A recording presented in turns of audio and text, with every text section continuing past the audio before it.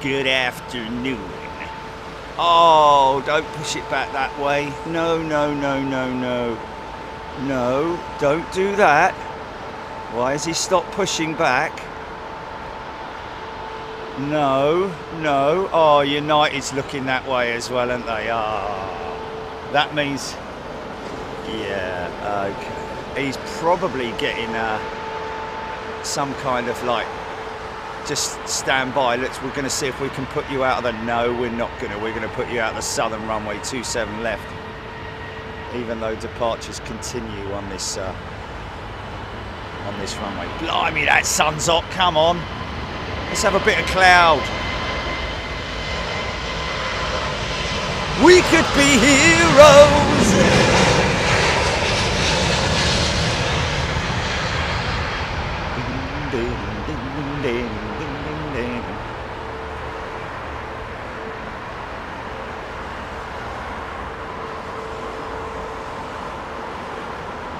Thunder from here. It's a beautiful big cloud over there though, mate. Look at that. Massive, great big cell right there. Surrey's getting absolutely battered right now. Listen to these things go out, man.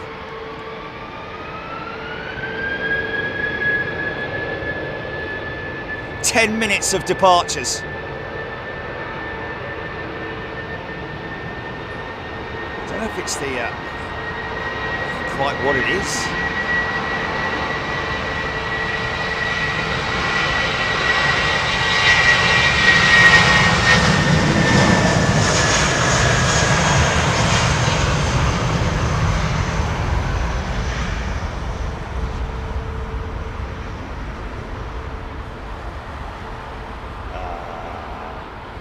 Festival of creativity sitting down there. She's going to go out to the southern, isn't she?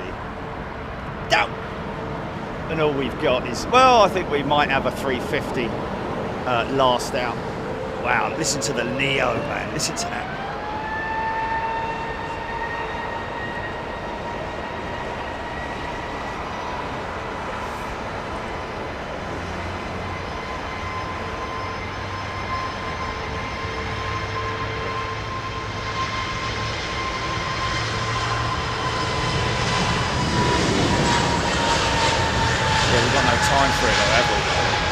Could put an ETA estimated 11 AM, can't we? Yeah, I know, man, but you know, delays and all that. Yeah. We'll go live when it's taxiing out. We know that it's actually moving to go. Do you know what I mean? I think it's the best thing to do.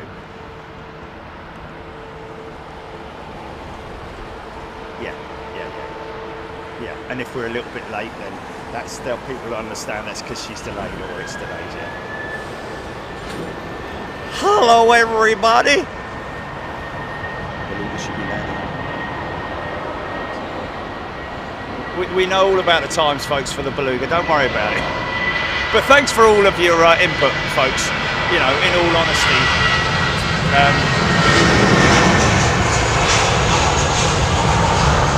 I think this is probably the most, the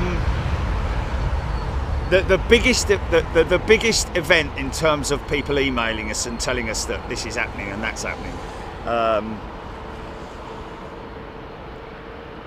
Jilly this morning, right. Let's have a look and see how many emails I've got regarding the Beluga. 1, 2, 3, 4. Scroll. 5, 6, 7. I'm like, all right.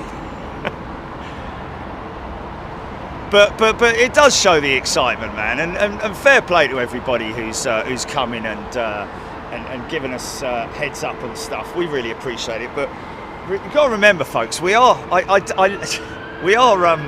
an aviation channel, and we have known for quite some time, but we were asked to keep stum by the relevant folks.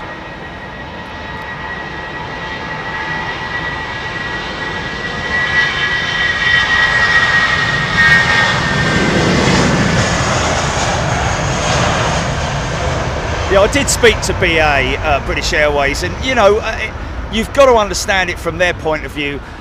They shouldn't be embarrassed because it wasn't their fault. It was actually Virgin Atlantic's fault.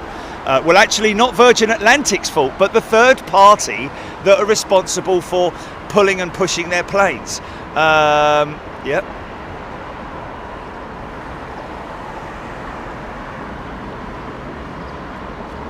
Oh, I've got you. Kevlar Kevs looks like Wamos is 330 covering an Iberia flight later. Kevlar Kev, thank you, sir. Appreciate that, mate. Yeah, so BA, you know, when I spoke to them, they were sort of like, you know, it was almost the conversation was like, do you really have to do it? And I'm like, well, yeah, because if I don't do it, someone else is going to do it. There's going to be thousands of photographers surround. Yeah, we've got police. The police are aware they're going to be moving people on. And when we talk about moving people on, folks, we're talking about being that down by the fence there. That is not a public footpath down there. I mean, if you were seen walking along there, then fair enough, they probably leave it. But if you're on near to that fence or that side of the road, they will move you on. However, all the way around the back of the bike sheds where we were yesterday, over there where the aircraft is actually going to be stopping, there are footpaths up there, so that's your safest place to be. But you know, BA, don't be embarrassed, man. It's a embrace it.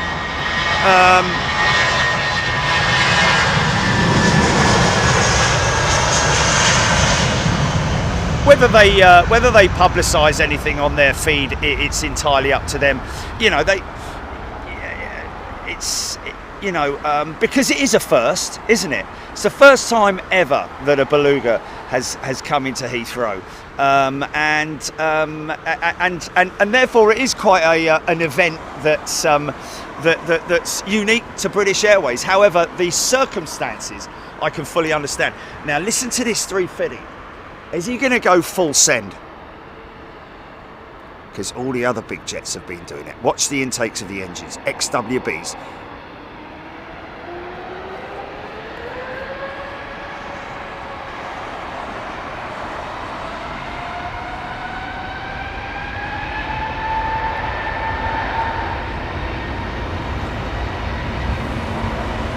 Cloud in the intakes.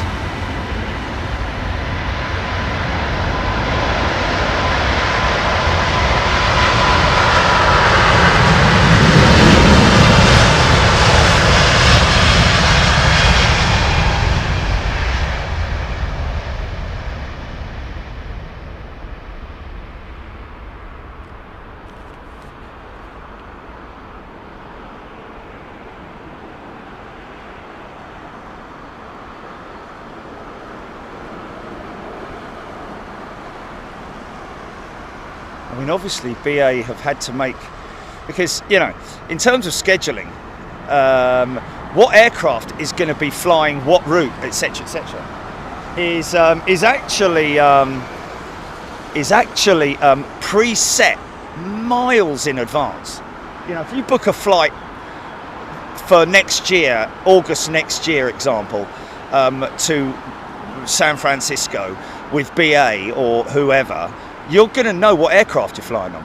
At that point in time, an aircraft will be assigned to that flight, because they have to all the bookings for maintenance and whether the aircraft's going to be going through maintenance, etc. You know, they've all these aircraft. That flight that you're looking at right there was, you know, that aircraft was slated for this particular operation many moons ago, because they have to pre-book.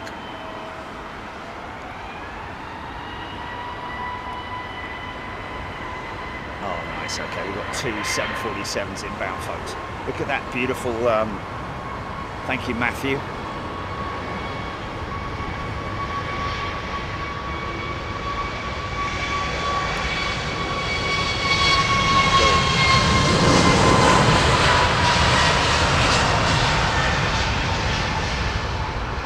Funny, isn't it? We've got so many bleeding locations now. People don't remember where we are. Unfortunately, we don't have a. We used to have the Renaissances banner in here, but they just didn't want it in there for whatever reason. But we still get a ton of people coming here, don't we? But there you go, that's it, folks. Now, what we'll see now, behind that 350 there, you should be able to just about, I don't know if, have they moved her? I think that's her horizontal stabilizer that I can see there is might be a bit of an optical illusion, I don't know. I need to see the APU, but I think that's a 350 to the right of that 350 there. So now we're switching to arrivals, folks, and just like Heathrow always do, right on the button, it's 2:59, the runway's empty. These guys are now able to do their daily runway inspection. I mean, obviously they do carry out other inspections, but only when, as and when they're sort of like required to do so. Looking out for foreign object debris, which could be anything from a dead bird or anything that's been kicked up from the side of the runway by the 380 or something like that, because the outboard engines on the A380 do overhang almost the edge of the runway. Well, they don't overhang it, but they're very close to the edge, which means that they could potentially throw up, you know, a stone or a spoon. You think I'm joking? Trust me, when we went to Munich and we went in their operations room and they showed us the fodder board, you should have seen some of the things in there, mate. Eh?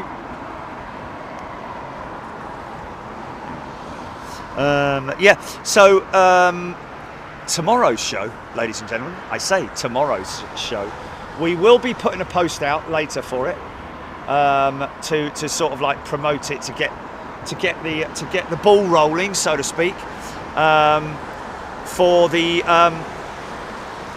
shipment and arrival of a very small piece of an aeroplane, which is the very end tip of the horizontal stabilizer. And when I talk about that, we're talking about, I know it's a 777, but you see the vertical stabilizer. Is that Air India gone up yet? See the vertical stabilizer there, and the horizontal stabilizer, the one that sticks out horizontally, not the vertical one. The very tip of the starboard stabilizer was damaged as a result of a wingtip of a Boeing 787, a Virgin Atlantic Boeing 787, being operated by a third party, which handle the operations, the ground operations for Virgin Atlantic. And obviously, as a result of that, we're not sure what happened in terms of, whether, the staffer was reprimanded, or I'd imagine they would have been. That wouldn't have just been like, that would have been a pretty serious event. And how do you deal with something like that? I mean, I'll be honest with you. I would, if I was managing that team, the first people that I would approach would be the training teams. Show us how you train your wing walkers and your tug operators, because in my eyes, the tug operator is reliant on the wing walker. When I say the wing walker, I'm talking about the man or the woman who's walking out with the aircraft. Always happens with the big aeroplanes, not so much the smaller ones, but the big aeroplanes. You'll get one person out on the tip of the starboard and one person outside on the tip of the port wing, which is basically overseeing the clearance of the wingtip against any other objects. For instance, other wingtips, tails, fuselage, or anything that's on the run in that vicinity. So in my eyes, oh, there's your first arrival. Okay, so in my view, the first person that would have been responsible in my eyes would have been the wing walker.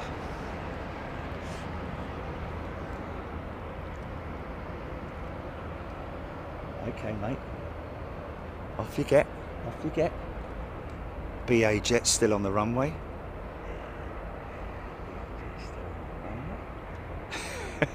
BA jet still on the runway. He's just turning off. That would have been hilarious, mate. He's taking his time, I have to say.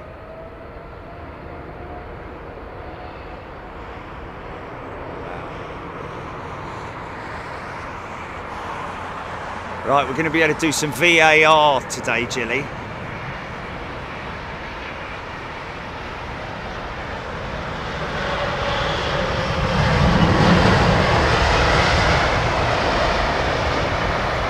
There it is, yeah. So, you know, in terms of who was responsible for the damage, for the incident, I would put it down to.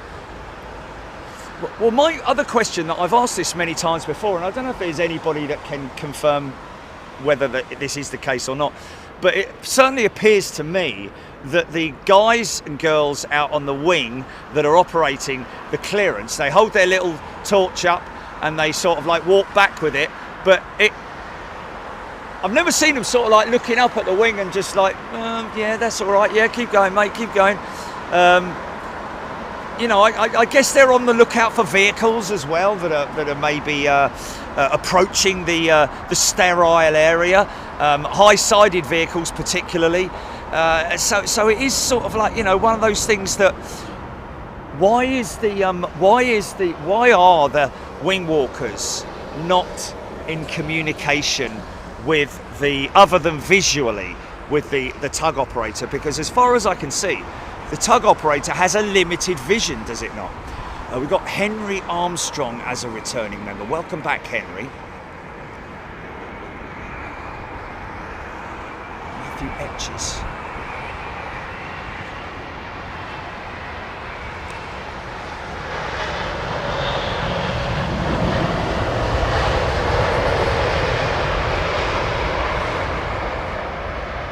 Yeah. Just before we came on air, just reading out something from John Ostroa, who's a very reliable source of information. He's one of the people that you should also follow on your it's Twitter, isn't it? I think it's X. He's on X mainly. Mentioning the 797, the Boeing 797, and somebody in America from Boeing mentioning how they're going to be manufacturing the aircraft in Washington. This is the first I've ever heard of the 797. We might have sort of like, it might have been talked about in discussion about, you know, what would be the next Boeing? Would it be the 797? You know, you know, mid-range as well. I'm just a little bit sort of like, but haven't you already got a mid-range aircraft? 737, or are they gonna possibly look at replacing the 730s?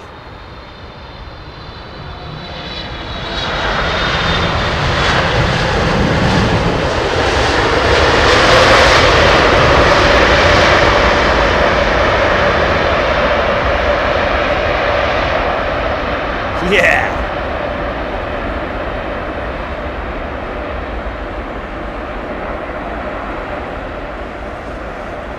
What the A350?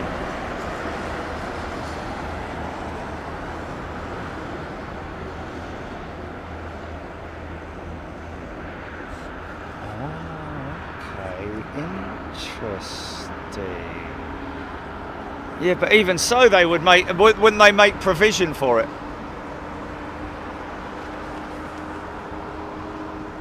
Wouldn't, yeah.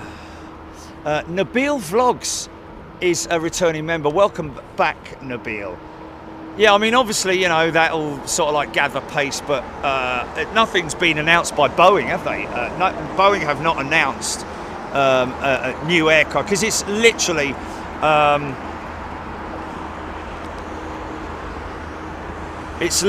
what they call a you know, like from the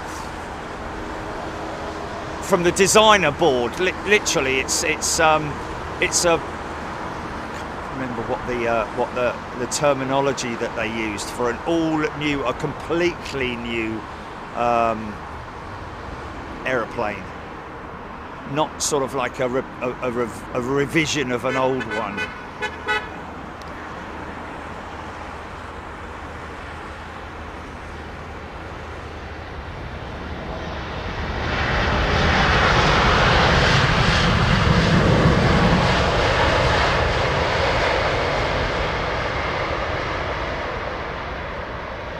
Literally from the drawing board. I mean, you know, an age-old thing would be like written on the back of a serviette, or you know, scribbled on the back of a serviette. So quite a few sort of like first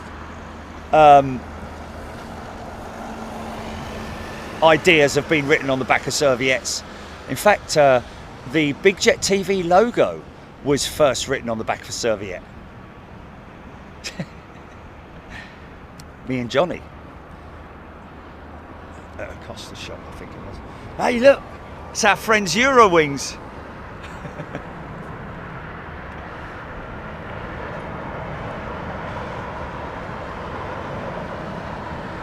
Cowden Kid is a brand new member. Welcome, Cowden Kid. And Scotty Ambrose, thanks, mate. He's gifted 5 channel memberships.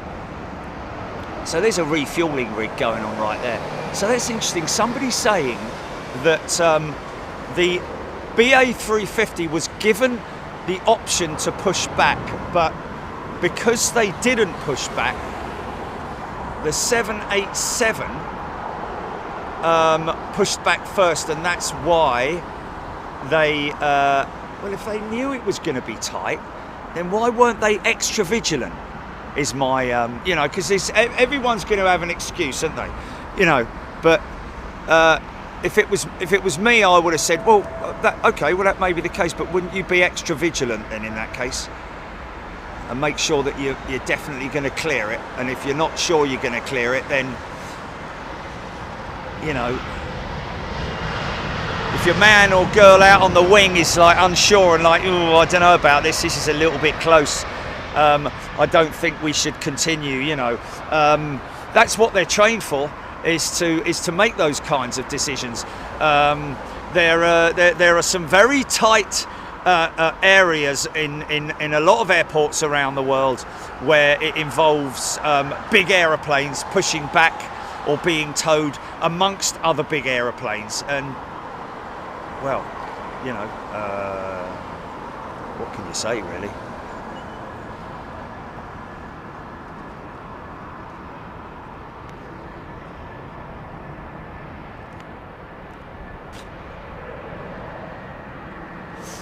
Mike Delta 11 has gifted a channel memberships. Thanks, mate.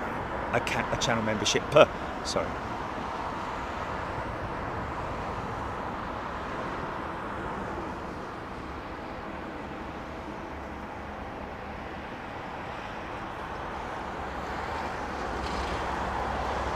Captain Manny.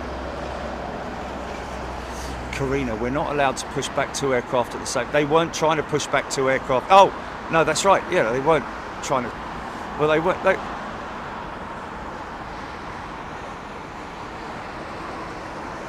there we go then. Yeah.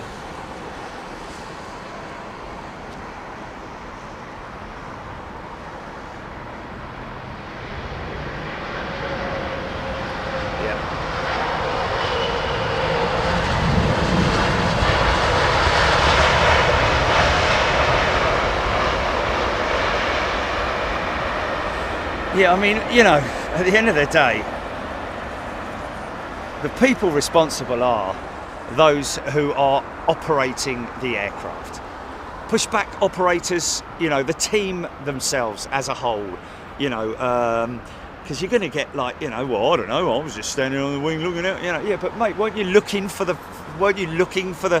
tip of the wing? Is that's what you're looking at ultimately, isn't it? You're looking at the tip of the wing clearing other obstacles.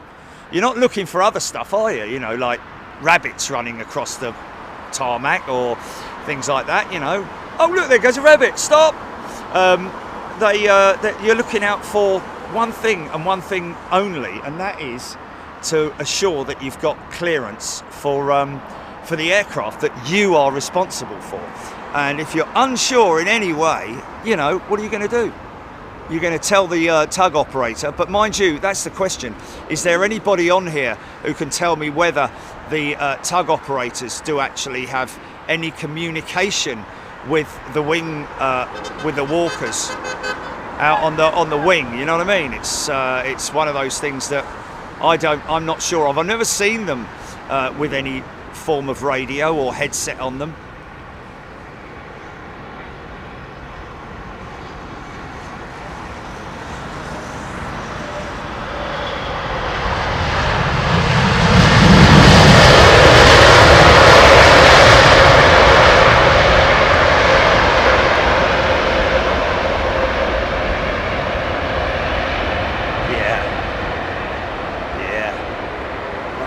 Fella going out there, look, bleeding, gone so quick, can't bleed and see him.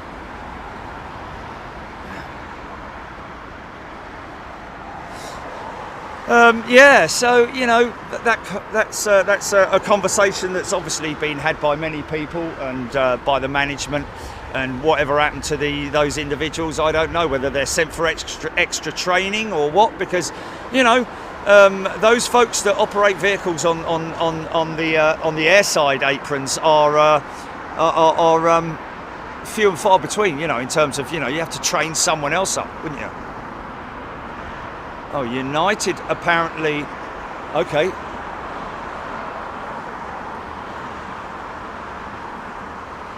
Oh, blimey, Justine Hewitt flew back from Zante and had clear air turbulence. Yeah, that's the...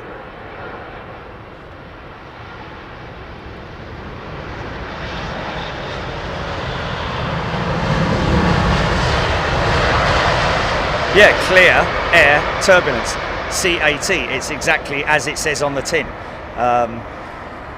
Clear air turbulence is which is the biggest nightmare for the air crew, for anybody really, because you can't see it.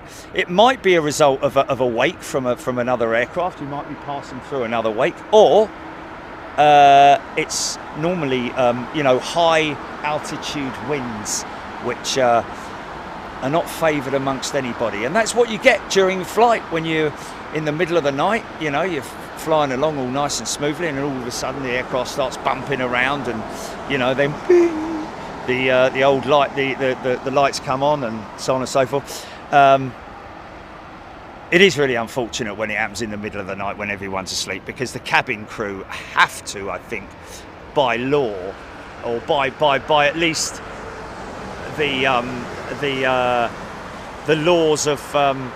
It's funny, isn't it? Because they do say when you're at the beginning, you know, they do say, look, if you're going to be sleeping, make sure you buckle up outside your. If you're putting anything over the top of you, your blanket and all that kind of thing. If you're putting anything over the top, make sure that you keep your buckle on around the back so we can see it without having to disturb you. But one thing they don't say is that when the thing comes on, when it starts bumping around in the middle of the night, everyone's asleep, and everything's dark, and the lights come on, they make an announcement, and it wakes everybody up. So it's kind of pointless, really, isn't it?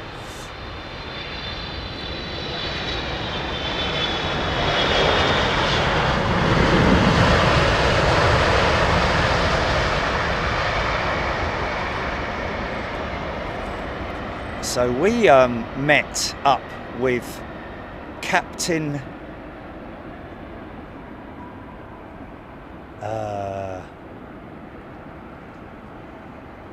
I'm thinking of the one I shouldn't say to make the one that Not origami, is it? Look at that, man. Look at that. It's coming over this way, folks. We're hoping for some rain so we can get some good quality spray action. Ian Riley. Surely it's too close to stop. Reassess his situation. Human error always happen. Luckily, not too often. I'll be honest with you, Ian. I have to say no, because when you're trained, you know, if you are in communication with the tug operator and you're able to say stop, he'll stop immediately. It's not like a ship that needs, like, or, you know, it's not a ship that needs 10 miles to stop, you know, like a big heavy container ship or something like that. This is something that will almost stop immediately.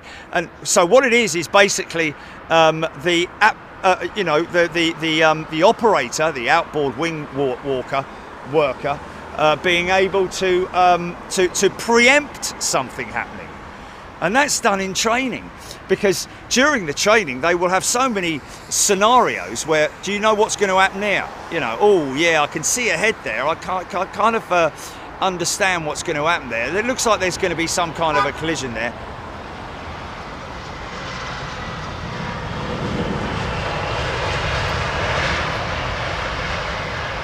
So what do we do now? Well, we get the tug operator to stop. How do you do that? Well, I don't know. You haven't given me a headset. Well, what yeah. Is the tug operator, because the tug operator's got to be obviously monitoring. Yeah, you know what? Because they're always pushing it back, aren't they? So they're always looking at the undercarriage, and therefore they're always looking left or right. So they're monitoring the two people out on each wing, and also the line that they're keeping. So you know.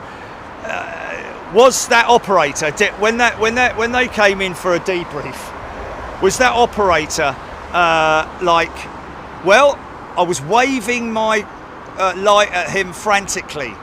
It's a bit like one of those old Jasper Carrot things, isn't it? The insurance person, remember that?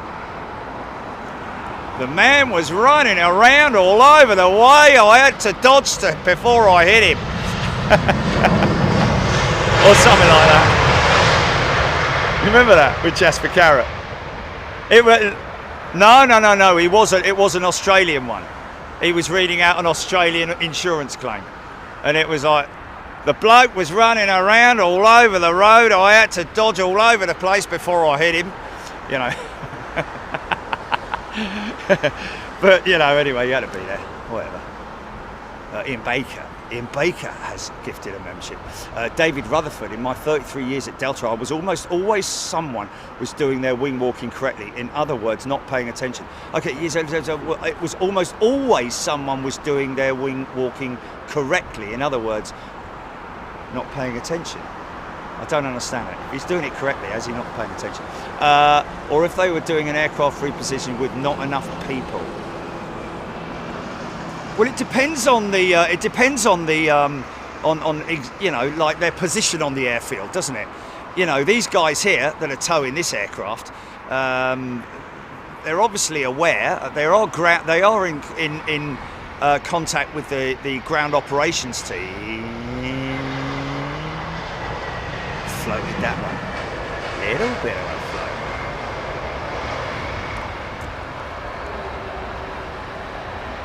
You know, so,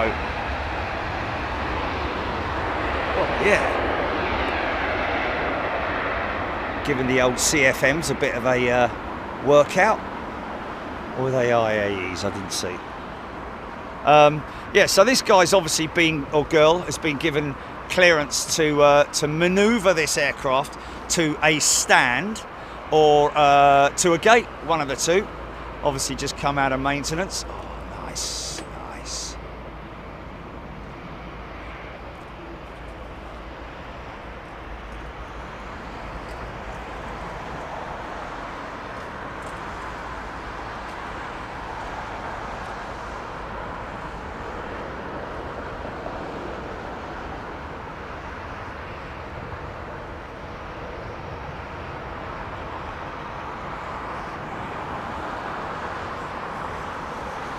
Yeah, it's got everybody discussing, isn't it? The old.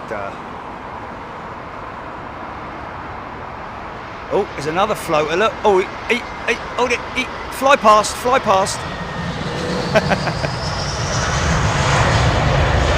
he's going around. They didn't like that. He's outside the touchdown zone, I reckon. Wow, big power up. Touch and go, folks. How about that? He was way outside the touchdown zone, I have to admit.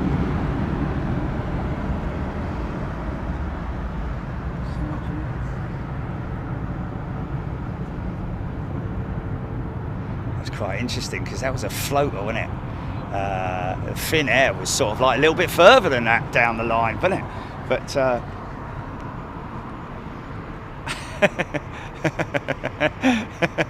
okay, wait till this 777's down, GP, and then we're gonna go VAR on that one, folks. He wants to be famous.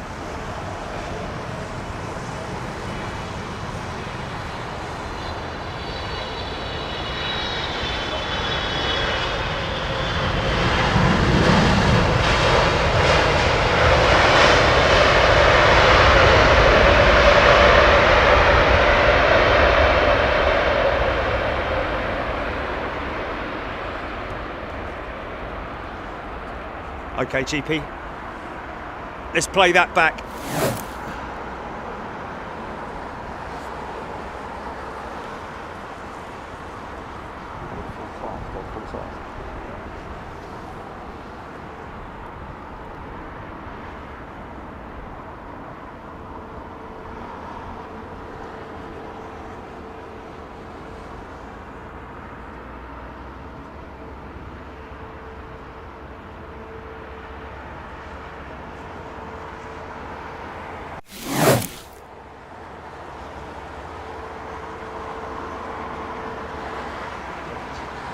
Right on the touchdown zone, man. That was right on the touchdown zone. The last of the touchdown zones, that is. Wow, how about that?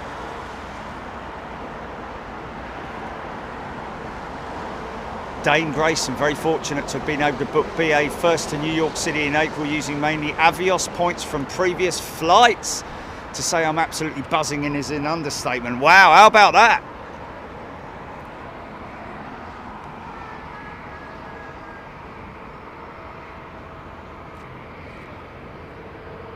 Thank you, Kathy.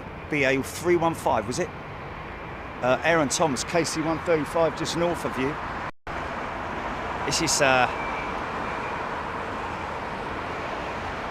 should see a few of these when we next in Avianca. It's going long, aren't they?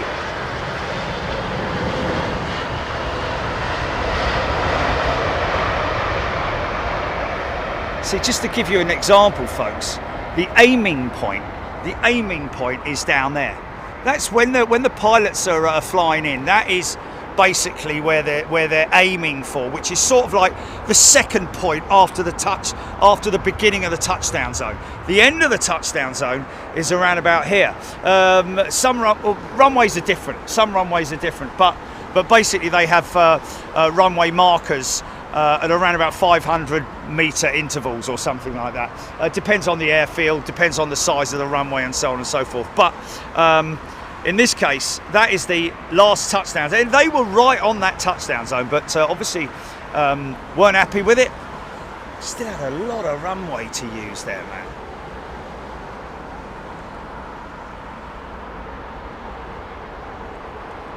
Helen Cook, good afternoon. Due south. We did have a.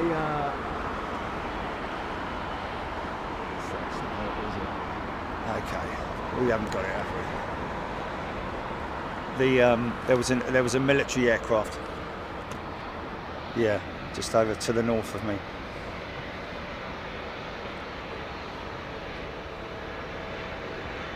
Beverly George. Ian Baker, Sling has just flown over my house in southeast London. So the Sling are inbound. We got two 747s inbound, folks. Oh, BE8.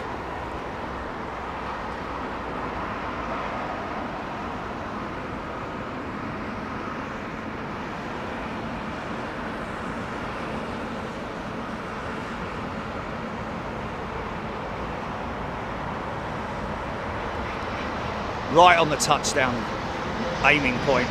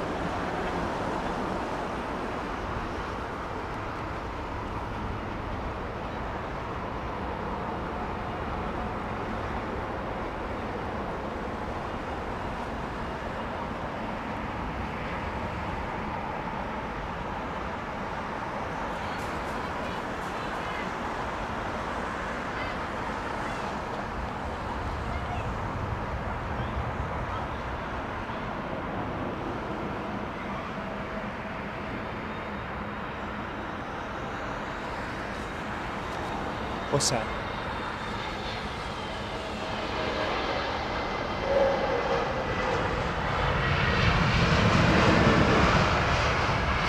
Jeanette Cooper tuning in from Queensland.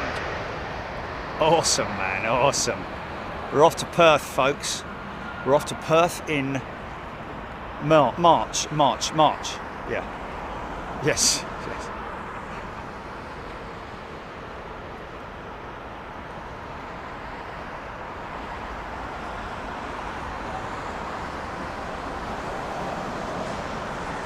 Matthew Ewan, a shout out's not done anymore. Messages removed. Can please, Matthew Ewan, we got your messages, mate. We got your emails and stuff like that, but don't know about, yeah.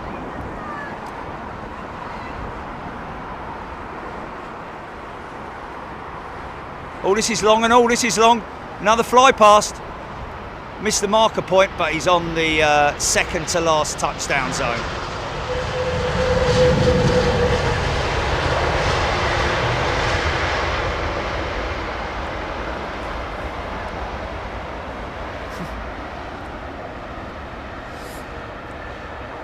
Runway switches at 3 o'clock every day, same thing. Apart from every now and then you might find an obscure like we did the other week, didn't we? Where they switched at 1 o'clock or something, didn't they? Remember that? Oh, 747 behind it.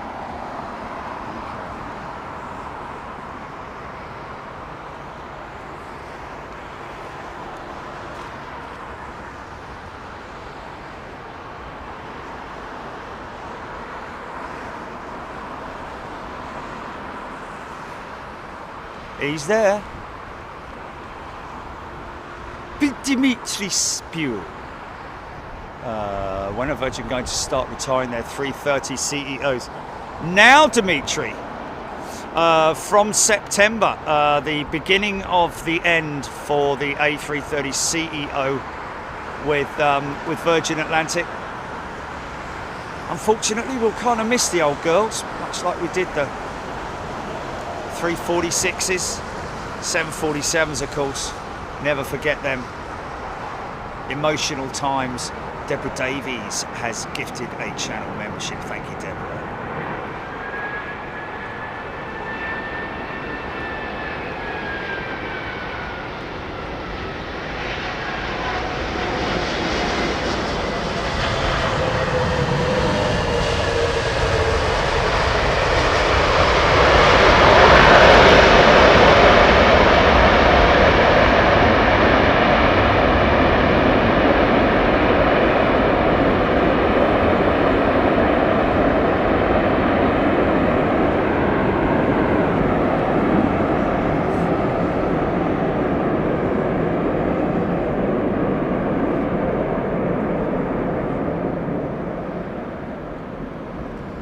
That is, wasn't that Matthew Ewan's mum on that aircraft? Was it?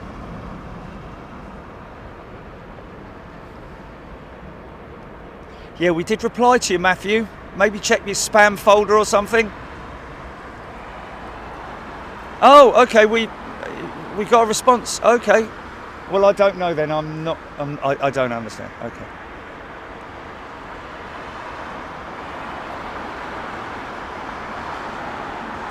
Yeah, you might be on someone else's feed, Matthew. All right then. What then? Wow. Strong smell of Dunlop, man. Yeah. Yeah.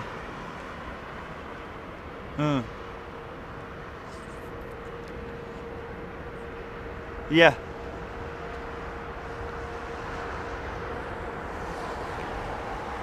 Bang, there goes Ty gifting 20 memberships. Thanks, mate.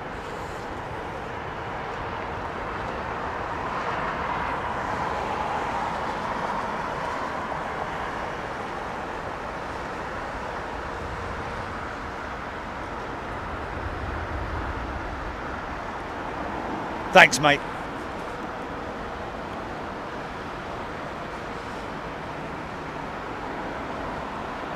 Our in-house musician is Ty, isn't he?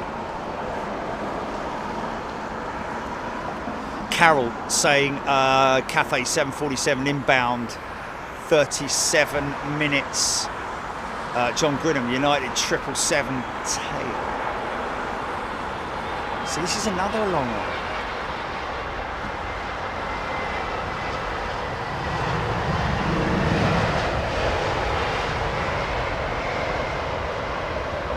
You get the timestamp on that go around, GP. Yeah, there's a little bit of a. Yeah, the wind has switched from a direct westerly into a sort of like southwesterly, isn't it? Now it's yeah.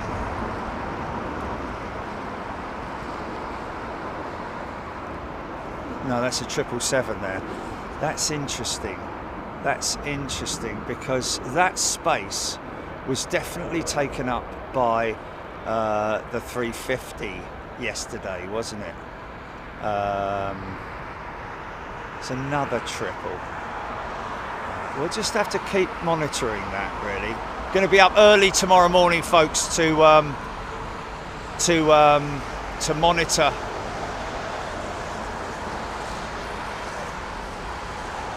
Oh, easy. Wow. Okay. Made sure of that one then. That wasn't the go around, was it? That wasn't a go around, was it? Oh, okay. Yeah. Aye. Lovely old United 777-200 sitting over there, look. Isn't it lovely, man?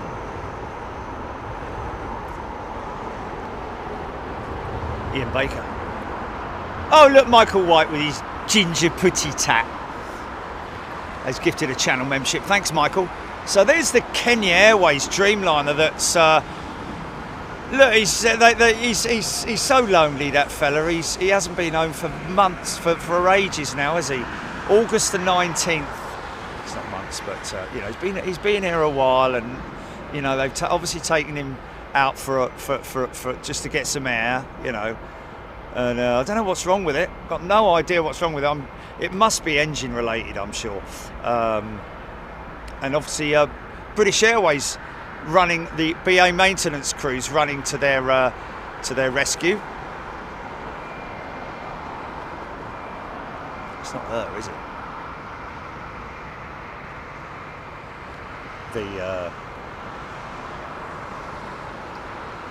It's is it XWB, the damaged 350? No, it's not, is it? It's out. Is it Alpha? BC, yeah. Okay, Charlie. It's Charlie. Yeah, right.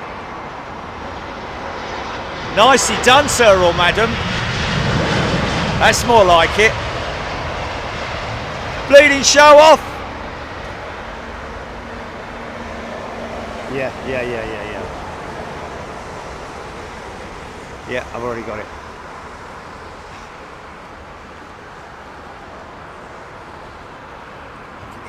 Oh, yeah.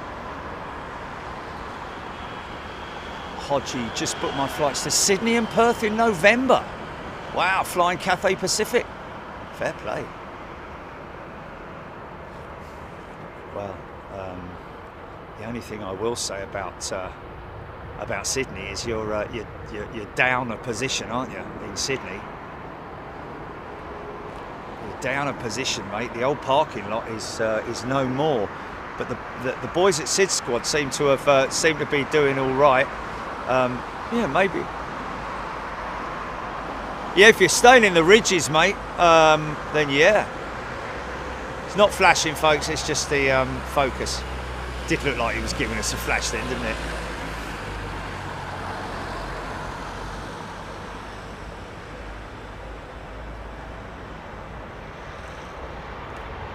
Guy's coming in high now. Bosh.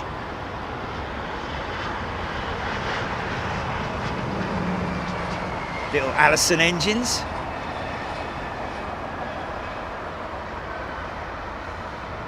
Okay, Slinger's gone round the back of the bike sheds, hasn't it?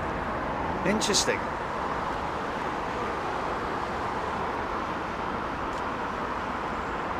David tuning in from Corleone, Sicily. Jules Harris, HGC, Barry Price, Trev Lyon, Aidan Campbell. Not a private jet, that, folks. It's a scheduled service with that 135. It's a 135, isn't it?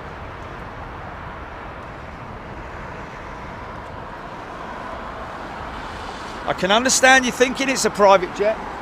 Easy to do because it looks like a private jet, doesn't it? Hey.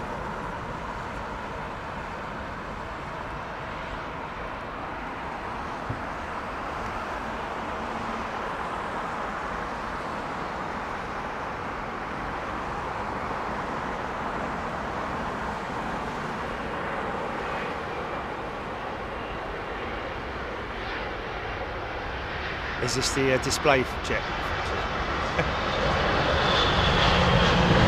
One of these days.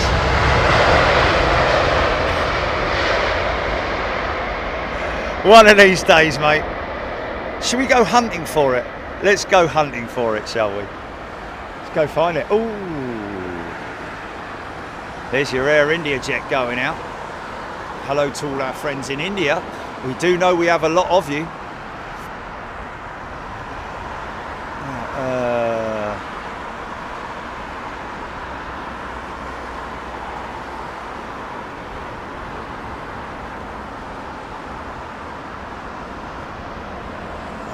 Simon at Bloomberg is watching.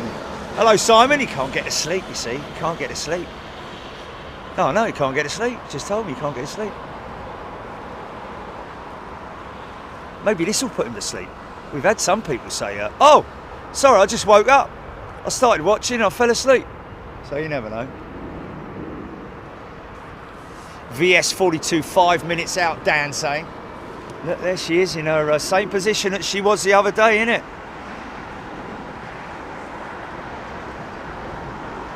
Fork handles.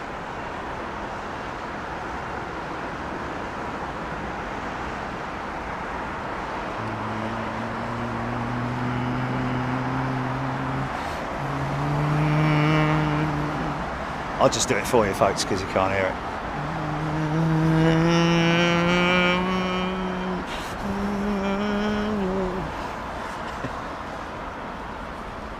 I might see a little puff of smoke coming out of the back of the engine actually when I fire it up.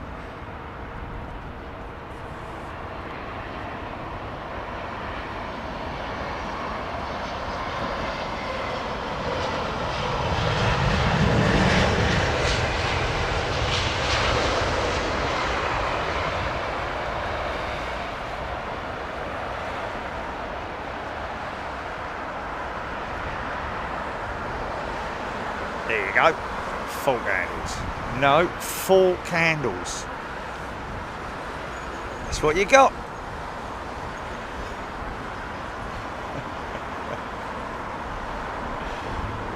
Aidan Campbell's. Oh, start up.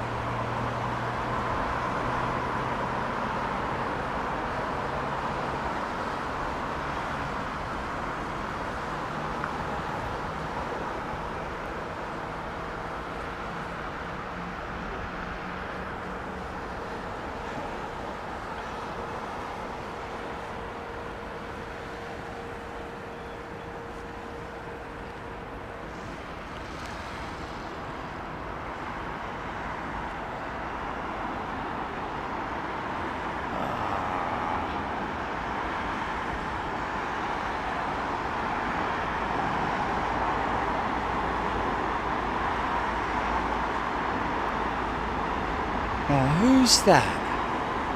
That looks a bit like... is that Lufty or... It might be Lufty. I don't know if that's Lufty or whether it was like, you know, Uzbekistan or something like that. No, it can't be, no. Thank you, Matthew.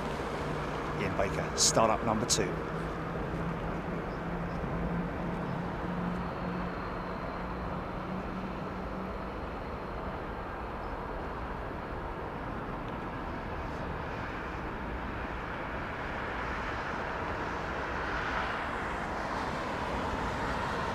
Two sausage dogs and a basset hound saying looks like a 787 United 787. What was that over the top of me, Julie? Just went east to west. Korean 747, 34 minutes, Aidan Campbell. Ty's gifted another 20 memberships, mate. You won't be able to afford any flipping guitar strings before long. He's run out of guitar strings, hasn't he? He's the first person to create a one-string guitar solo.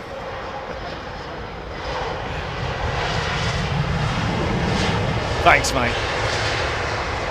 Oh, funky shot. Yeah. See? Eyes all over the bleeding place, me. Fulham free check.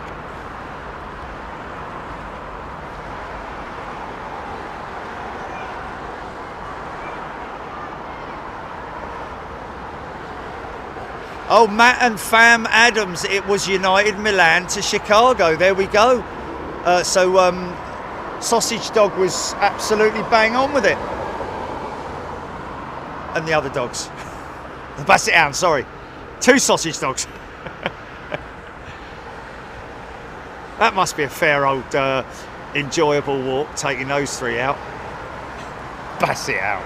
Isn't the Basset Hound with the big floppy ears that drag along the ground? A friend of mine used to have one of them. Always looks so sad.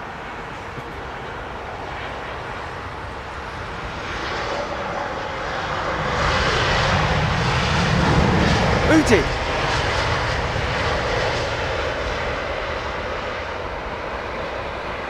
Jerry's gifted 5 channel memberships. One me, folks, one me. Matthew Ewan has gifted 5 channel memberships. Thanks, Matthew. And yeah, we're. I'm going to be in Anchorage when you're here, my friend. But I'm back on the 22nd, so may be able to meet up with you on the 23rd. I know you're going to be here, and obviously, if we're able to, we'll come and say hello. Going to be a little bit, plane drunk, and I.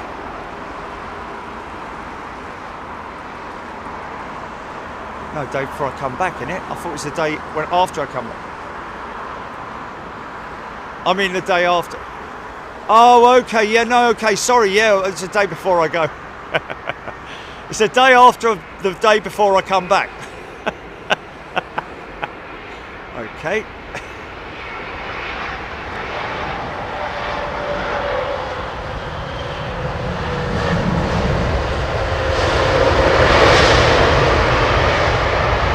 Need some rain, man.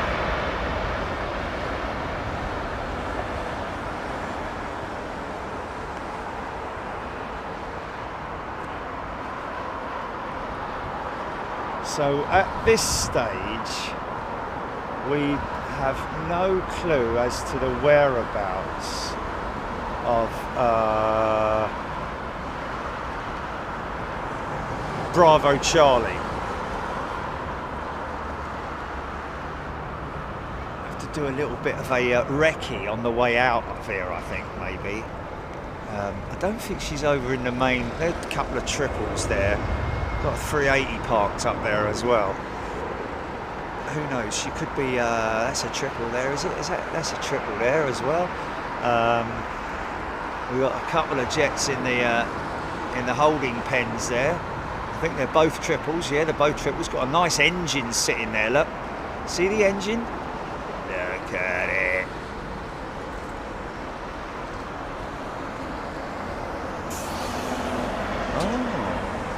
Really? Okay, who's that? Minor! Ian Finley. Interesting. Thanks, Ian, for the... Oh, man, he nailed that one, didn't he? Or she, or it, or they, or them. I don't know what people refer to themselves these days. Plank of wood, toilet brush, I don't know. Anyway, yeah, thanks, mate. We hear that apparently BA's brand new 787-10 is due to land here at, what did you say, Jimmy? It leaves Cardiff at 5:45, Cardiff, which means that it should get here about past, innit? 45-minute flight, something like that. Maybe even less than that.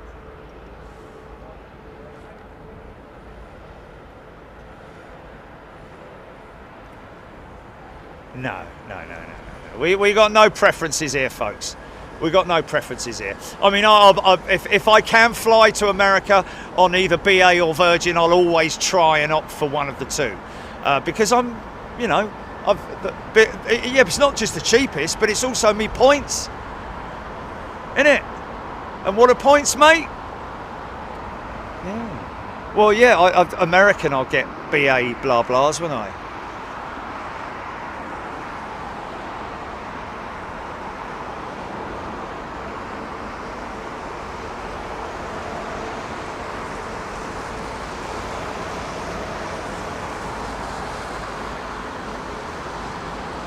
Aaron Thomas, A380 on finals. Thanks, Aaron.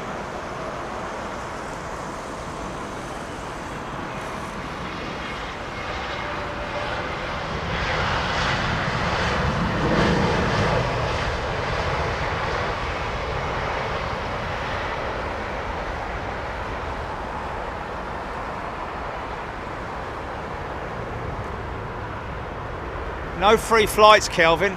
We don't get free flights. Oh, who's that?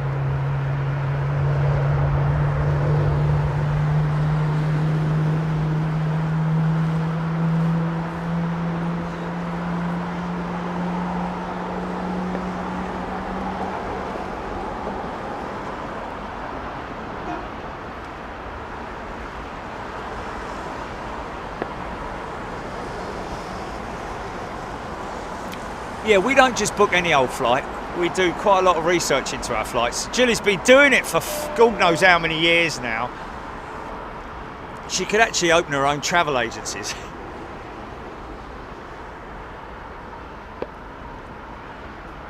Get the cats to answer the phones, Jilly. Meow. Meow, meow, meow, meow. Meow, meow, meow, meow, meow. Meow. Meow, meow, meow, meow, meow, meow, meow, meow. Meow. Doot, doot. Meow, meow, meow, meow, meow. Translate, just putting you through. Anyway, stop it.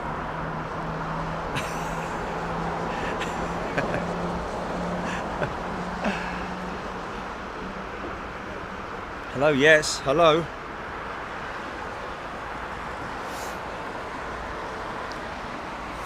Half the fun is the plotting. Yeah. We tend to do it quite quickly, it has to be said. It's like, you know, unless of course there's nothing available, and it has like Anchorage. We've had to wait for Anchorage because the last load of flights that we looked at were it was the layovers coming back. It was the layovers coming back that were the problem.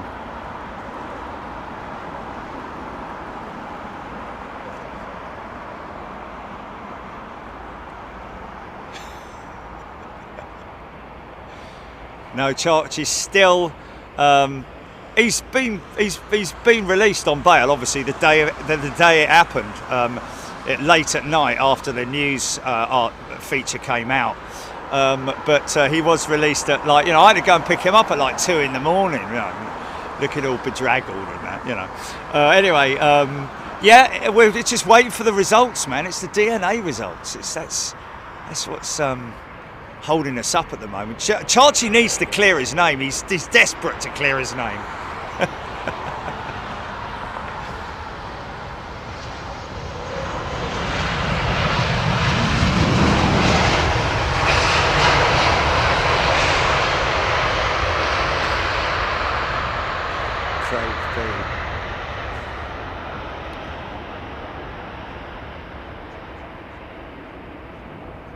Kelvin Grant, A346 over Essex. That's the normal route for the Bournemouth, based A346. I think it's a little too far to my south for me to be able to see it, unfortunately, Kelvin. Thanks.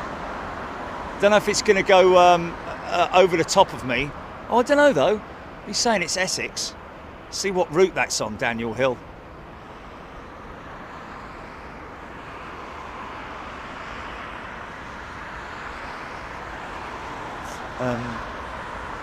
GP, can you have a look at that 346? BOH bound 346 ex-Virgin Atlantic. Given up doing an article with those guys, giving them too many opportunities. Not interested in anymore. Somebody giving you the opportunity for free advertising, and you're just too lazy to, to get somebody on the case. Not expecting you to do it, mate. Just get someone else to do it. Organise it, arrange it. It's not like flipping Heathrow, is it? It's Bournemouth. It's the most, quietest airport in the south of England, isn't it? Apart from Shoreham or something like that. Anyway, whatever. The edge of Charles.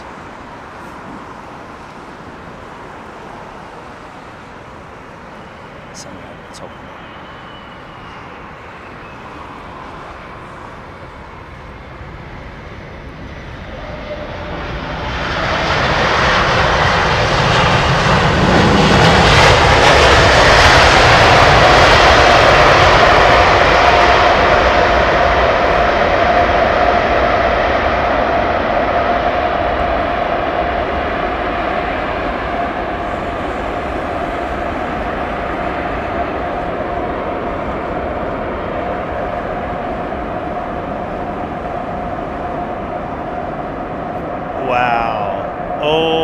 That runway, man.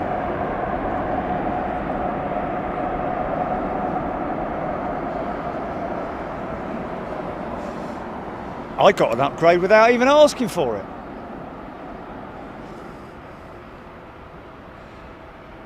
Was very shocked by BA giving me that upgrade, but that was just, I think it's just in the system, isn't it? Because of the amount of miles that I fly with them. Or the amount of times that I've flown with them. Didn't happen on the way back though. Cattle class on the way back. Well, not quite, but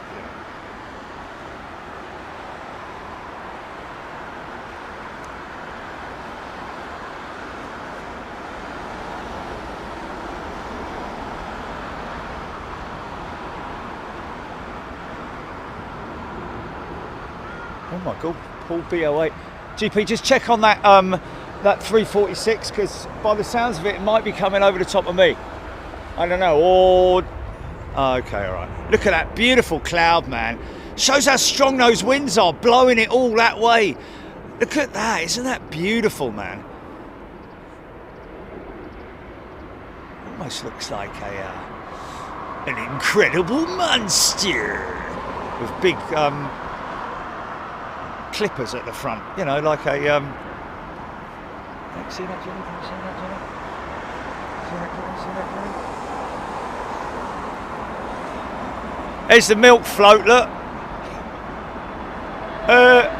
Can I have 3 bottles of Gold Top and 2 yogurts, and have you got any butter?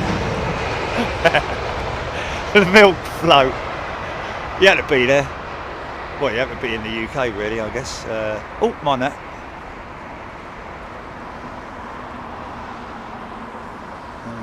Yeah, that is a triple, isn't it?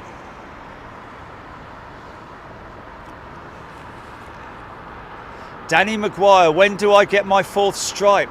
Danny, after how long? Ask Jilly. Don't ask me, I don't know anything about those things. Oh, this guy looks very high. Okay, he's all right, he's all right. Oh, big old... Descend, descend. Glide slope, glide slope. Might have had a bit of one of them, I don't know. Coming in nicely though. Aer Lingus, here we go. Oh, gonna get a flyby? Oh, bang, straight on the markers. Wow.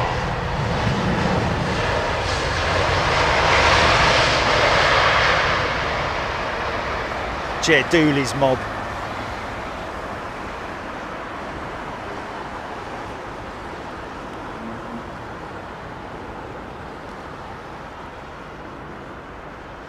Andy M. Steph, there you go. 4th stripe, 1 year. There we go, mate. 747 over the channel. Dimitri telling us. Martin Chin saying thanks for the gifted membership earlier. Had to dip out for a few minutes. I live near Bristol Airport, so I only get to see single aisle jets. I love watching this channel. Well done, Jerry and Jilly. Martin, it's great to have you with us, mate. And thanks for popping by. Look at this guy. Now that's just got primer on it, isn't it?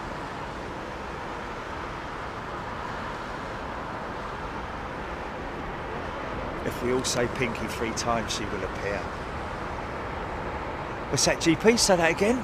Jules Harris gifted 5 channel memberships. Thanks, Jules. Are you sure I'm not going to see that 346, Jilly? Because there's something. And it looks like a 346 to me. That's her, there she is. She's right over the top of you, mate. Look out your window. To your south. Mind that cat. Wow!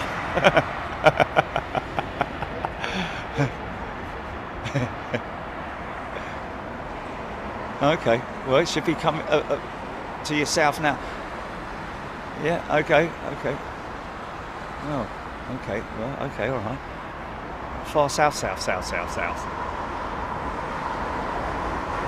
See how odd these things look when they don't have their full colour scheme. Just looks like it's got a face mask on, doesn't it? Now that is a result of a more than likely bird strike. Connor 44 is a brand new member. Welcome, Connor. Folks, we're off to Toulouse next week. I can hear the sighs of people going, oh really? No. Oh, well, and I know I can hear other people going, yeah, brilliant, can't wait for Toulouse, like Toulouse. It's got lots of sort of like, it's a bit like a fishing trip, you know. It's nice and calm and chilled and, you know.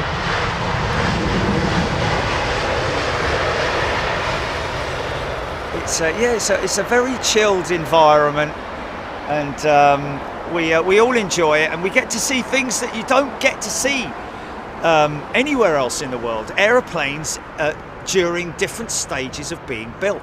Some with no engines on them, some with just a tail livery on them. You know, bits of aeroplanes, flight tests. And if you think tomorrow's going to be amazing with the Beluga, you wait to see how many times you see the Beluga down at Toulouse, mate. All right.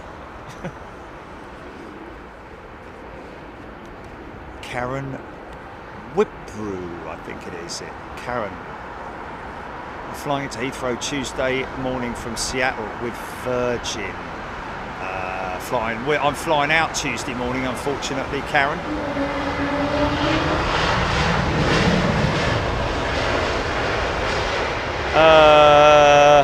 Oh, okay. I'm with Virgin, but I'm worried it's going to be a bumpy landing. Looking at forecast help, she says, Karen, don't worry about it. You are in very safe hands. Very, very safe indeed. See, there's quite a tight pushback there with that United 767.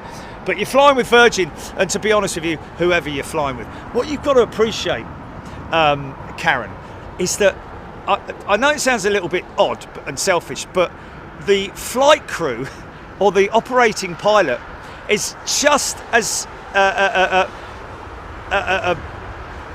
conscious of getting himself home to his loved ones as he is getting all of you lot home to your loved ones. So, you know, and they are trained so well. If there is an issue, they will do what is known as a go-around. But if it's a bit of a bumpy landing, I'll be honest with you, there's, you know, just, you're going to be fine. You're going to be fine. When's the last time they had a runway incursion? Well, not incursion, but was it an incursion or excursion? Yeah, runway excursion, isn't it? Or when an aircraft has left the runway as a result of... You're in such safe hands, Karen. Please, just embrace it. Look, there's your wing walker there, look. Now, he's looking up at the wing, you see. He's looking up at the wingtip, you see. There you go. But he's walking back that way with his black back against the... now his other hand maybe has another one in it, and then he puts a big X up. But he knows that he's got clearance. This guy, again, keeping an eye on... Because he can clearly see that he's miles away from anywhere. You know, in tight confines of a cul-de-sac environment like they do over at Terminal 2. And of course you've got the tug operator, the driver, who's in the front of that cab. They're reversible, aren't they? Oh, go around!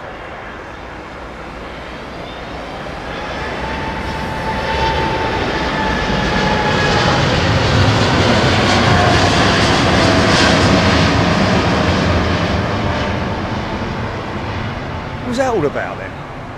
There's no one on the runway. Or was that Aegean a little bit late? Was he a little bit late?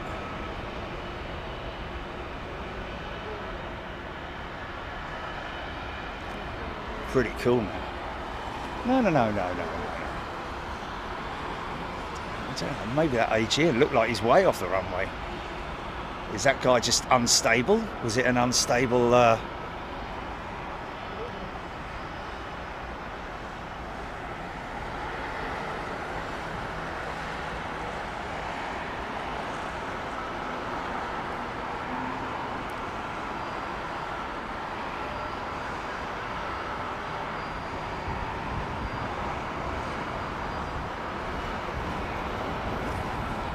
little bit of a little bit of crosswind there perhaps, but nothing enough to you see, Karen, there you go. That's what will happen if they're not happy with the approach. If it's what they classify as unstable, where they're slightly offline or anything, they're always going to they're going to have your safety at the centre of everything. Is passenger safety and comfort.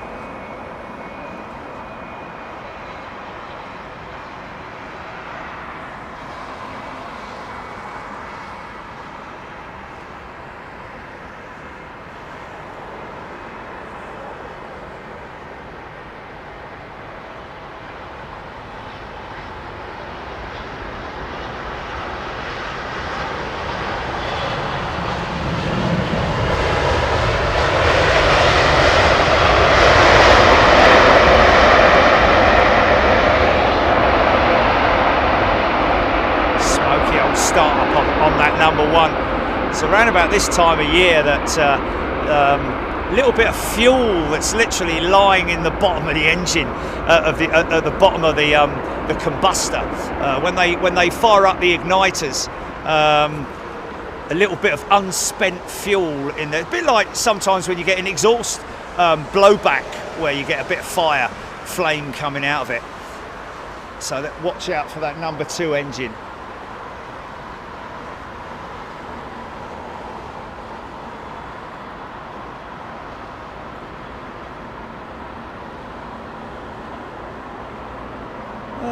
Well, you know, yeah, because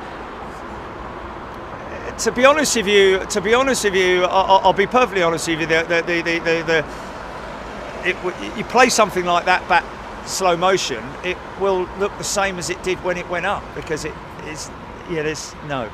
You need something that needs slowing down. That's what we're looking at when we do the VAR. So I'm just looking. I don't think has he started his number 2. I don't think he has yet, or she. Oh, okay. So Tower called the go around, and that was the Aegean jet. Fair enough. So Tower called it. So did Tower call the one the other day then? I wonder.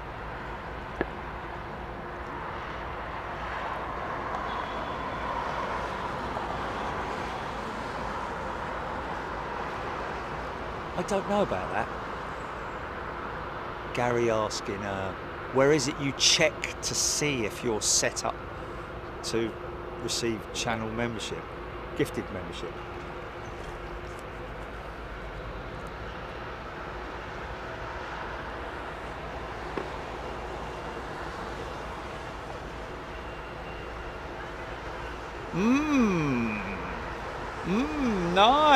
Nice. That's been blown straight across the airfield, that.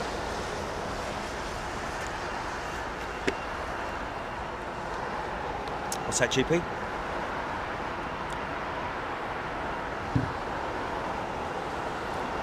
Oh, say about that. Got to click the join button apparently, and 3 dots at the top. And then membership gifting settings, and then you need to toggle it to on, I think. Something like that. GD spent Wednesday and Thursday at the Renaissance. Staff are great. Pity the nearby viewing platform is not very good for takeoffs and landings. Next time I visit, I'll stay near 27 left. Oh, maybe they were on 09s when you were here, GD. Wednesday and Thursday. No, I think Wednesday and Thursday they were on 27s, weren't they? Yeah, the nearby viewing platform is not really a viewing platform, GD. It's absolutely terrible, to be honest with you. Really, the best thing that the people who are responsible for that platform, or the parking area near it, or whoever's responsible for the trees around Heathrow, I've got no idea, but they should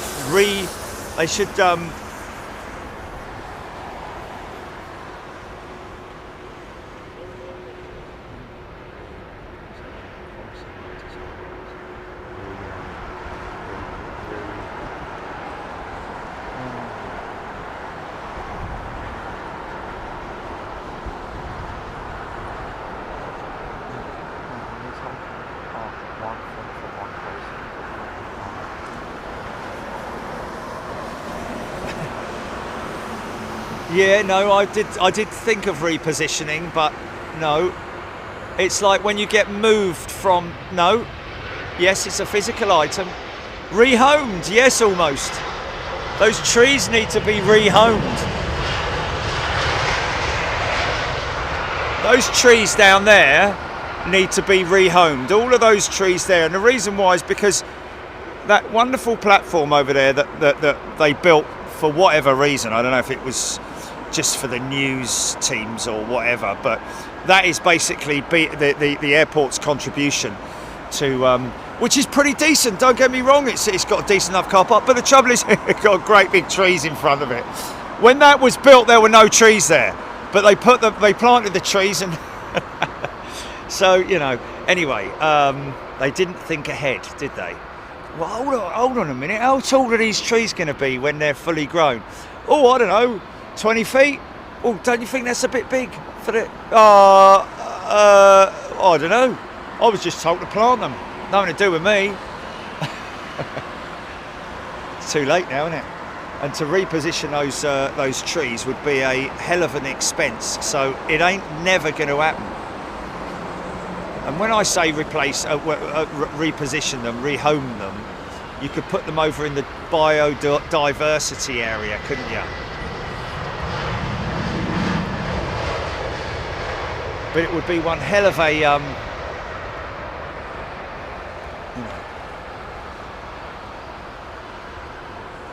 I think, I don't know, conspiracy theory maybe, I don't know, but, you know, maybe when they built it, they were like, oh, hold on a minute, if we're going to get loads of people over there and there's going to be people parking their cars all over the place, how many places have we got available for parking?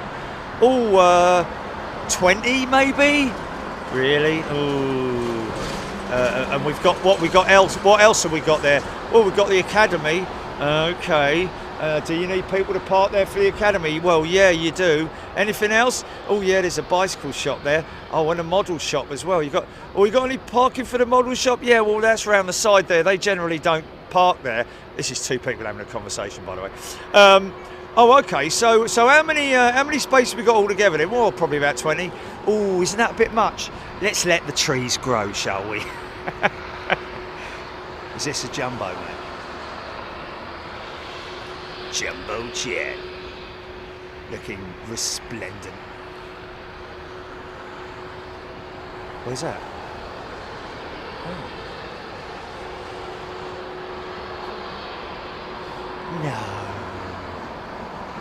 No, they don't. Gonna get this triple. Stand by, folks. How'd you know that?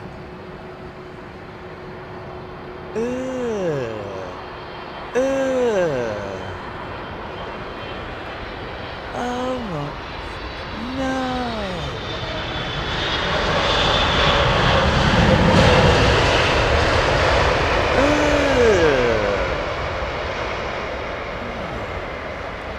That means that the people that go up over there, oh, you know what they are. It's not the plane spotters, mate. You know who it is. It's the cab drivers, mate. It's the cab drivers, mate. It's cab drivers. It's yeah, but I can't imagine anybody who's got half a, you run over to the new McDonald's for crying out loud, you lazy sod. Hey? Well, yeah.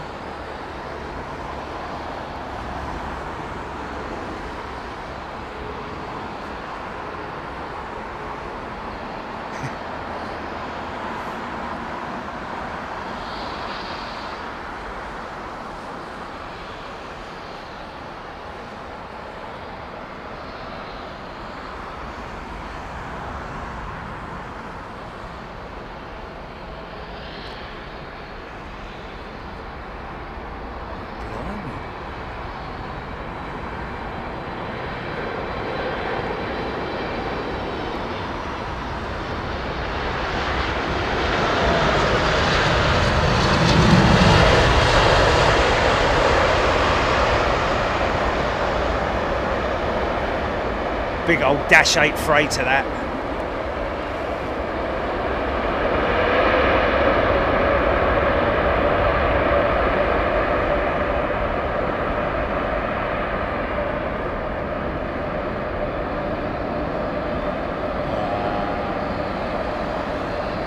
I think there was a little bit of late reverse on that jet, you know. I think he was like, hold on a minute, we're going a little bit fast here. Let's just, unless it was brake to vacate, because he's gone long, hasn't he, man?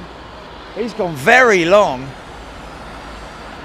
I take it he's going to be, yeah, he's going to be off in time, I think. Yeah. Wow, see how far down he's gone? It's just like covered in flipping lampposts.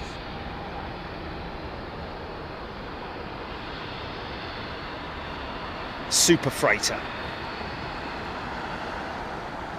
Super jumbo. Wow, cool is that?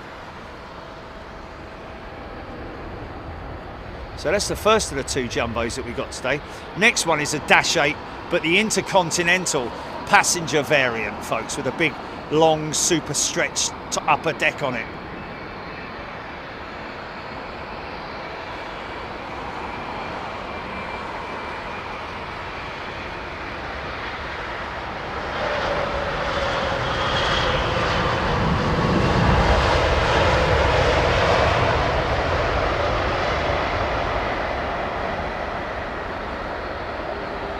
Long that aeroplane is, man.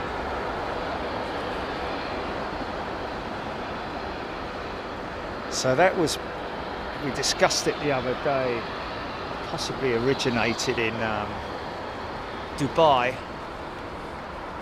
Okay, so the BA787 next in the go-around jet. Oh no, it wasn't BA, sorry, Aeromexico. What am I talking about?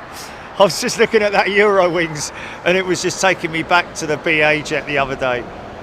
Mind you, we had a BA one earlier, didn't we? Oh no, that was a 320, wasn't it?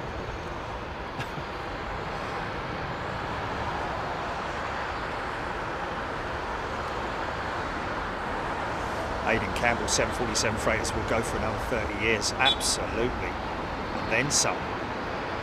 Still going to see those Dash 8s flying around in flipping, wow. After I'm dead.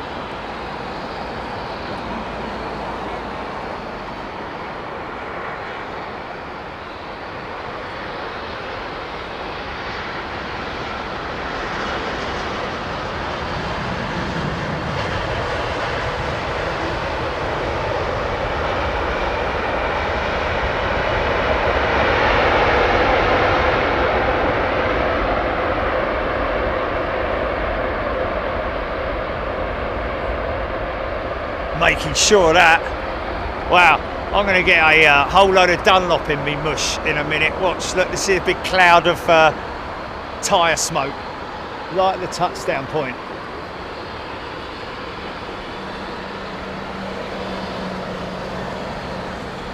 He's a happy triple, look, got a big smile on his face. Oh look, Air Canada, that Air Canada Dreamliner, by the looks of it, is jumping straight into the 777's gate. Still going to be nice and warm. Mark Stedman, thank you, Mark.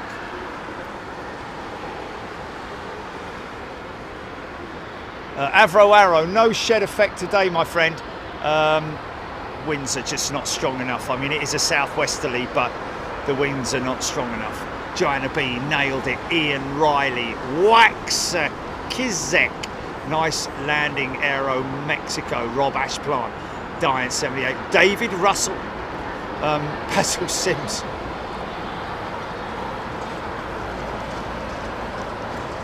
Looks like the E2,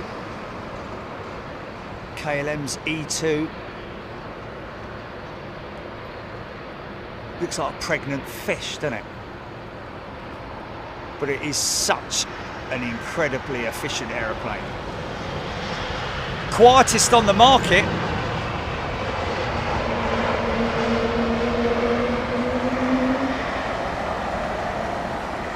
Yeah, quietest on the market, so they say.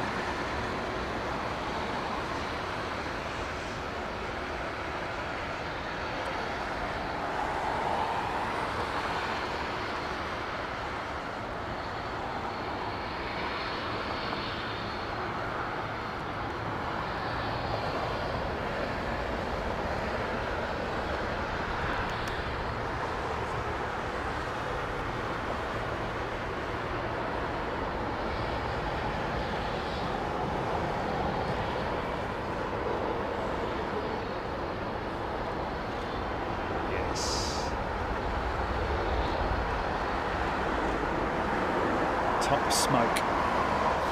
Yeah, top smoke. Reading what you're saying, my friend. 29 years ago, blimey. Flipping 10 years ago, you would have seen like at least 10 jumbos by now. At least 10 BA, at least. In fact, 10 years ago, 29 years, well, 10 years ago, you would have seen United 747, Korean,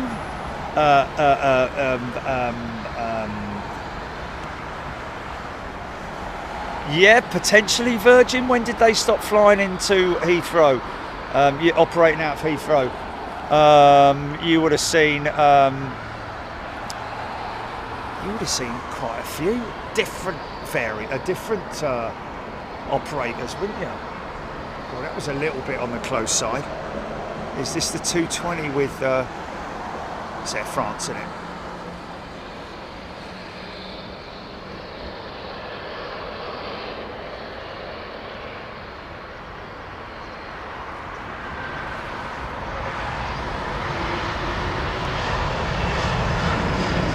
Great little jet, that. Isn't she beautiful? Yes, Singapore 747, Asiana 747. You would have seen multiple freighters as well, I'd imagine, just 10 years ago with at London Heathrow. Eva Air, possibly? I know, I might be going a little bit too high on it. So this is the passenger variant of what you've just seen, folks. The 747-8 Intercontinental, powered by 4 GEnx engines. The Gen X engine, which is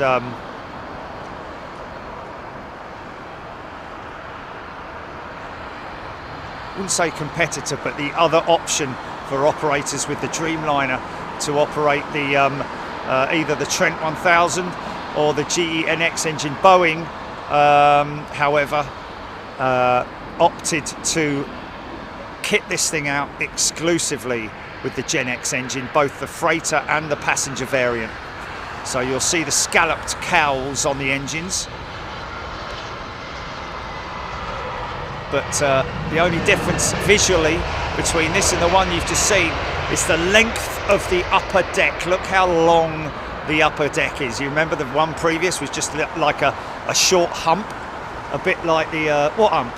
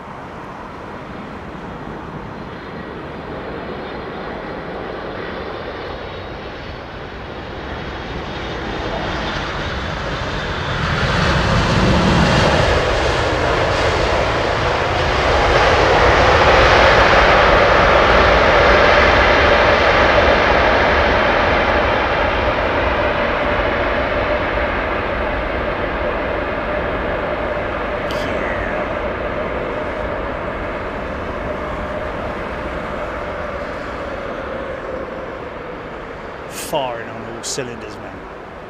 Big, heavy aeroplane. Wow. Such a shame, and we've kind of got used to it, haven't we? And yet they're going to take that thing, well, not guaranteed, but hopefully, for our sakes, Korean might turn around and go, you know what? It's working on that route. Let's leave the jumbo on it for the winter, shall we, and see what happens. But that will be one less jumbo that we'll see in the winter, right through till next summer season. Somewhere around about the end of October, wasn't it, Jilly? The end of next month.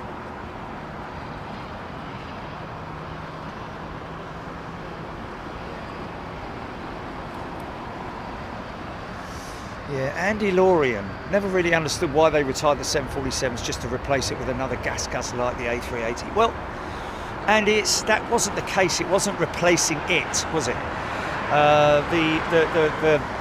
The A380 was, you know, the A380 plan, the double-decker plan, was the original concept for the 747.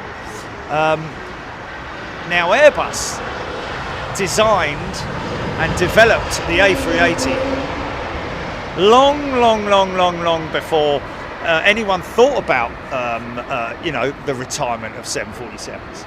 These things don't happen overnight. The whole reason for the 747 being disposed of, should I say, by so many airlines was because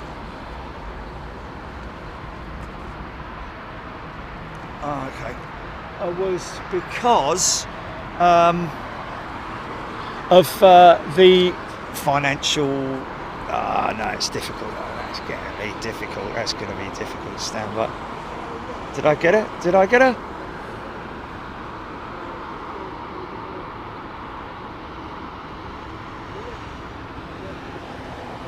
I'm just, yeah. Okay. Oh well. We got a bit of a lofty 380 over the top.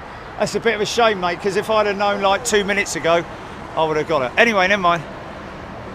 No, you didn't. No, you didn't. You didn't. You must have told the cat. You must have told the cat. You told the cat because I wouldn't. Yeah. No, you didn't. You didn't. You didn't. You didn't. I didn't hear you, obviously. Leo Sheldon is the GE9, is the Gen X engine, the GENX engine, more powerful than the GE90. I think they're rated around about £85,000, maybe a little bit more. The GENX, it depends on, obviously, because they power a twin engine Dreamliner versus a 4-engine 747. I'd imagine that they're slightly rated differently, a bit like the XWB engine on the 1000 and the 900 variant. They're just see you later. They're just powered up. They're rated. You know, they have different power ratings, I guess.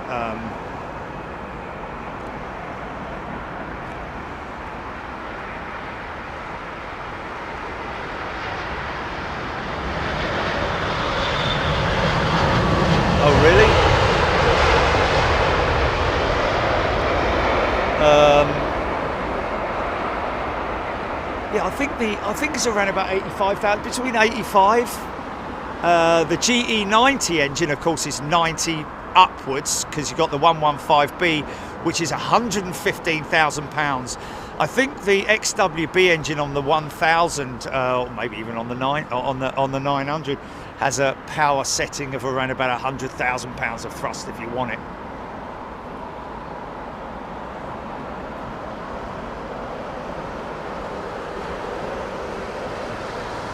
Yeah, the 346.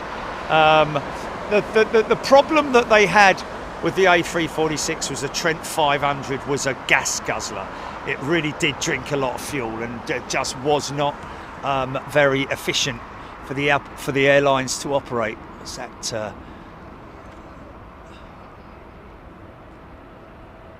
that something in the biggin hold, perhaps? Or Ockham, come out of the Ockham, going into the biggin, Jilly?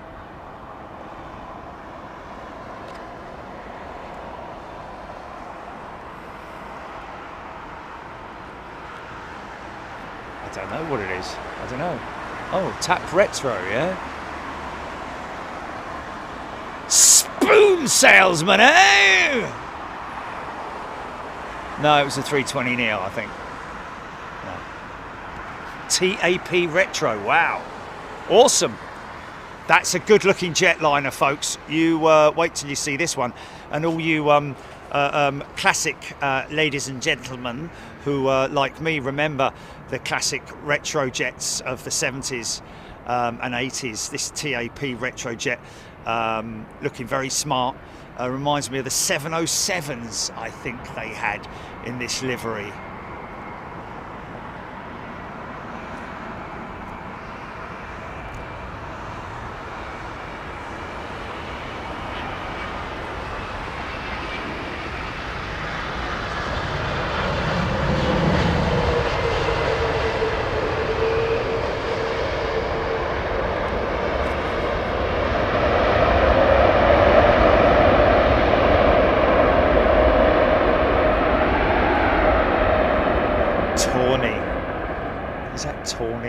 Tawny is a new member. Hello, Tawny. Now that's a. Oh, Tornley.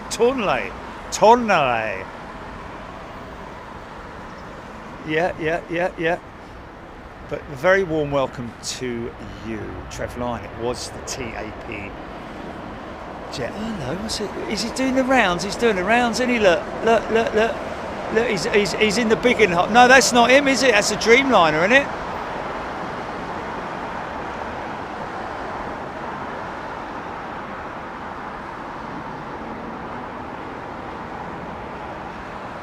No, he's doing the rounds, mate. He's doing the rounds. This one, that's a Dreamliner. Oh, okay. No, he hasn't come across to the Ockham. That's in the biggin, mate. Are you sure are you looking at the screen here? That's a Kenyan Dreamliner, yeah? Coming out of the Ockham. That's coming out of the biggin, isn't it? That's what I'm saying. And then gone, and then, okay, like they normally do.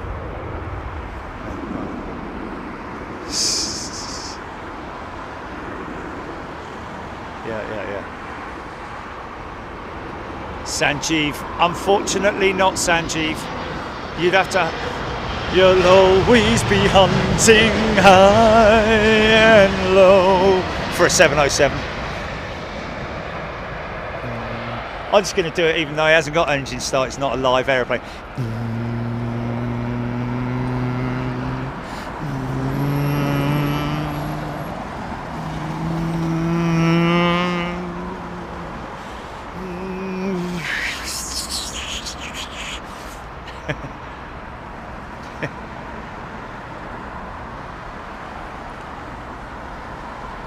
Aaron Thomas, Kenya is over Sutton, yes. Oh, okay, Ulysses, Trent 1000 max thrust, 59, 60,000. Wow, okay, so 60,000 pounds of thrust on the Trent 1000. Maximum thrust capability. Interesting, look at that, look at that. Look at that, man. Oh, what's that? Is that a Malaysian 350?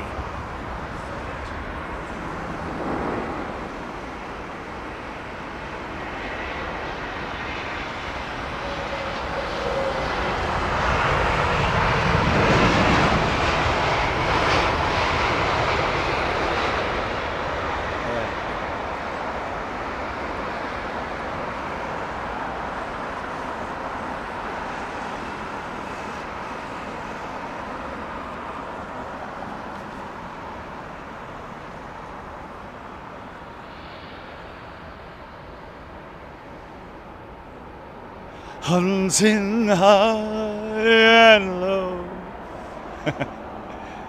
I don't know if you'd ever find one, would you? 707? Somewhere in like deepest, darkest Africa or something like that, I don't know.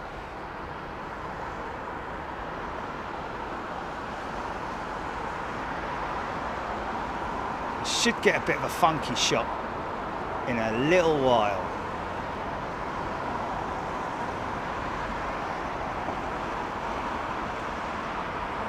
Let's go, go, go with the funky shot.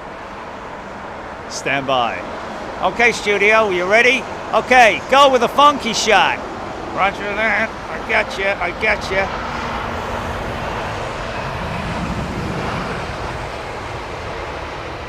How was that? Oh, that was great, studio.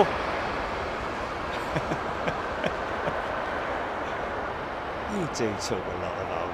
Oh, hold on a minute, we got another funky shot. Roger that. Yeah.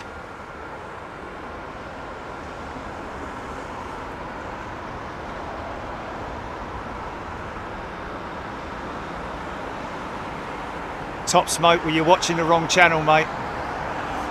Yeah, you might want to go somewhere else, Top Smoke, because I'm a big 80s music fan myself, along with all the ancient stuff as well. But yeah, if you don't like 80s music, then, you know, when I say ancient, I'm not talking about like, you know, like Victorian, like, I wish met it on the end, a little Tony and a little Tony. That's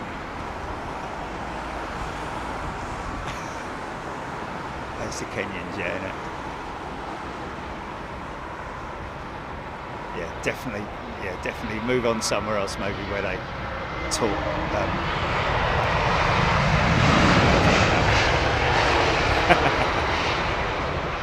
Hey, he knows it's an 80s song as well, doesn't he? So he must know his 80s songs then, eh? And that's quite rare as well, because that wasn't even a hit, was it?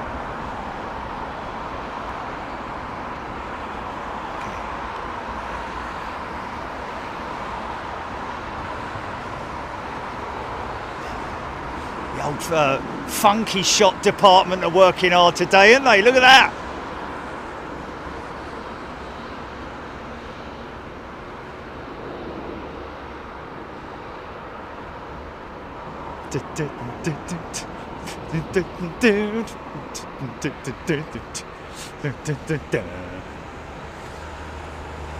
What department do you work at in Funky Town? Sorry.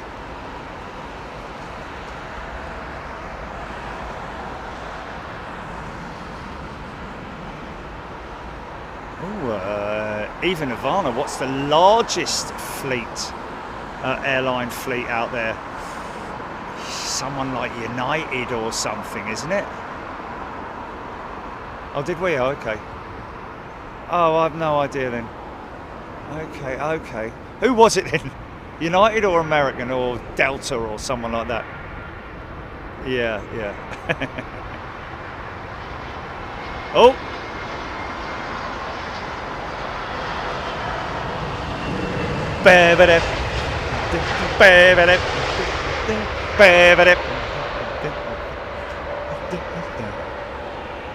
Won't you take me to Funky Town?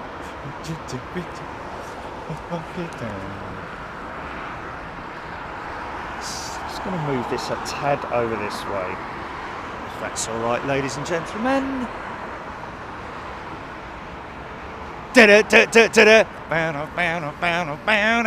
Sorry.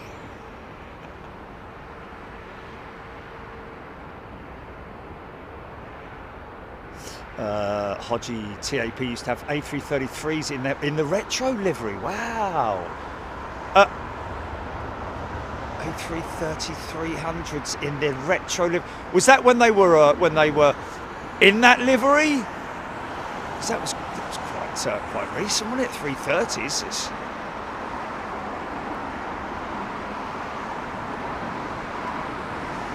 Look at the angle of attack of this jet. He'll pull the nose up. There we go. There's the flare.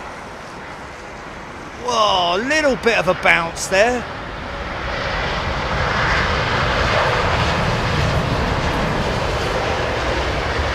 Race with the number 7. Tickets, please. Beautiful.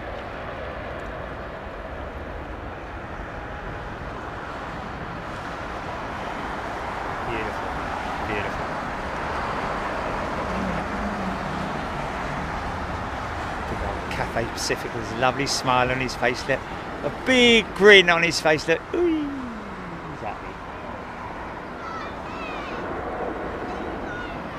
Yeah.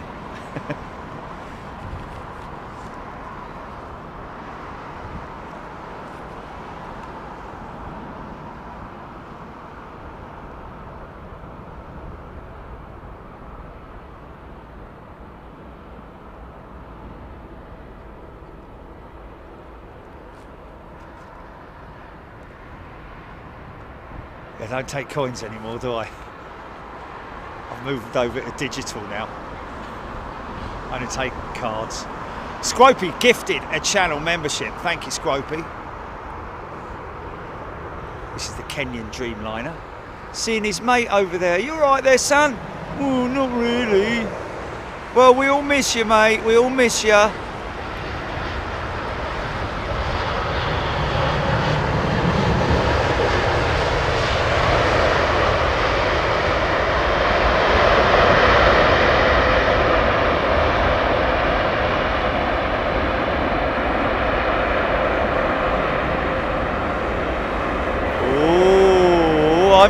I'm visualising a funky shot, but I think we might have a little bit too much lamppost involved in said funky shot.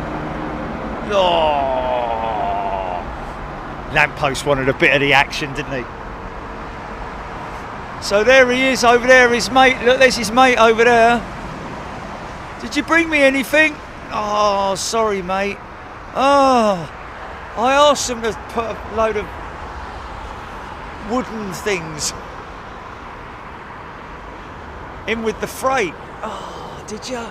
Oh, I'd have to ask Pete when he comes in next. I'm pretty sure that's an engine issue on that 787. Joe Thompson's gifted 5 channel memberships. And Bobby 13. Didn't see you, Bobby. Thanks, mate. He's gifted 10 memberships. That's very kind of you. We got Scropey, didn't we? Ian Riley.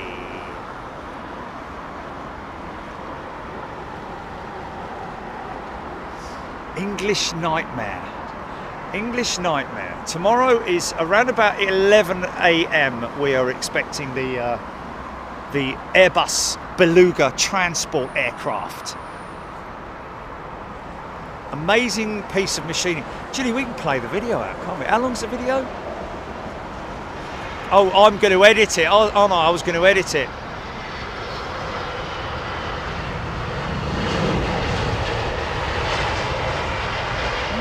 Blimey. BMXer by any chance? My reputation. Hey?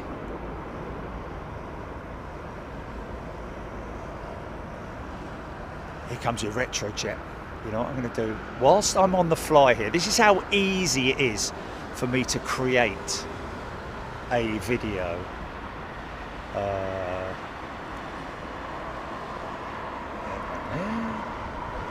Click that. Do that. Oh, actually, hold on a minute. Now, this is a lovely looking aeroplane, folks. Watch this. Let me get it in some decent light. Proper retro jet. Kind of like the era that I'm sure that Lufthansa's beautiful 321 retro was. It's going to do a fly past for us, look. Here's it, son.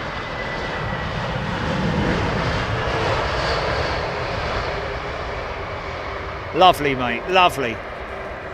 Cool. Wouldn't it be great if TAP went back to their old livery, like what Saudia have done? Oh, is it a new trend? I wonder. Oh, I don't really know. Right, okay. Let's get that all the way back to there. Do that, do that, do that, do that, do that. There and go there, do that, do that, do that, select that, click that, put that there, do that, press that, do that, audio in and out, video out, edit, save as video, doing it. Look at that. In the time it takes for that aircraft, how long is it? 60 seconds. Just editing a video file of the Beluga. Okay, because you sent me one of it, like, you know, right the early bit, you know, and it's really long. I've just split it up to play out now, so people can know what the Beluga is, so I can send it to you. I've asked you many times before, Jimmy. Can you play that out? Yeah, I can do that. Oh, okay, yeah, sorry. I'm just gonna do it the normal way. Okay, I'll do that now. Stand by. Okay, I'm gonna do it that way. I'm gonna do that. Come out of that, do that. Do select more photos, do that, do that. It's 38 seconds long. So that's perfect, isn't it? Next, upload, visibility, unlisted, set visibility, upload, bang, it's done.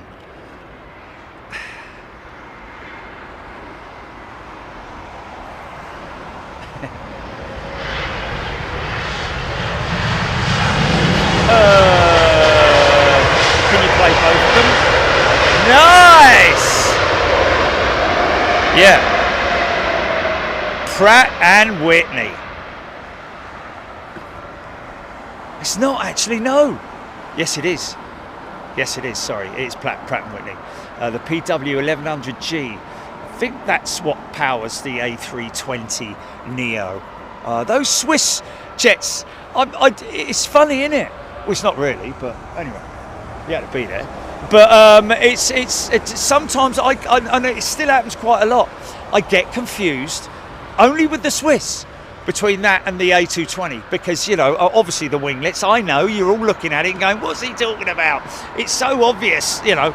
Well, yeah, but sometimes you just, when you're looking at so much stuff, yeah. Here she comes. Here she comes. Look at this. Isn't that a smart looking aeroplane? Did you get it, GP?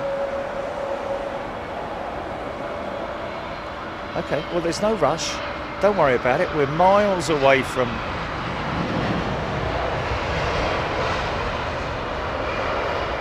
Oh, okay, yeah. Okay. So is there anything I can do on this end to size it, to size it?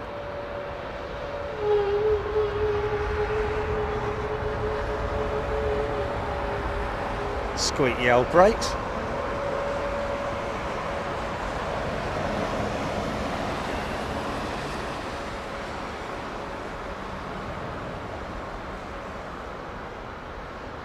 They got a replacement cowl on there, haven't they?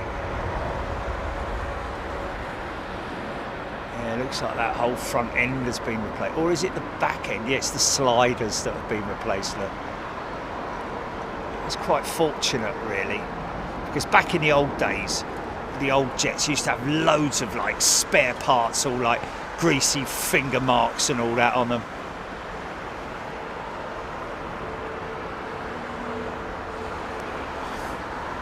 Air Portugal, I think, something like that. Is it Air Portugal? Is it? Transport Aero Portuguese. There we go. I knew it was Trans something.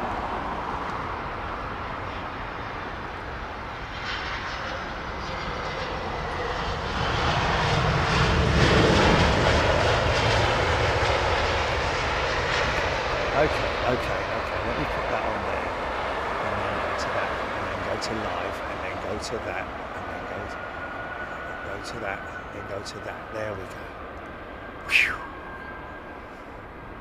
Okay, we've got Joe Thompson gifting 5. We've got Bobby 13 gifting 10, and Ty gifting 20. He hasn't gifted another 20, has he, Chili? Or is this like? He has done 2. He has done. No. I know, but he's still up there. Right. Okay. Not in the last couple of minutes when I haven't been looking at the blah blah.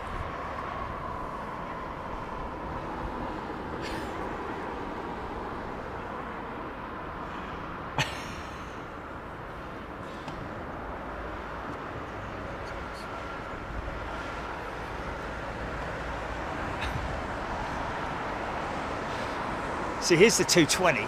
In Swiss. Look at the similarity. Well, it's not, obviously, I know, because of the windshield. Look at that beautiful front end on it.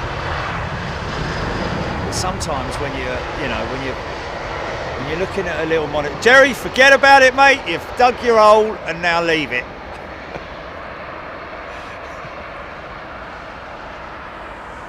Obviously, in terms of aircraft recognition, the A220, first thing to look at is the winglet, because the Neo winglet is of course a shark clip, a vertical shark clip that you can see there, whereas the A220 has a far more sort of like closer towards the A350 winglet. It's not completely fence style. It does have a bit of a turn in it, doesn't it? A bit of a curve. This is Brussels' old A320 CEO in the new livery, though.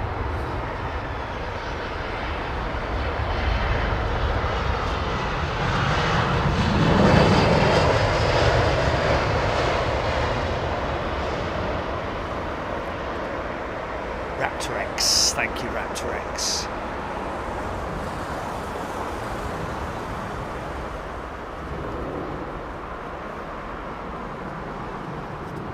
Kelvin Grant mentioning about ARD.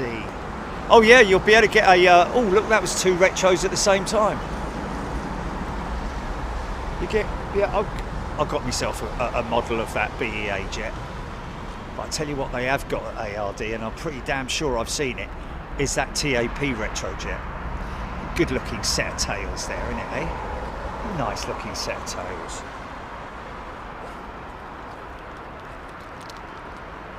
Look at this big old lump, look.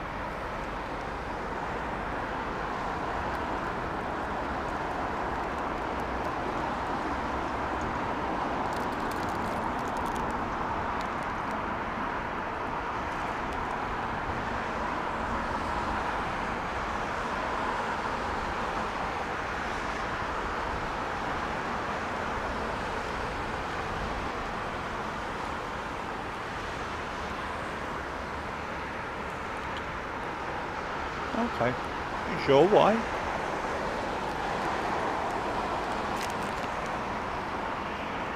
I don't know, you have to...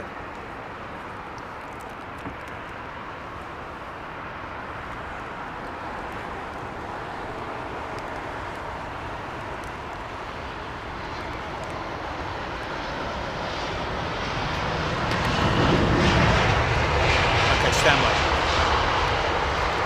Okay folks, well just to get you in the mood for tomorrow, if you're wondering about what all this fuss is about with what's called the Beluga, Airbus have their own transport aircraft, much like what Boeing do with the Starlifter.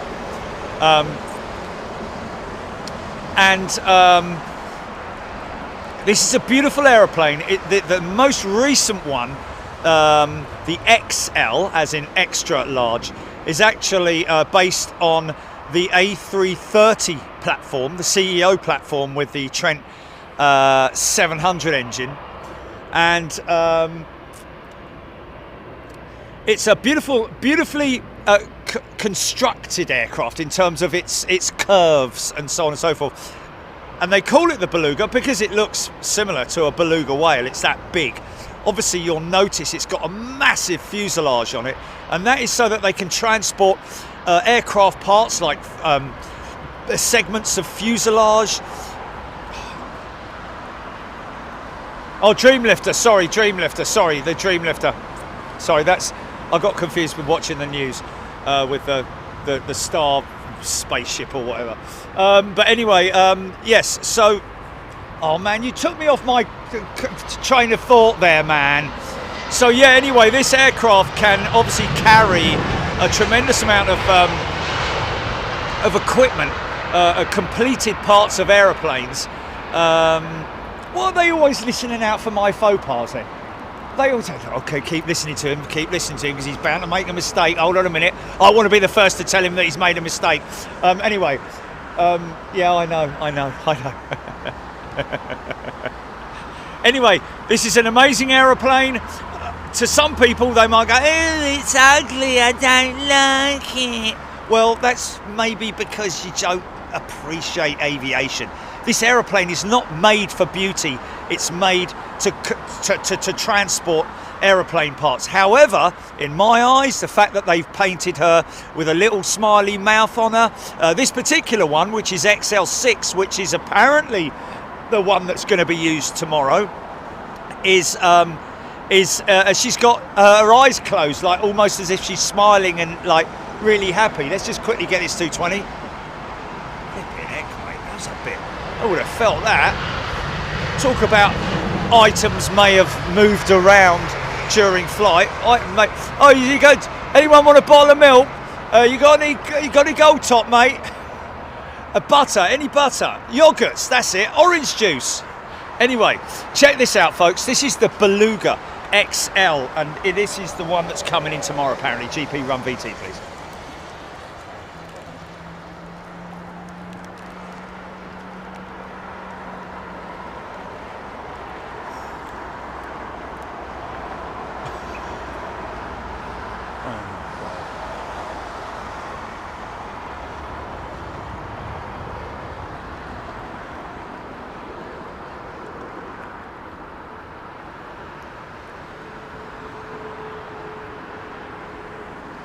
Oh, so it's not working then. I'm just waiting for it to... Having a few problems with the VT. Stand by, folks. Just tell me when you're running it. Oh, okay. What's that? Computer says no. Really? Wow. Oh.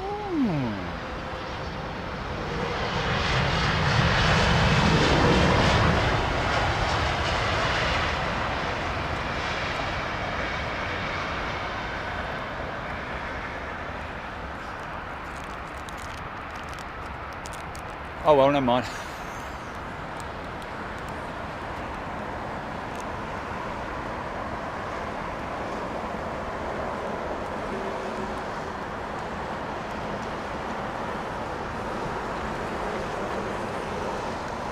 Okay, wait, yeah. Okay, folks, second attempt. Here is the Beluga XL. Run VT, please, Jilly.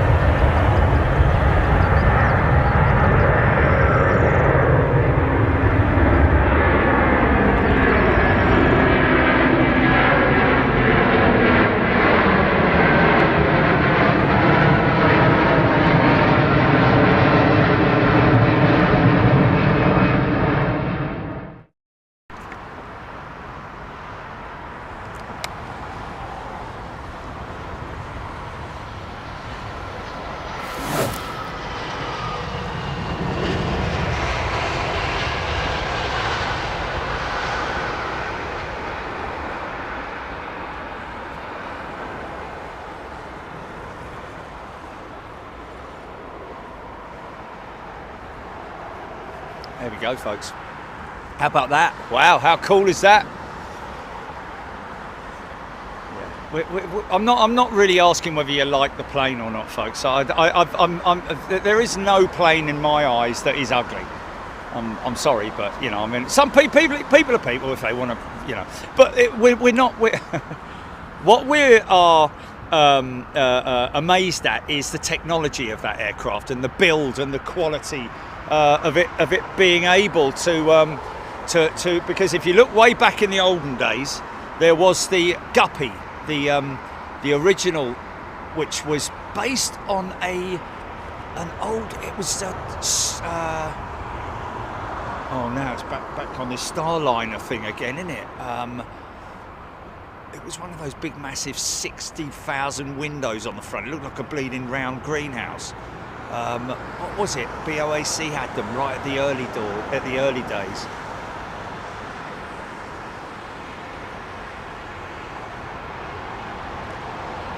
And that was from Toulouse, ladies and gentlemen, that film that you just saw, that we filmed, because we do go down to Toulouse, and it is the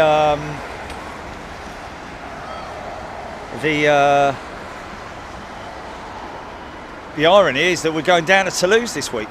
On Wednesday, folks, we'll be live from Toulouse, France.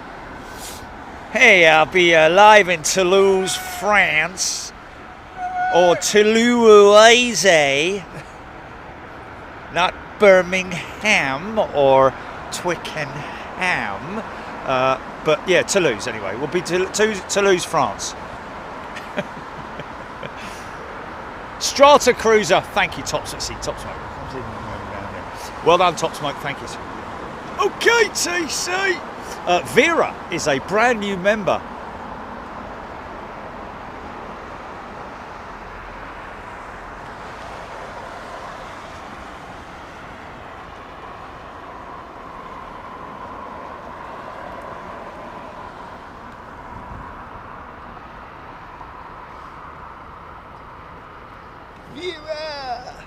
Vera, what has become of you?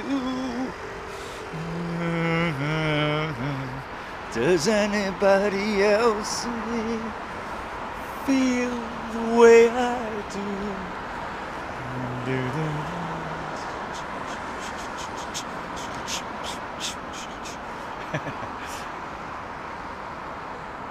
Royal Blue Ridge. Don't give up the day jobs. Philip Jones should be moving the big roo to the gate soon. Thanks very much, mate. We'll keep an eye out for that, the big roo.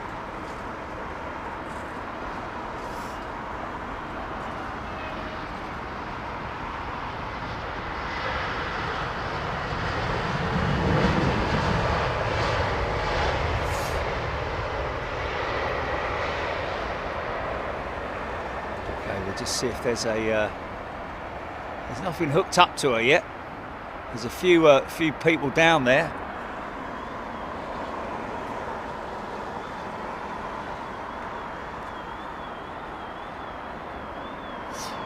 Diane 787-8, 100 years livery going east to west over now, over the top now. He's nicked it, look. He's nicked it. Has he nicked that motor? Yeah, he's driving by with the alarm going on.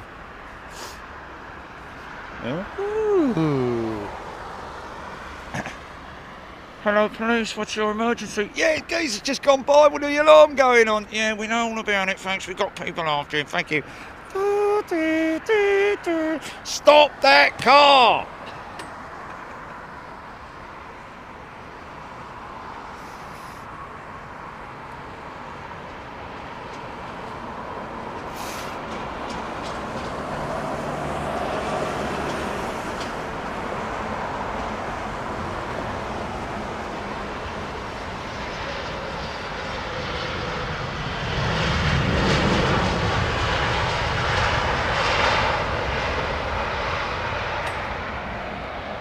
Someone over the top, GP. I know you said something about 100 years, what? Oh, okay, then 100 years, right, okay. Am I going to catch that? I'm going to have to guess it. Is she there? Is she there? No, she's just coming out the bottom of there. She should be about there.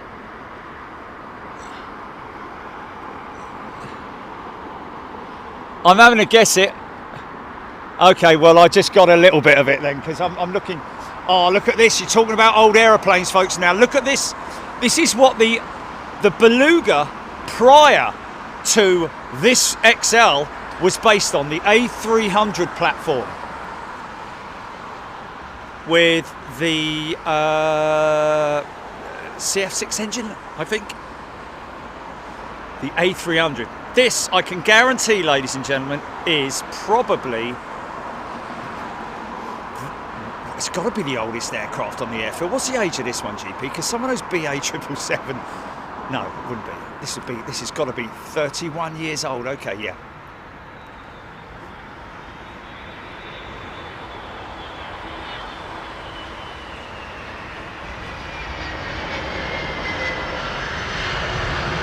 Hey, there's a challenge for the GP.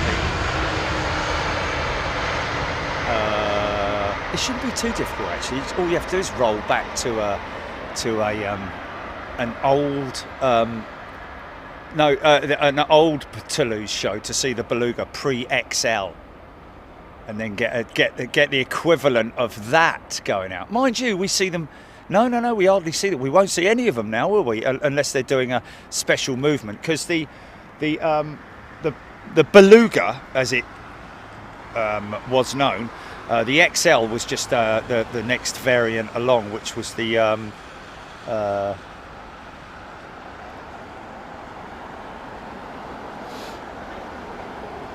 but that platform there that you're looking at there, folks, the A300, is the is what the Beluga was built around. So we're going to show you. We're going to Jilly's on the Jilly's. Yeah. Oh, I thought you were going to do it. Try and find the same that you found. Yeah. You all right, mate? You all right? You want a sticker? Yes. Can you say Yeah. Yeah. You don't have to. I'll put some here somewhere.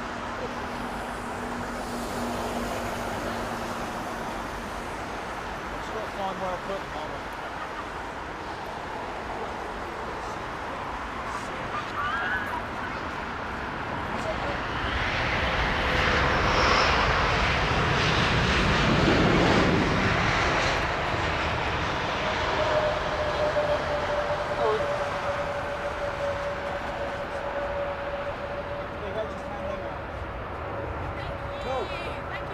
Okay. Right, there we go. God bless you, Governor. See, one of those kids there might turn out to be, oh, easy, son. Might turn out to be a captain of the future. Or a, yes, captain of the future, be it male or female.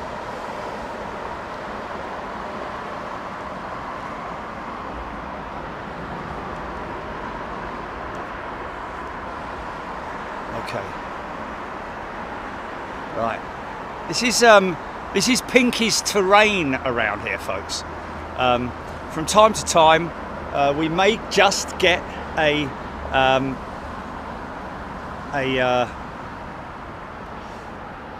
shot of her, but she today is probably on the nest, I'd imagine, because it is.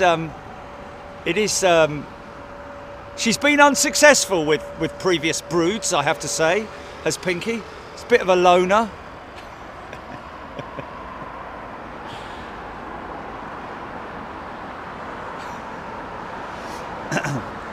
But anyway,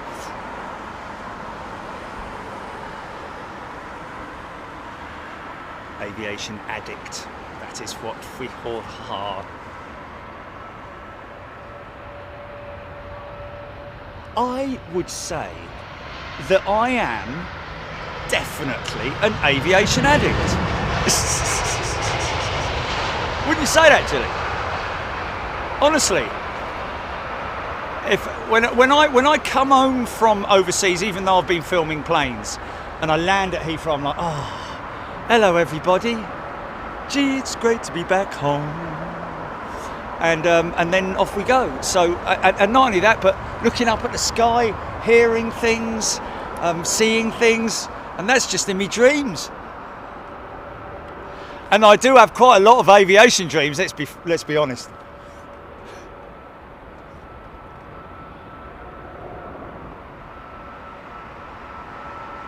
Hey.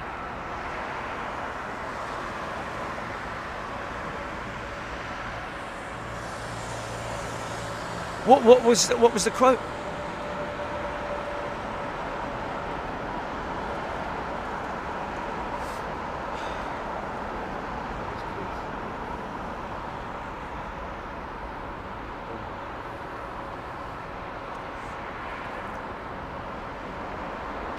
Aaron Thomas A330. Now this is the platform. Oh, this is the Wamos, isn't it? This is the Wamos. Quite a rare one for us, folks. Have a look at this. This is what the XL is based on. That plane that we just played out.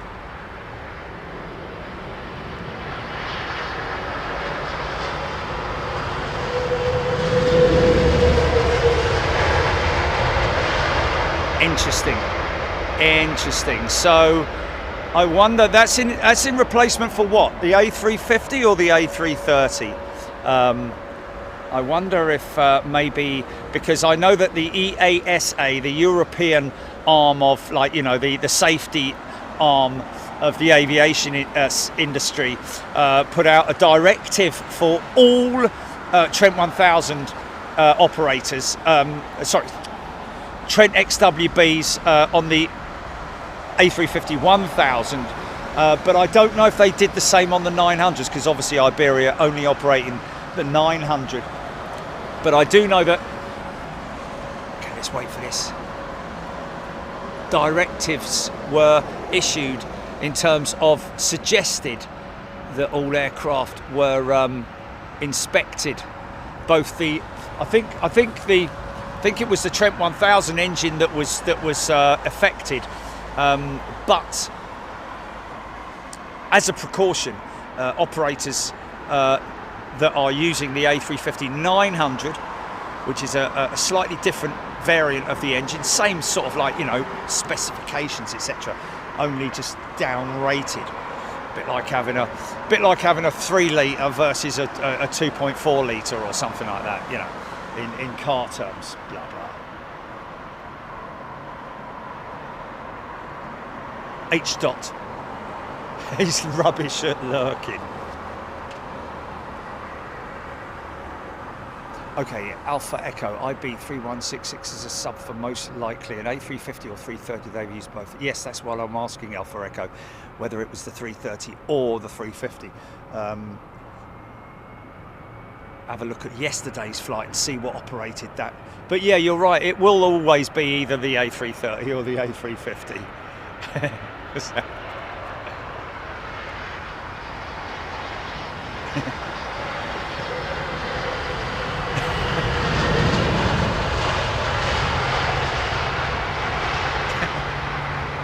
Start up.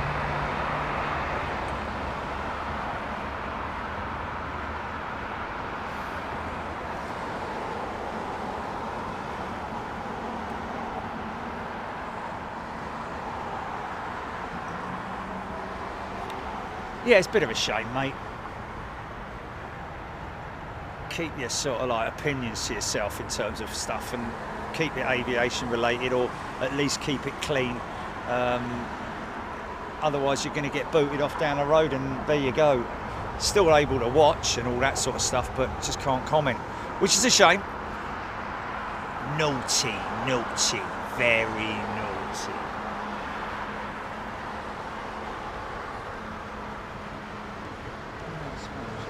Flying over soon.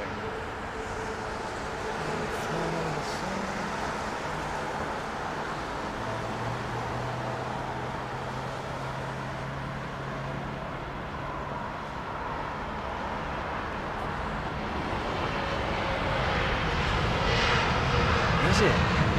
Is it?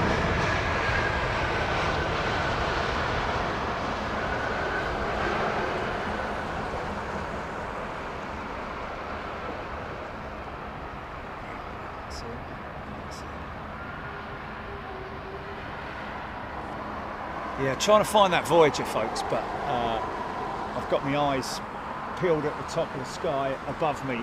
I've got Cirrus above me.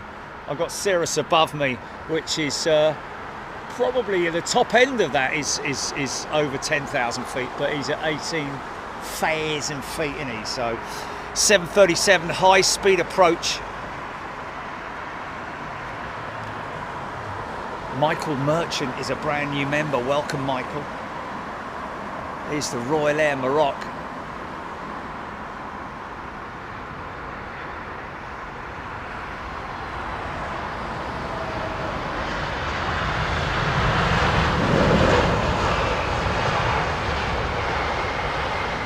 So what's I'm quite intrigued to see.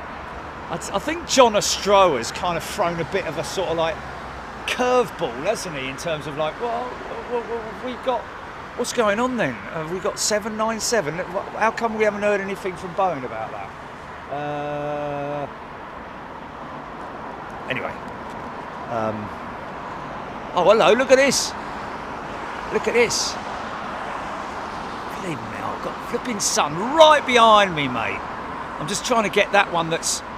Wow, what's that? Pulling into the back, but what's that? Literally crossing. That's crossed from one holding. Lambourne, has that just come out of the Lambourne? Is that going from the Lambourne down to Biganil, like?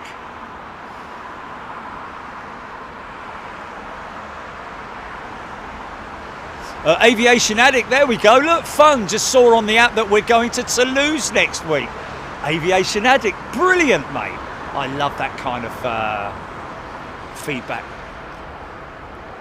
Yeah, don't worry, man. Don't worry. We're getting the landings. I'm obviously, you know, I'm trying to, you know.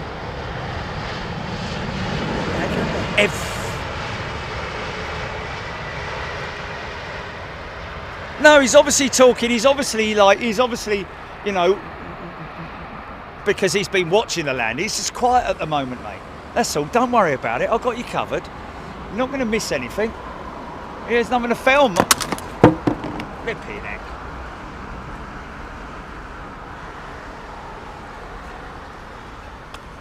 Bovingdon, Lambourne, Ockham, Biggin. And that's from... No, but... Oh, no, I don't go clockwise. No, because I always go blob, don't I? Bovingdon, Lambourne, from the left to the right. Bovingdon, Lambourne at the top. Ockham, Biggin at the bottom. Thunder in East London. Shut it, you... Well, that's over there, isn't it? Yeah, there's nothing happening, lads and lasses. There's nothing there, is there? I film nothing. I'm going to keep the camera active so that you guys don't get bored. Otherwise, I just, you know, I mean... What's that?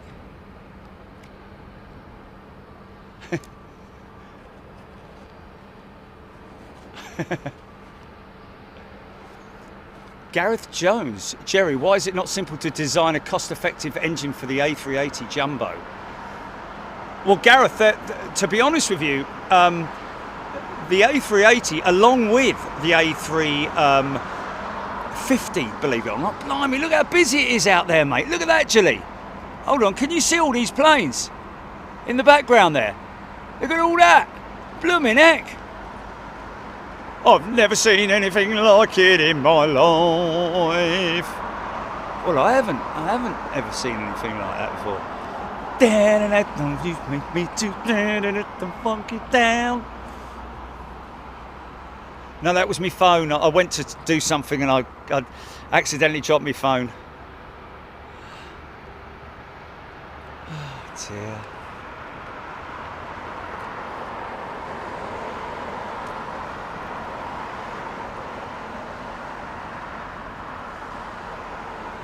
I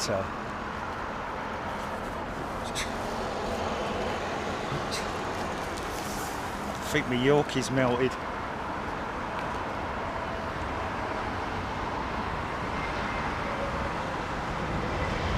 won't do though, mate, will it? It's the big one that clipped the bottom end where I said. But I tell you what, that stuff there looks quite promising. All this stuff here. It looks like it's dumping some rain over Surrey and places. Yeah, I reckon weather-wise, mate, I think that's because they do the approaches. That's Biggin, isn't it? That's Biggin, Gilly. Or just coming out of it. So weather is the reason. Come out of the... Okay.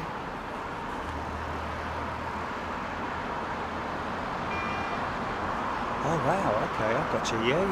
Yeah. Lots 7. Yes, that's exactly it, mate, because they come in over East London, don't they?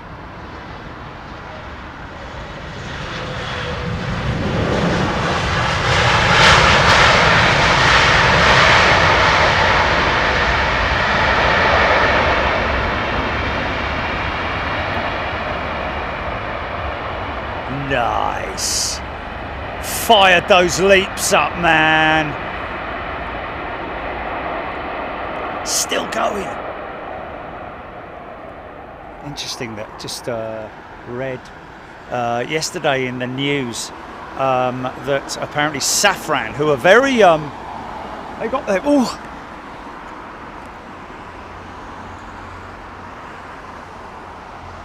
just a nice turn-on shot. Now that's just turning in over East London, but probably a little bit earlier than normal, only because they're avoiding... Oh, wow, look at that. Look, oh, hello. We've got a bit of floofage there. Oh, we bleeding have, look.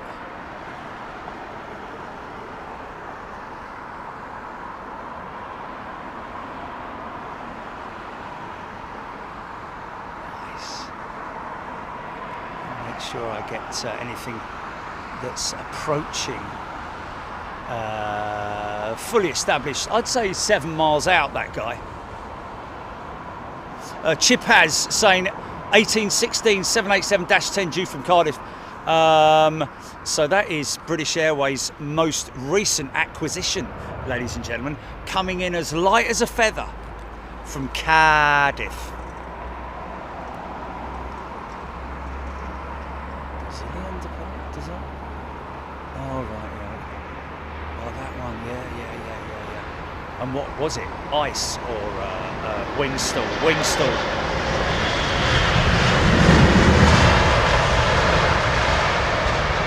Oh, okay, interesting. Yeah, but de-icing's different than anti-icing. Oh, wow, really?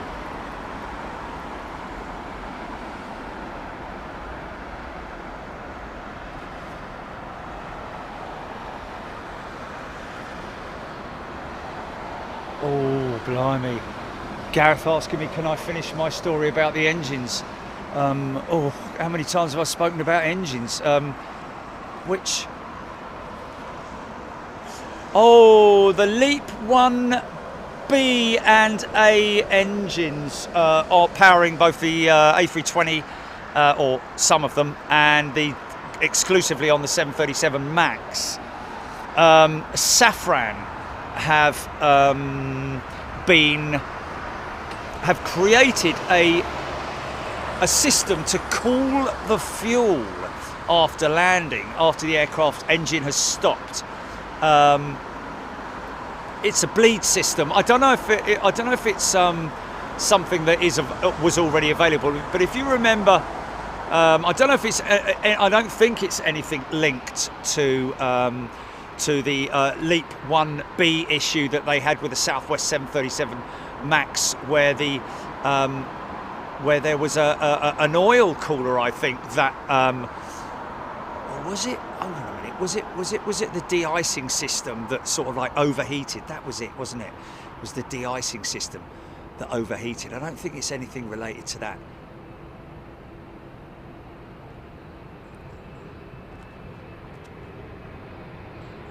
What's that? What?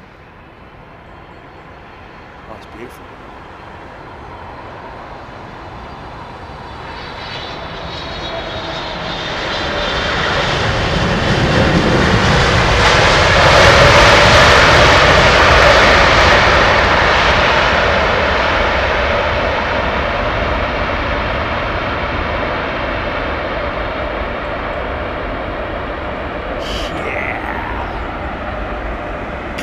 Son. Yeah, we've got some serious beautiful skies around us, folks, but unfortunately it's around us and not over us. I need them over us, man. There's some serious thunderous cells that I can see all the way south of me as well. So the south of England, look at that big cumulus cloud. Look at the size of that thing.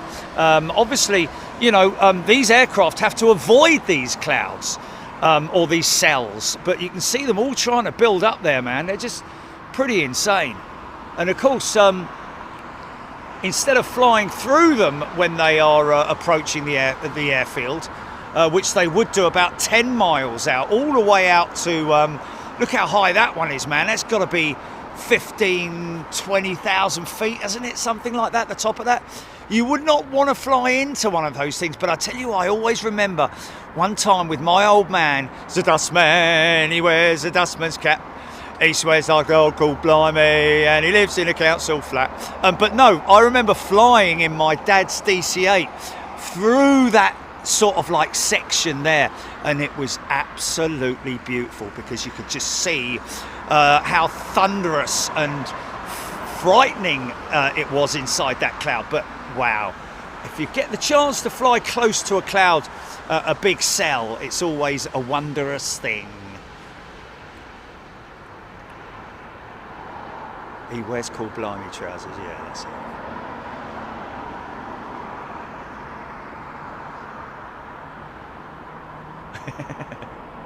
Charlie wears all cool blimey trousers.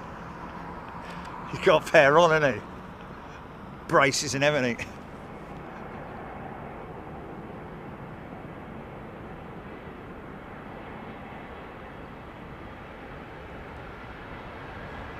We did. I can't remember what it was about. I can't remember what... Yeah, folks, the show tomorrow is for everybody. Obviously, it's a free view for the Beluga, the crazy looking aeroplane. We did play a clip of it. A clip of it. There's another one, look. There's another one, look. Look. There's another one going out, Turkish, coming out of the Occam hold. Now he's going to do a big left turn, isn't he? Wow, look at that, man. Turning left over the southwest of London. Well, actually a little bit. Ooh, start up.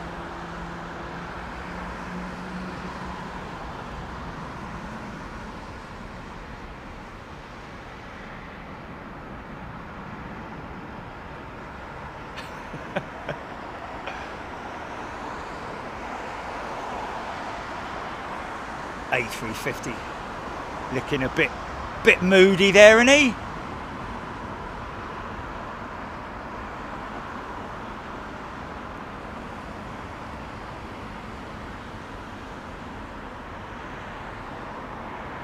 Yeah, we played a clip of the Beluga, folks. Have you got the timestamp for that, GP? Yeah, what anybody got a timestamp on the Beluga? Yeah.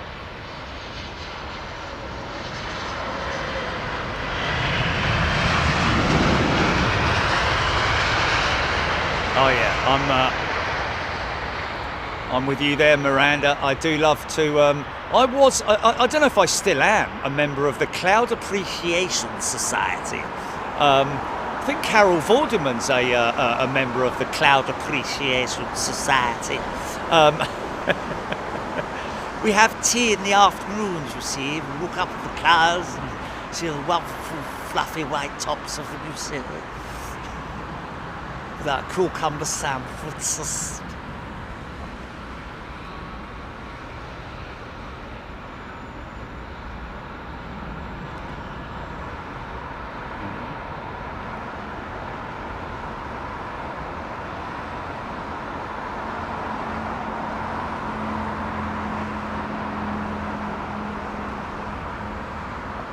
Oh no, we want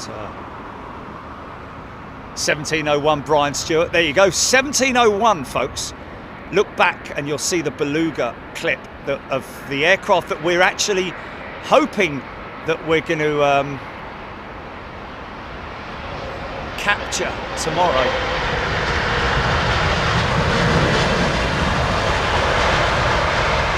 And of course the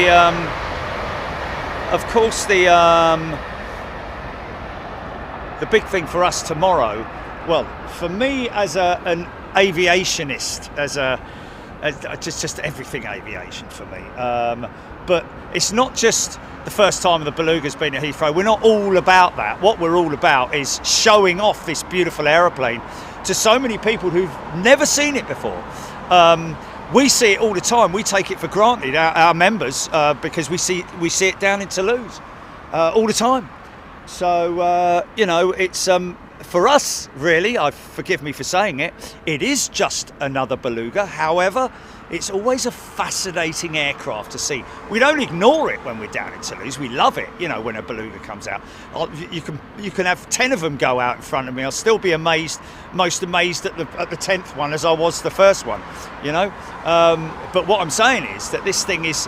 If you're not doing anything tomorrow morning, make sure you tune in around about 11 o'clock tomorrow, folks. We're expecting the Beluga XL number 6 into Heathrow.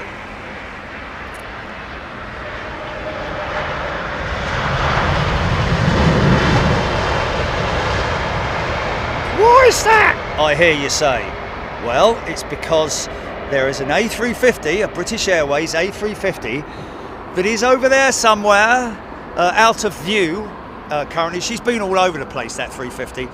She's been parked everywhere. I don't know if that might be her right over there. Oh, is that a 777 tail? Or is that a 350 tail? It's Bravo Charlie, isn't it? Oh yeah, no, that's Lima Charlie. Anyway, unfortunately, both a Virgin 787 and a BA 350 had a bit of a love tap quite some months ago now.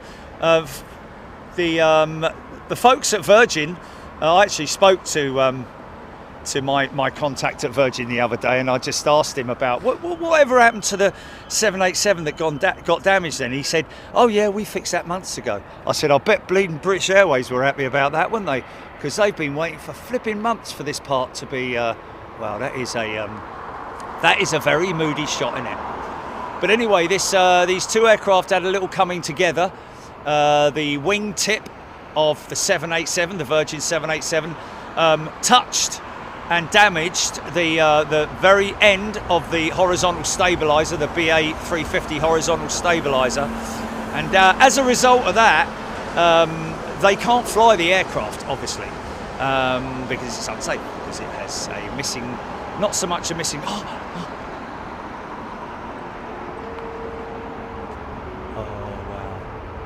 Look behind that aeroplane, folks. Oh, okay. So now we're going to get some breakout shots, are we? Okay, it's like that, is it?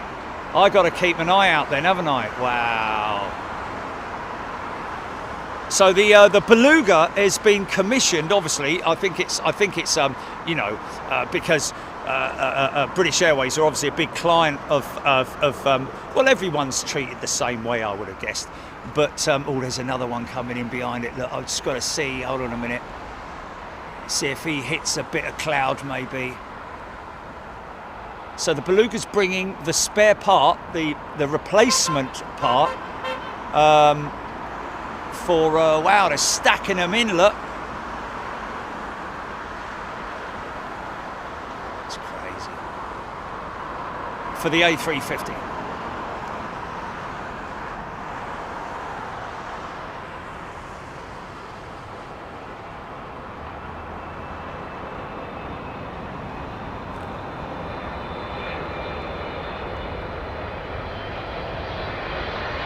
Bosh! Yeah!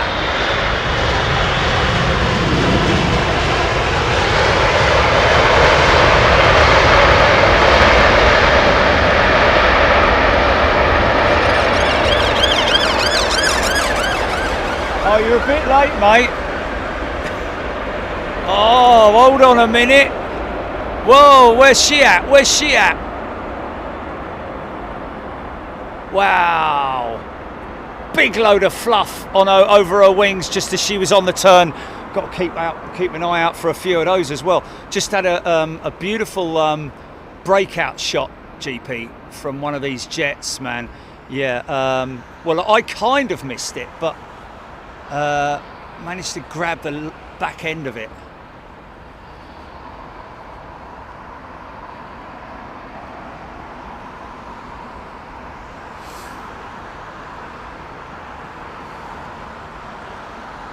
Well, I don't know, man. I don't know. We'll have to have a look. You'll have to have a look through all of that clip, because when I was at the skies, because there were three aircraft, one coming in from the back, the other two lined up.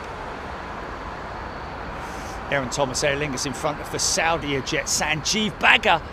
So the BA plane is grounded. That's on. Yes, indeed, Sanjeev. That aircraft has been grounded since it was damaged.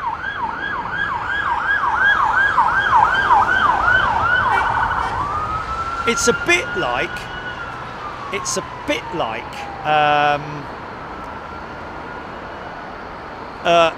damaging your car.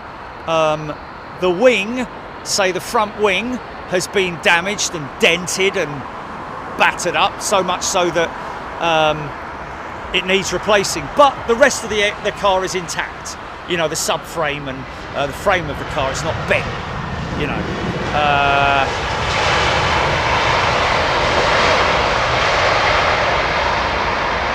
Maybe need to replace a couple of track rods, but other than that, other than that, I just want to make sure, where's that one going to, GP? I need eastbound jets. Oh, smell that. Oh, it's Qatar, is it? She's going to go left. Just going to see if we get any floofage off these wings. Here we go.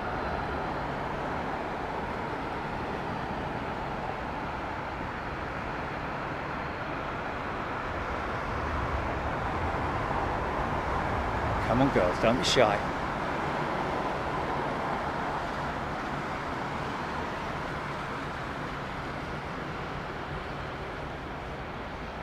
No, there was a 330 that just went out, and I looked, and it was a big load of. Look there! Look at that! Wow! Wow! What is going on there? What, flipping lamppost! Oh my God! Look at that! Wow, man! That's crazy. That's like, yeah, it's like a halo, isn't it?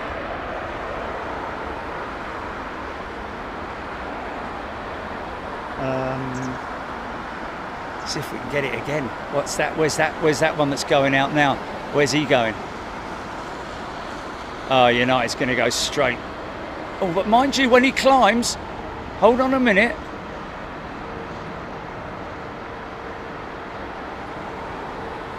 Yeah, we're getting a bit of this. It's quite cold up there, obviously. The higher you go, the colder it gets.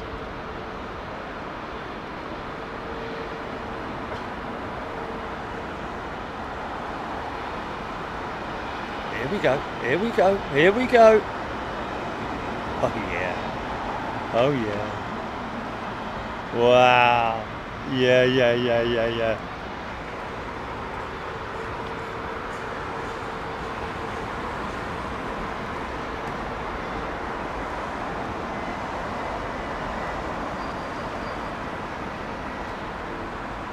Where's this one going, GP? The one behind it. Where's that one going?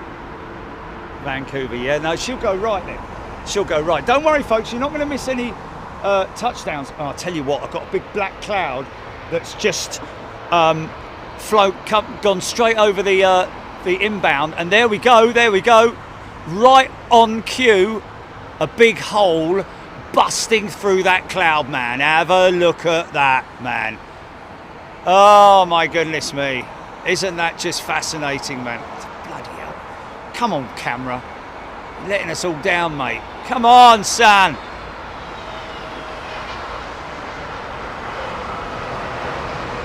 Sorry, look at the downwash. See the downwash? And that's just a small aeroplane, folks. Well, I say small, it's not that small. I mean, it's crazy. When Gilly and I went down to Brooklands the other day, we were standing right next to a VC. Hey, here he is again. Look, he's on his second lap. Box. The VC10. I said, look at that. It's got 4 engines bolted on the back of it. But blimey, trust me, that is an A321 is as big as that aeroplane.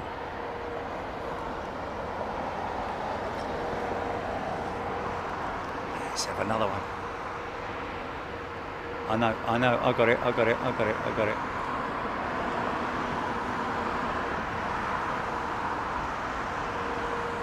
It's just those high intensity strobe lights that they use on these modern jets now can play havoc with the autofocus. And please don't start giving me schooling on camera settings, please. Thank you. Thank you. Okay, please. Thank you.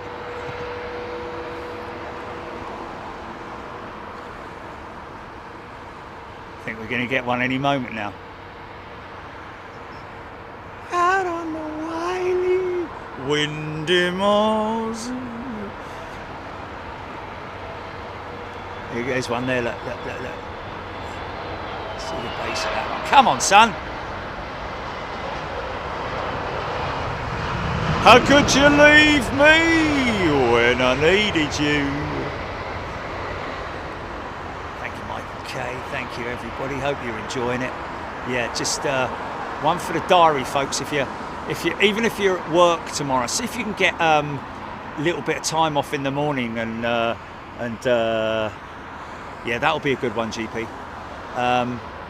Tune in to Big Jet TV tomorrow, folks, because we will be live for the arrival and later on the departure of the Beluga XL, which, oh my God, Gilly. Do you know what, Gilly? Can I just say something?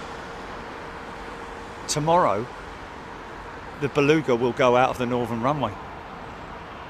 Oh my God. And it'll be empty. So it'll go up real quick. It's got to be from here, innit? It's got to be from here, mate. It's got to be from here. I think, to be honest with you. Yeah, I know, but... Well... What?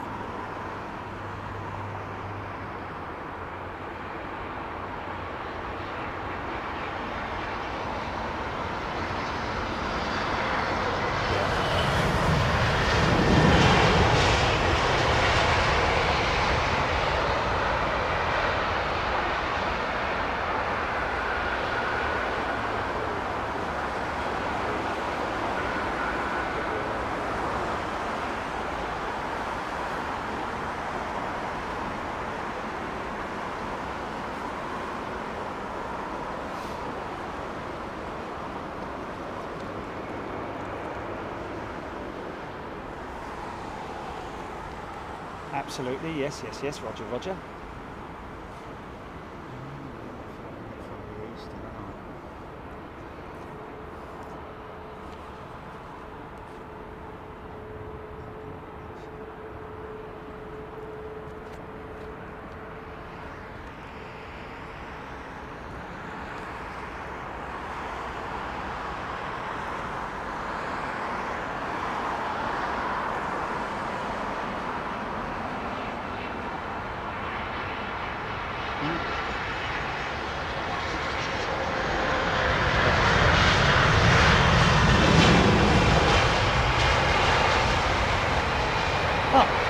Bennett, yeah. I mean, there would only be, yeah. I'll tell you what we should do.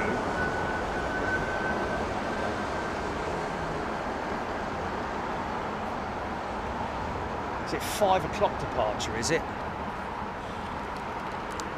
Okay. Jet junkie spotter. Sorry.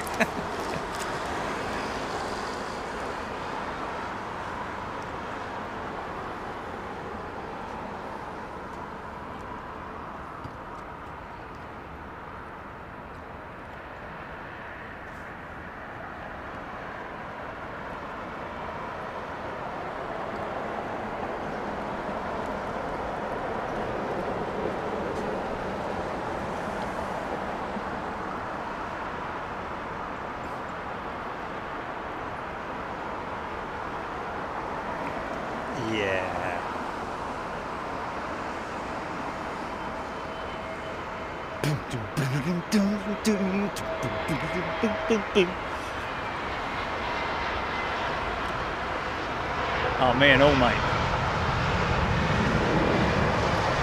I'd be getting, what I'd do is I'd get a very old man mask and pretend I'm a little old man. Here, is that you, Nathan? No, I don't know what you mean. My name's Jack and I'm 94 years old. Come on, Jack, it's you, innit, mate? You're 14 and you go to the...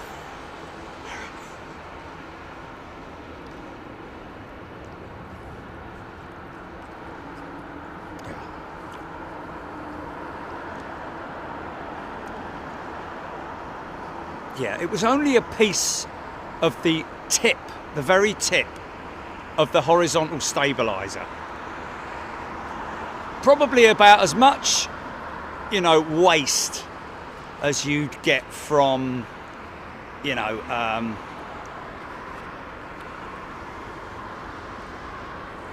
yeah, just a small amount of aluminium. I think there's framework involved, possibly a tiny piece of framework, I don't know. If anything, I think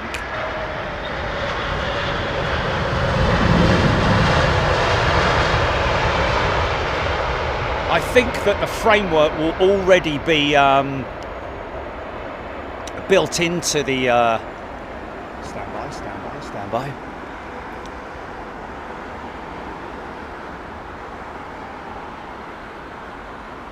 It's a 320 in it, so it's not going to go big, is it?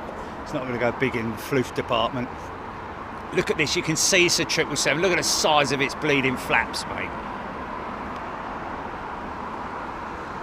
No. Hey, what are you talking about?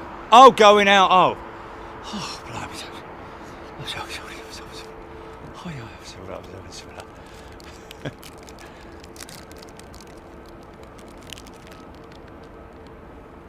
Oh, yeah. No, I can see it lined up, mate. It's going now, it's going now.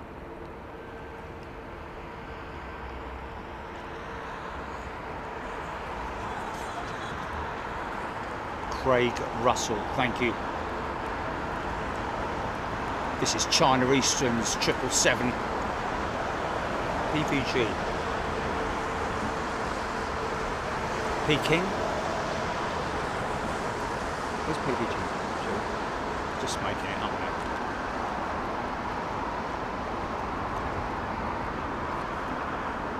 Peking? Is it Peking? No? Phnom Penh? Phnom Penh?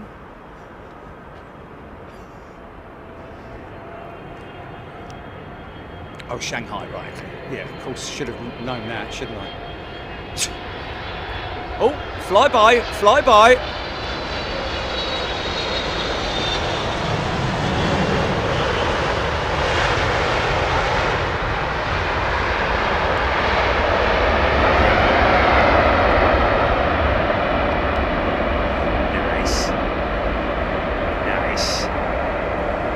For that Royal Jordanian to turn. Here we go. Okay. Second contestant of the floof competition, Royal Jordanian eastbound. Mr. what? Oh blimey, you missed that ages ago. Yeah, sorry folks, I was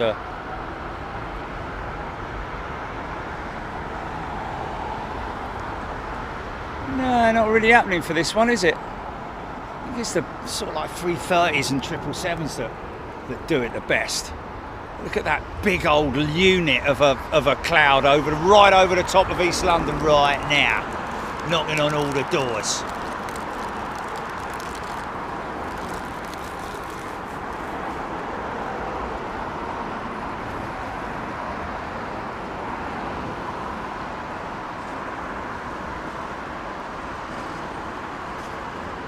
Oh, look at that, on the left. Wow, look at the downwash, man.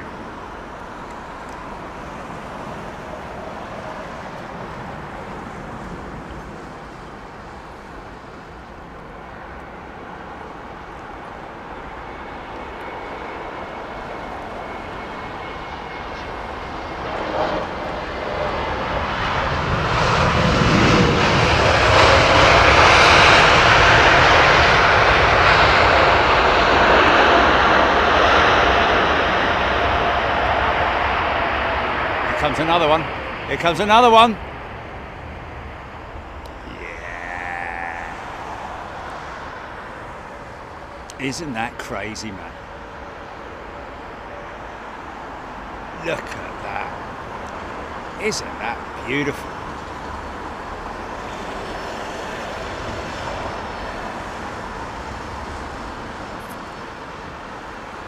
Look at all the disturbance that's been made by those aeroplanes, man.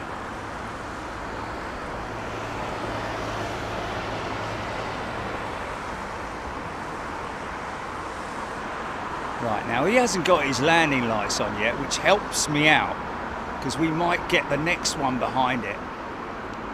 Don't put your landing lights on yet, mate. As soon as the gear comes down, it's generally when it all happens.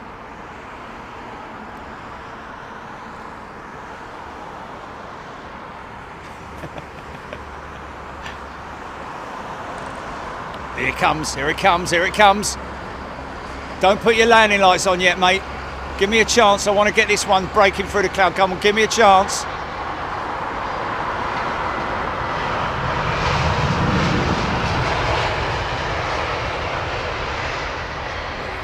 Wait for it, wait for it.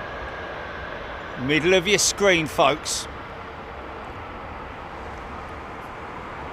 No, no, no, no, no. Don't pop out of focus now.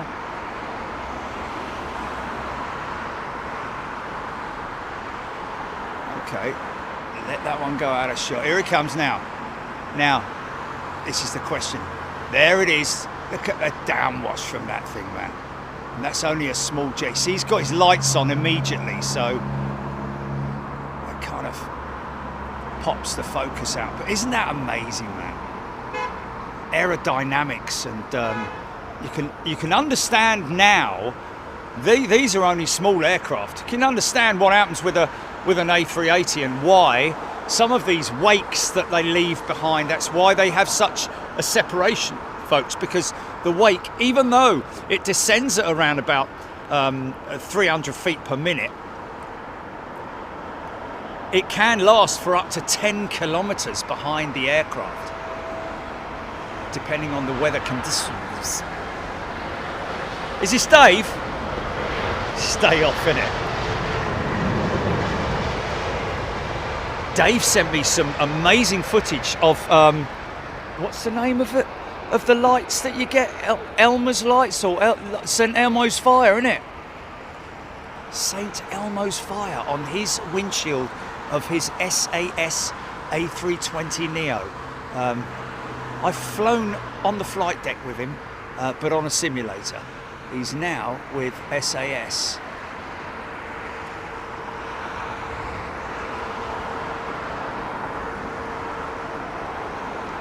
Oh, blimey, slow down, son.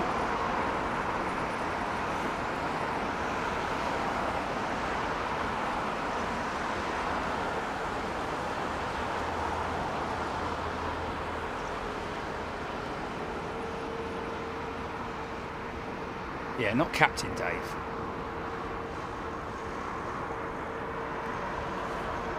It's my mate, Dave. He's not my mate, is he? He met him twice. Once.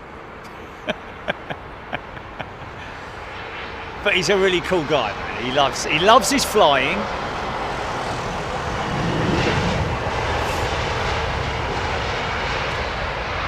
No, it wasn't Dave. I said it could. Is it Dave? I said, is it Dave? They always say that. Like, is it the display jet? You know, same sort of thing.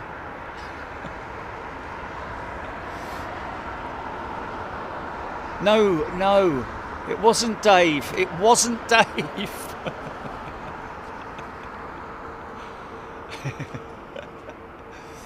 It's like every time, remember when I used to say it could be Zane coming in on the Dreamliner? Yeah, I've kind of given up on that now. I think we caught him coming in on the on one of the Storm shows, didn't we, or something like that? I don't know. But anyway,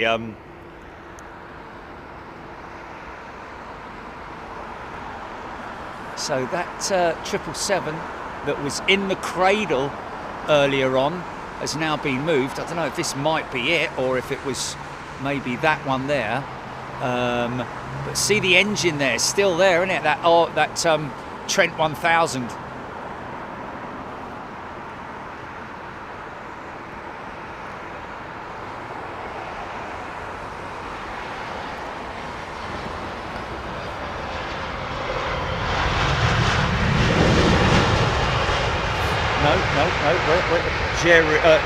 Jerry, a TfL coach or bus has overturned outside Terminal 5, causing chaos.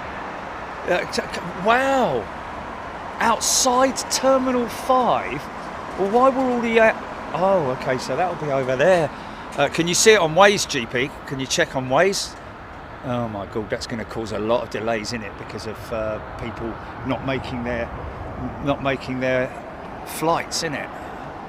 Or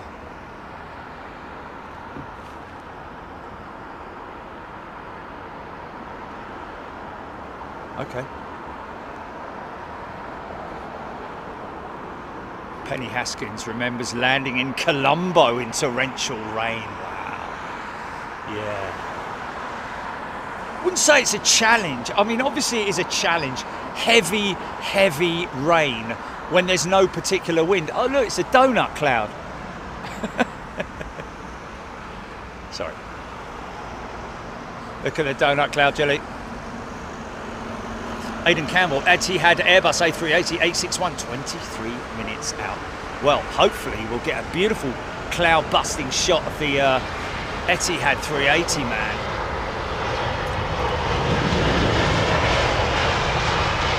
Yeah, there was somebody who was, oh, looks like they got, look. Is there a new owner of the control tower? Left the toaster on, mate. He's left the toaster on there. Someone call him, will you? Hello, National Air Traffic Services. Oh, hello, mate. Is that a tower at Heathrow? Yes, hello. How can I help? Just let you know, there's a bit of smoke coming out the top of your. Has someone left the toaster on? Hold on a minute. I'll have to call you back. Yeah, you had to be there, really.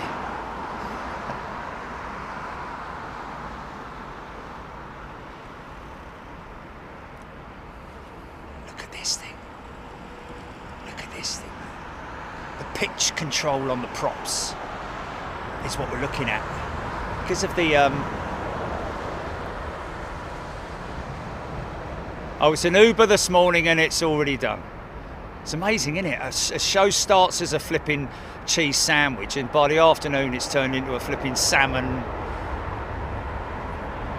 pastry on Twitter or whatever. Yeah, I was talking earlier on, wasn't I, about somebody asked, as they why did they create the 747? Sorry, the A380.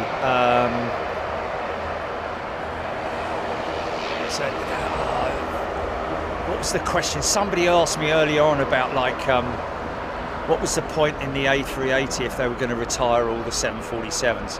I kind of started that story and didn't end it, which is very unlike me, I have to say.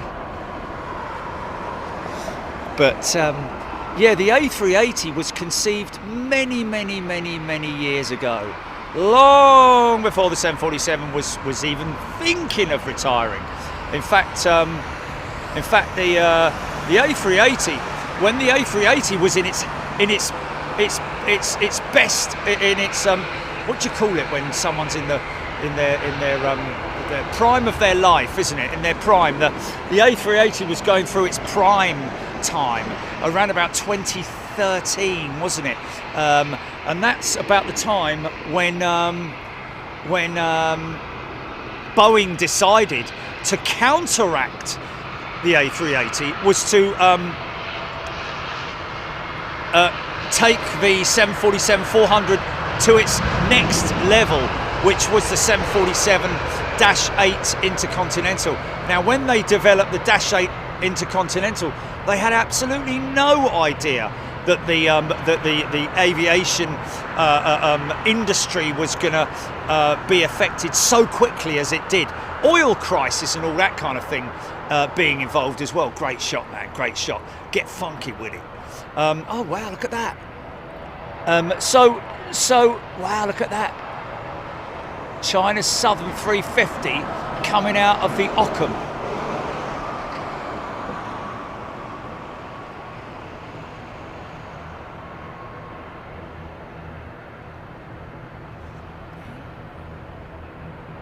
No, Lambourne, coming out of the Lambourne, sorry. Coming out of the Lambourne, isn't it? Oh, I want to see his turn.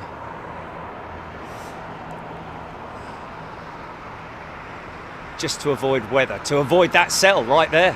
Wow.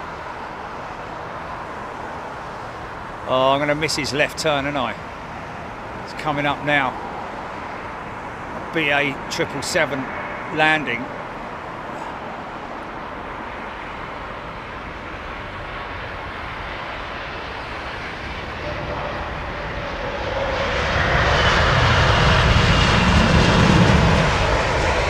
beautiful, man. Beautiful. Come on, girl. Nice, easy, low and slow turn to the left. Oh yeah, there it is, yeah. And it would have been a funky shot with whatever that is. Whatever that is. Whatever that is.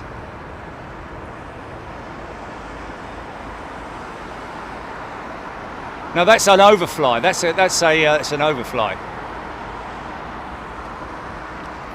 Yeah. No, so it's a cruiser. It's a cruiser coming towards me from the east. Yeah.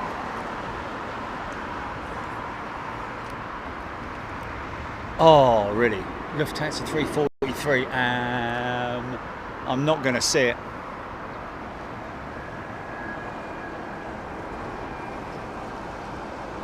So yeah, the A380 in its heyday, well, not sorry, heyday, in its prime, was around about 2012, 2013, when I wouldn't say orders had dried up, but I think Emirates were taking deliveries of 380s on a not a regular basis, but at least one a year or something like that, because they're the biggest fleet operator, of course. But you had Air France, Asiana, Thai Airways, Lufthansa, of course, British Airways. So many amazing Korean. Had some great A380s flying around the world, but it was really kind of decided before COVID that the twin engine super jetliner like the 777 and the 350 were certainly the way forward in terms of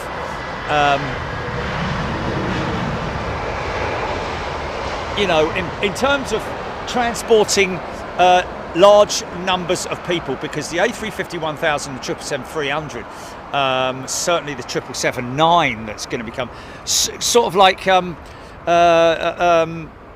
work for all operators. Although what is interesting that I did hear the other day. So anyway, the 380 that met its demise kind of as a result of COVID, because the aviation industry certainly didn't expect it to recover so quickly. So I think quite a number of operators were a little bit too hasty in disposing of their 380s and 747s. And I'll tell you what though, Lufthansa, of all the operators, Lufthansa most definitely were the ones that kept a cool head and continued, because now so many of these operators that got rid of aircraft are now short of aeroplanes.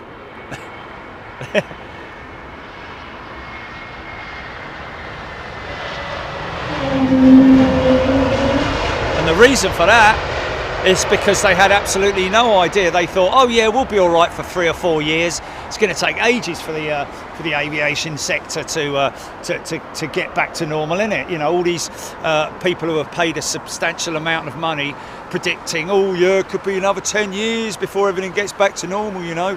Well, they maybe should have listened to whoever was advising Lufthansa, because I tell you what, or whoever was on the board at Lufthansa, who said, yeah, you know what, you can tell us to get rid of our aeroplanes, but I think we're just going to hold on to them for now and see what happens, because you never know, the industry might just bounce back really quickly, and we want to be able to counteract it and be able to have enough aircraft available to continue the operation on the scale that we did before the COVID pandemic. And of course, now you see all these airlines struggling to get new aeroplanes or have aircraft that they've ordered delivered. And the reason why they can't is because there's a huge shortage of raw materials to make these airplanes with. And when I say materials, we're talking about everything from carpet, fabric, you know, for the cabins, seating, leather, alloys, engines. You know, the engine manufacturers are having a right old time of being able to supply. So that's why you see so many of these aircraft start.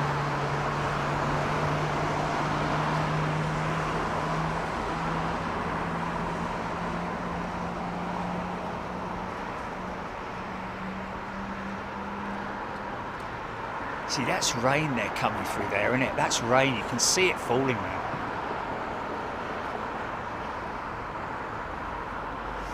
"23 minutes for the 380 with Etihad." Thank you, Aidan.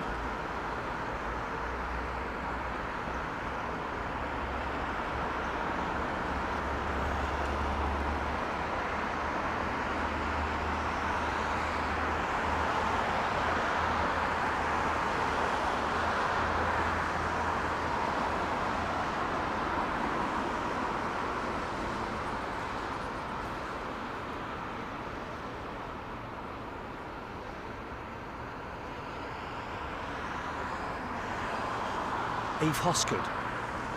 Yeah, I thought that's right. I thought that was, St Elmo's fire. I think it's static electricity as well. What's the one that's static? I'll tell you, because he told me on air, didn't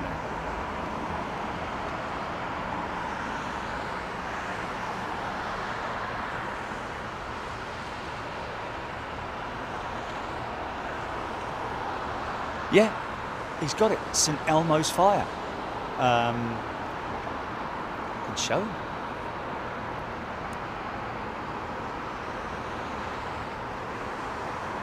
see that, Jimmy? You're able to make that into a little video file? Maybe just a bit of colour, you know? Maybe just edit it a little bit.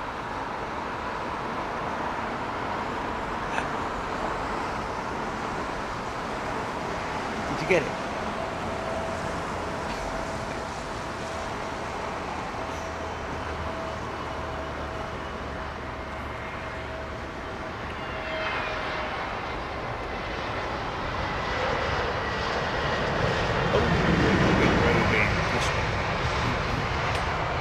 She's not being pushed back for flight, folks. She's being pushed back from her remote stand onwards to her gate, where she's been catered already. So the cleaners have been on there. She's been catered, and all she needs is passengers and crew now.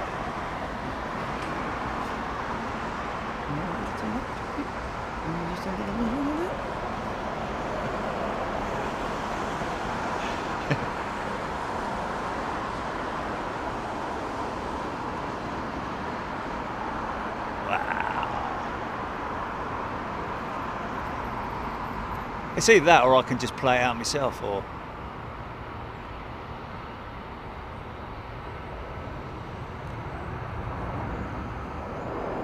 what is your favorite color? Blue. Trying to get these these jets, but they're not behaving themselves. They're just coming straight out of that cloud and not doing anything. So here we go then, 350. Watch the angle of attack of this aircraft, folks. Nose up for the flare, bring the aircraft up, and the undercarriage wheels should be almost parallel with runway. So they should all touch at once. That's the plan. Very slightly out, but yeah, that's all you need, yeah, that's all you need. Go on, son!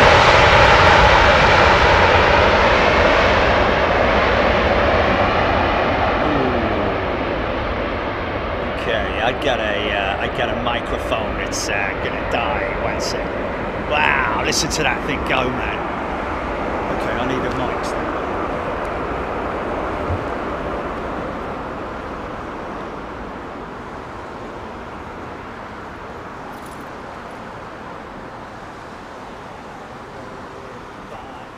Next of kin.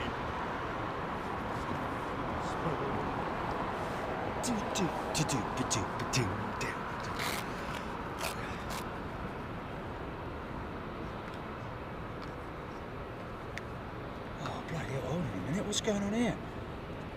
4, 4 and 3? Oh, there's 3. Oh no, but it's the wrong one, isn't it? Stand by, folks. I'm trying to switch out my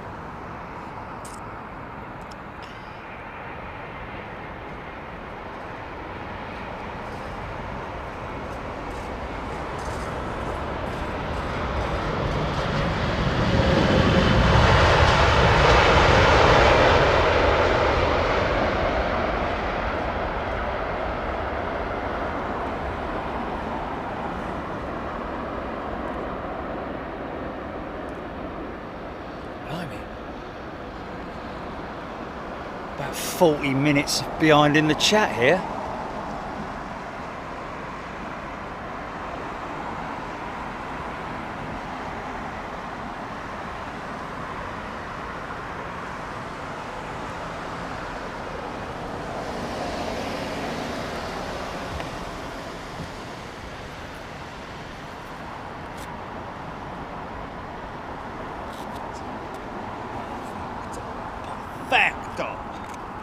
Okay, gonna go mic swap in a second, folks. Stand by.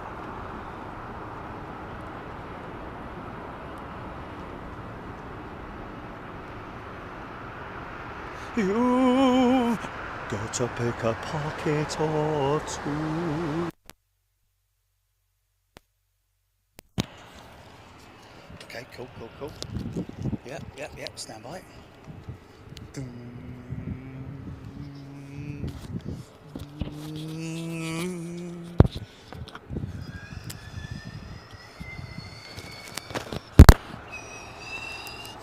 Love the sound of the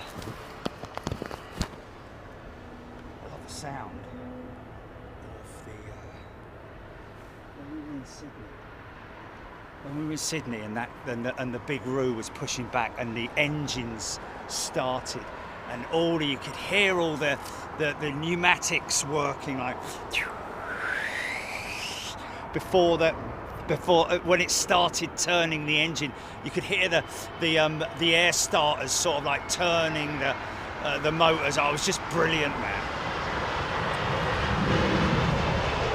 If you're a member, folks, whether you're premium or first class or super class, you can go in and watch that footage from Sydney and see exactly what I'm talking about. I think it was the second to last day or the last day when we were up on the top of the roof, which you can't go to anymore. So that's kind of sacred, that filming, isn't it? That footage.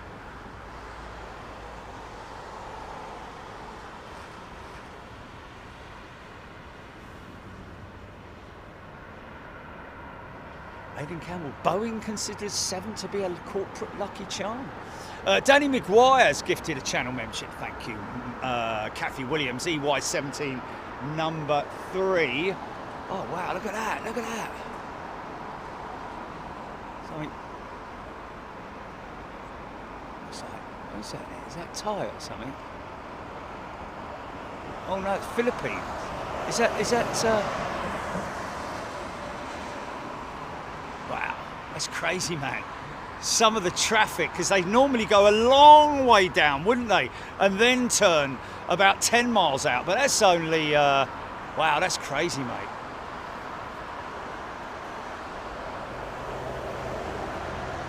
Asiana, innit?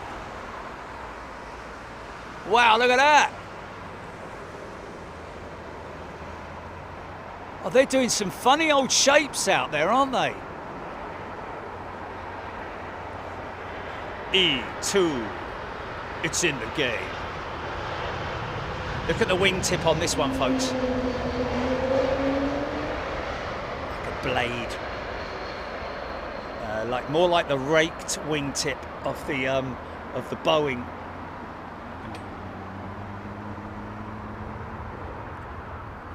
Talking about SAS, let me show you this quickly, folks. GP, you ready to roll it? Oh, wait, stand by.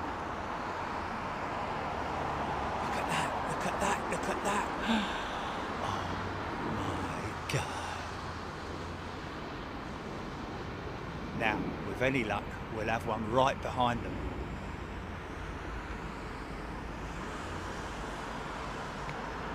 gear coming down.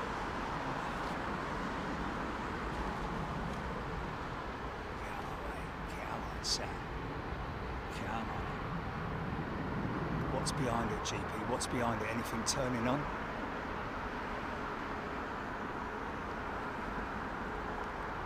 Asiana 350 behind it. Okay, come on. We need you. I'm hoping so. That's what I'm planning on.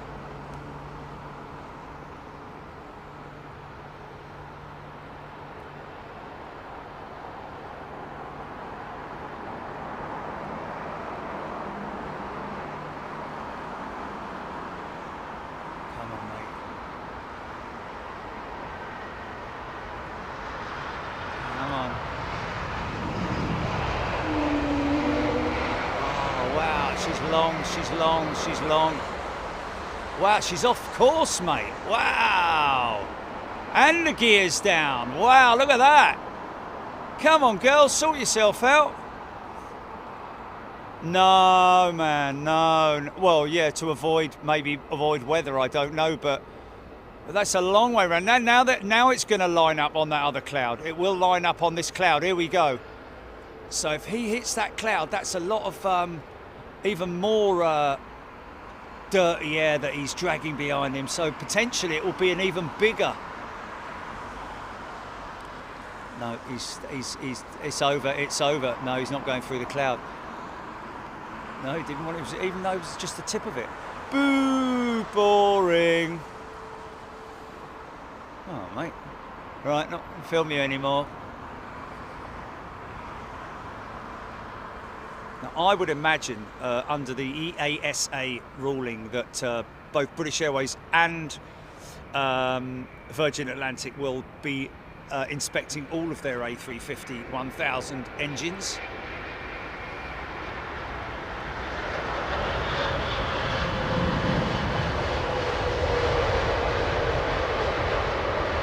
Now you see, there's some of you that don't, that really love the zoomy stuff like I do there, and I do that because I love my engineering and I love seeing aeroplanes at work.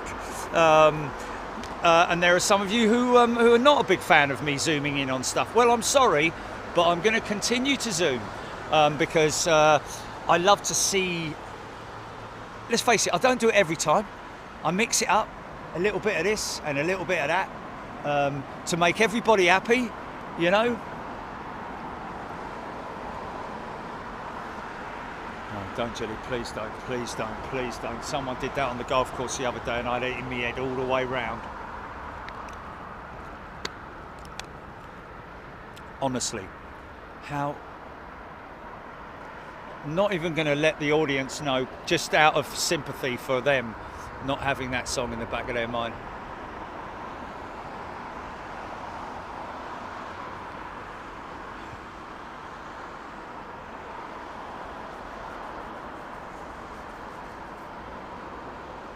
Oh yeah, I know everyone loves the zoomies. I'm just saying it because somebody the other day was rather upset that I kept zooming and oh yes, sorry, look at this cell at St Elmo's Fire, folks, from my mate Dave on his SAS jet. Look at this. Hold on, Jenny, let me okay, she's going to play it now. Stand by. This is St Elmo's Fire. Oh no. Oh, can't it?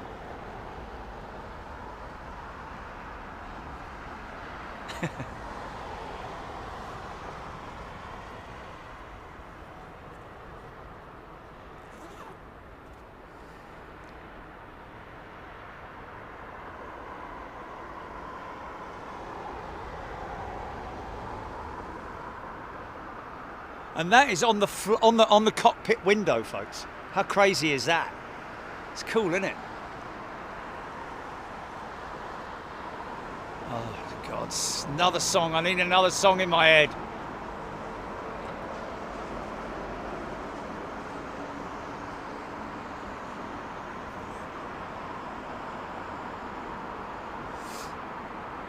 And that's all based on, that's all static. I think it's a static thing. Anybody able to identify what the phenomenon is? Yeah, everyone's saying it's crazy.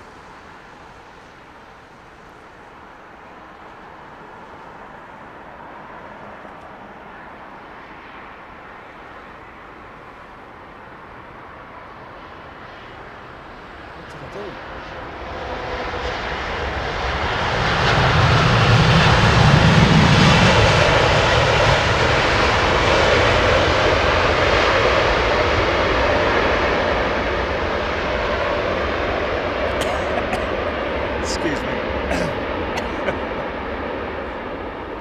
I didn't sing it, Julie. I didn't sing it. It must have just sounded like I was singing it.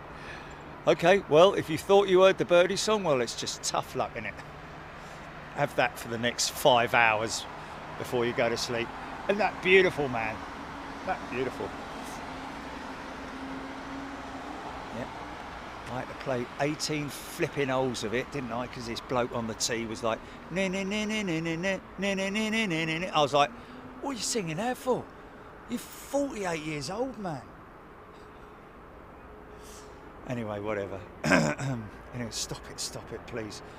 I apologise. I apologise to all people, anyone who's watching who's now ruined their evening.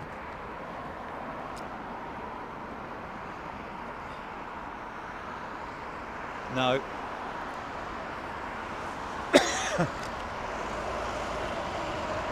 No, I've already got it. I've changed it. It's all right. It's done it. I've done it. Aha. Aha!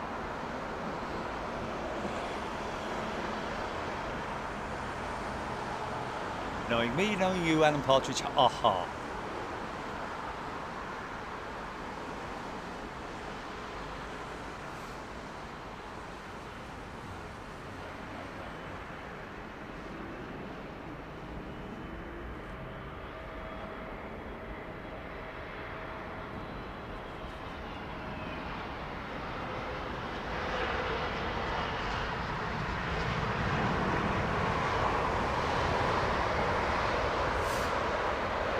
I think. I think it was an 85. What's that? No, I don't want to do any of that. No. Yeah. No. I'm not doing any of that. No, I never submit people to that kind of thing, mate. Aaron Thomas, EK3 did not do the hold.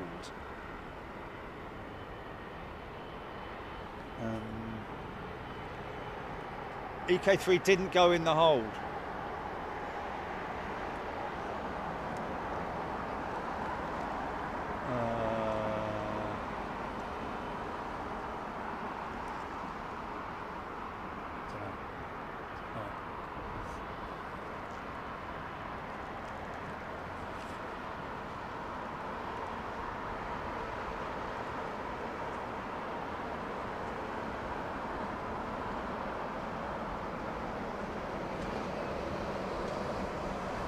Oh, 2 380s back to back. What, literally? Is it? You can't refuel that there, mate. Go on with you, son.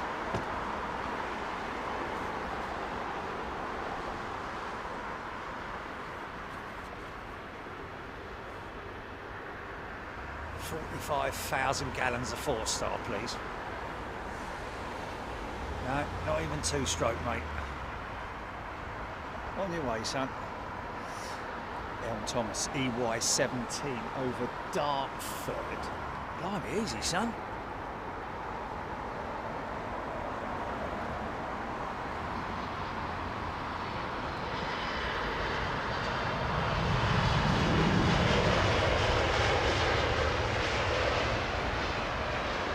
Where's that little plane?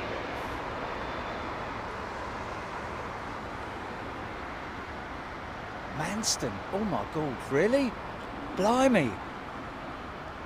When you say they refueled in Manston, what with the passengers on it?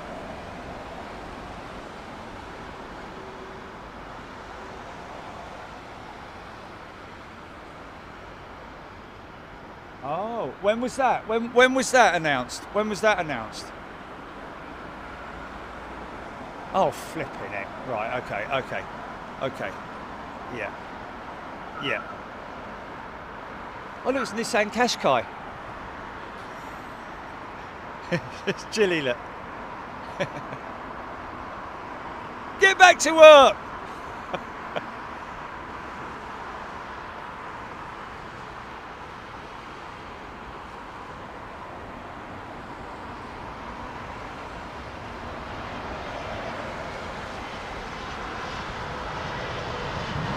I tell you what though, that go around earlier on, that go around from the 320, the BA320, was pretty spectacular, folks. I think it's the second time perhaps that we've had a touch and go. He actually touched down and then went straight through the box with the throttles, or thrust levers, should I say. But yeah. Check that out. Anybody got the first go around? We had 2 go arounds today, ladies and gents. Anyone got the first? The other one was the Aeromexico. Was it Aeromexico? Incredible.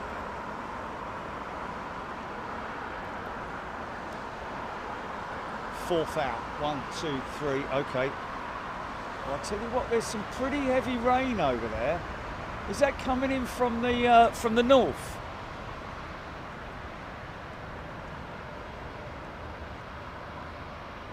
King of the North.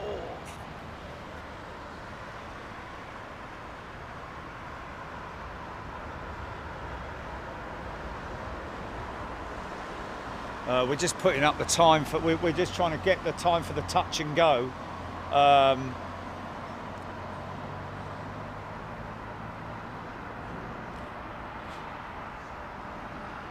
Touchdown, right on the last touchdown zone, on the final marker. They had made it, but it was a bit of a floater, and then they went bomb straight on the throttles and went straight back up again. Pretty cool, man.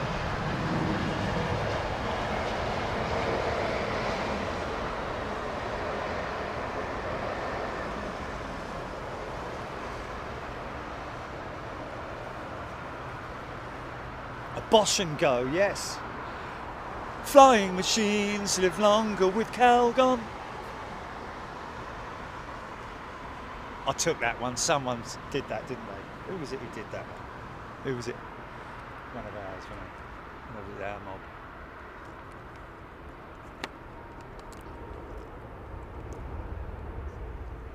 Karina, 1606. Thank you, Karina. That beautiful 350, man. No, it was here, I think. Oh no, hold on a minute. Yeah, maybe it was because of the smoky 777. BA380 to Washington. Got you, Craig. Get that 35 tons of undercarriage up there, mate. 35 tons, man. How impressive are those hydraulic systems?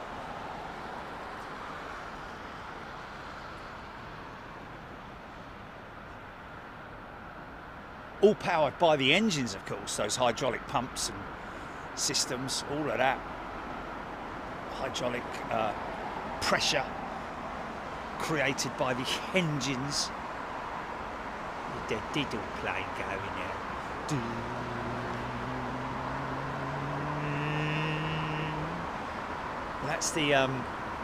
That's the Pratt & Whitney, the PW 1300G engine.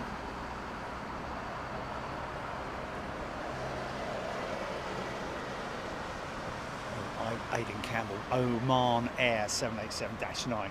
Okay, we've got the 380 just popping out from behind the. Oh, there she is, look. Oh man, what a shame. Oh, look at that. Please don't go out of focus, mate. Please don't go out of focus. Please stay in focus.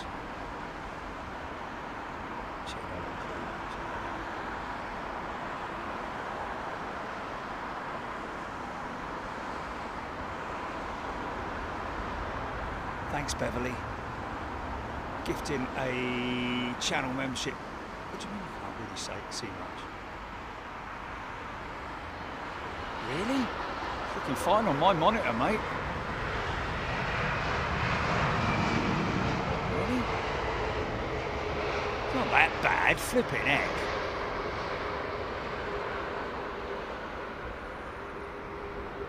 The 380 on approach. No, it wasn't. No, it was just an amazing shot. Oh, whatever. Just kind of missed it now. No.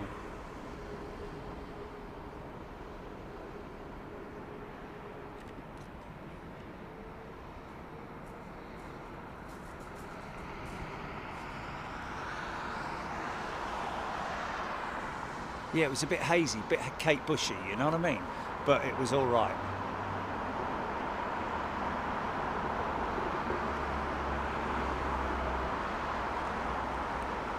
Aaron Tom CK3 doing its second. First what?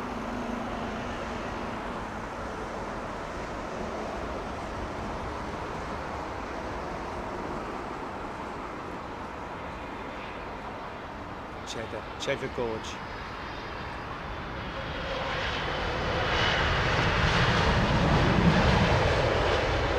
Oh,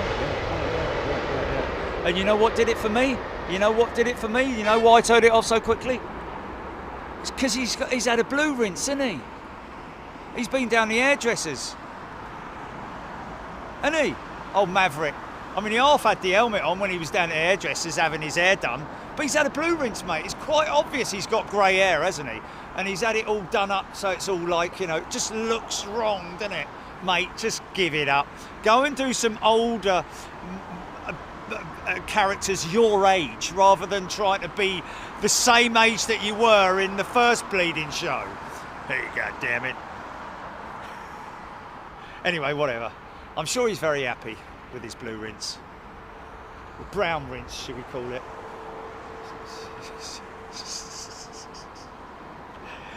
Oh dear. Yeah, just for men, that's it, yeah.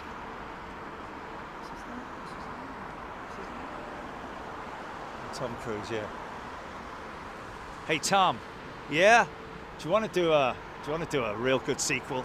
Oh yeah, what's that? Top Gun, Maverick. What's his matter, Tom? Well, what is it, Tom? I've kind of got grey hair now. Oh, that's okay. We'll straighten a few things out for you. Pay you $25 billion. I'm there. How much of me will they see? Oh, a bit of it. You know, the rest of it's CG. Everything's CG, you know, these days. CG this, CG that. Well, CG your hair. Just for Tom.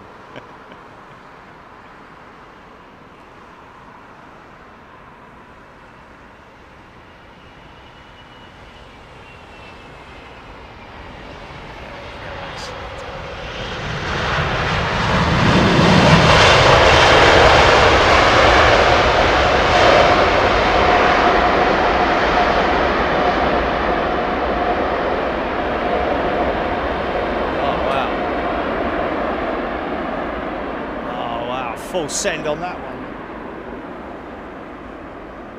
I tell you what, we're getting some quite amazing cloud views down on the west side as well, man. Look at that.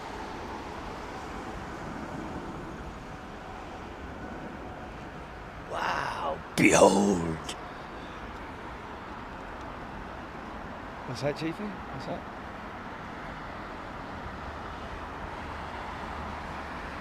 Yeah. Hey, listen, man. I tell you, I remember my mate. He turned up at golf and he'd done that. Just for men on his beard, didn't he? And I was like, mate, you look really cool.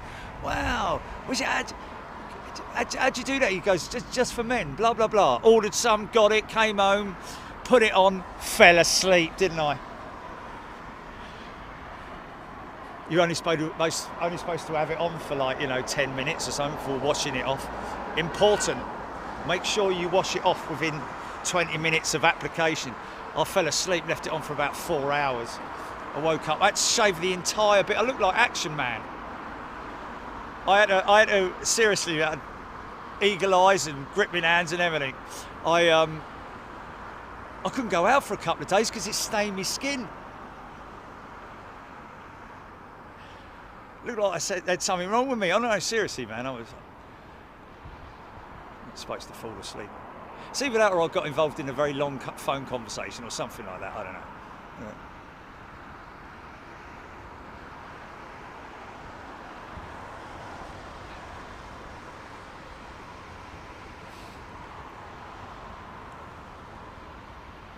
Yeah, I'm only joking about old Tom Cruise, all you loving Tom Cruisey lovers. Don't worry about it, mate. It's what's called banter, yeah? Look it up in the dictionary, banter. B-A-N-T-E-R. Might not be familiar with it, but, you know, there you go.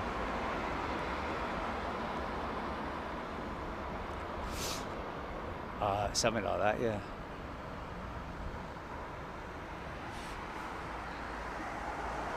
Well, you see, a bit of weather over there on the east side. Emirates 380 UK3 just leaving Lambourne. Now, if he's leaving Lambourne, he's gonna fly over from north to south, isn't he?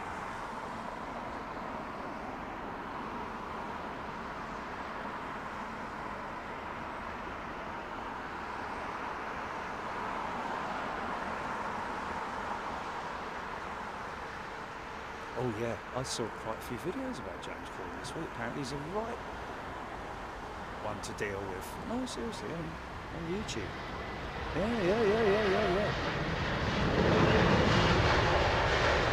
No, it's what I read. It's not what I read. It's what I read, isn't it? Oh, whatever.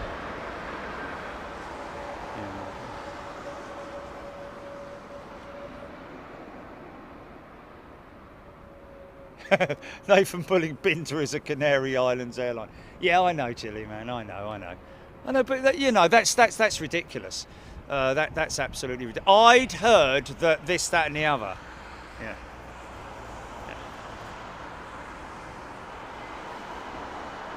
Yes.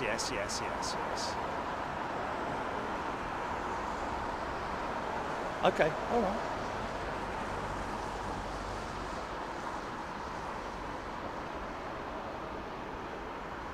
Craig Russell. Where is that 1618, wasn't it? Hold on a minute. Wasn't it 618 that the 787-10 was due in from Cardiff? Craig Russell, BA787-9 on approach from Haneda. Long flight that, isn't it?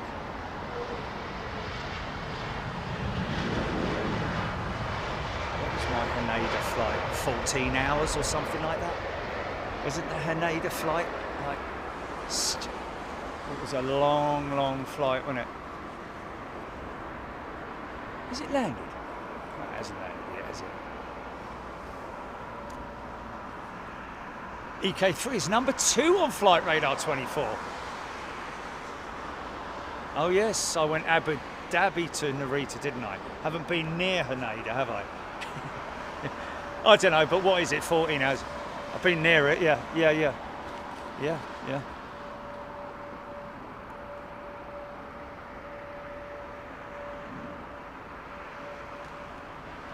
What's that right over the top of me? Is there something like...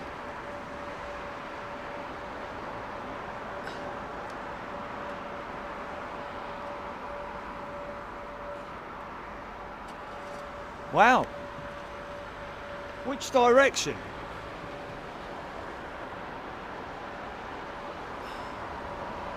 No, lost it. All I got was, all I could do is hear it. So look at that. 6:45, and it's starting to get dark, ladies and gentlemen. Listen to the You know, fair play to him. No, he's obviously a lovely lad, and he's very clever and very strong, very fit, but he's gone grey. That's all I'm saying. All I'm saying is it's just like, you know...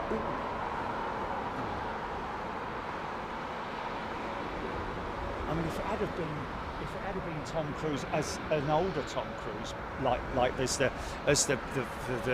group leader or something like that, he could still be Maverick, he'd still be Top Gun, but he's showing all the new kids how to do the Top Gun stuff, innit? But whilst having grey hair. I don't know, maybe he doesn't look cool with grey hair, man. Oh, sorry, Tom, you're going to have to do something with your hair, man.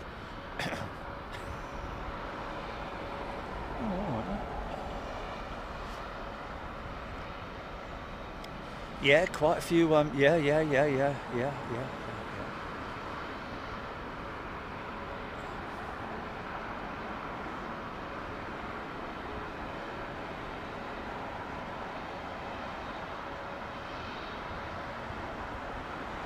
No idea.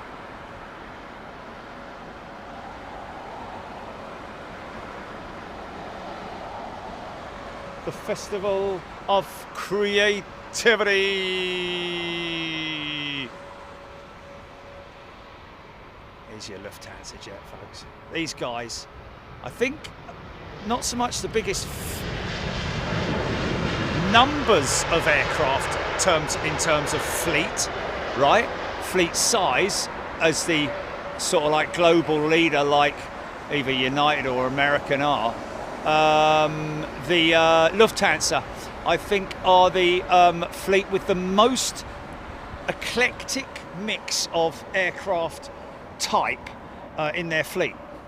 The little Embraers, the A320, the A320neo, soon to be the 737, the MAX. They're going back to the MAX, obviously the launch customer for the 737. 737, hello there. The A330, the A340-300, A340-600, A350-787, blimey, do I know, it's A380, and the list goes on. Now that's coming out of the Ockham in Italy, or is that come out of the Lambourne and done a big circle and come back? That 320.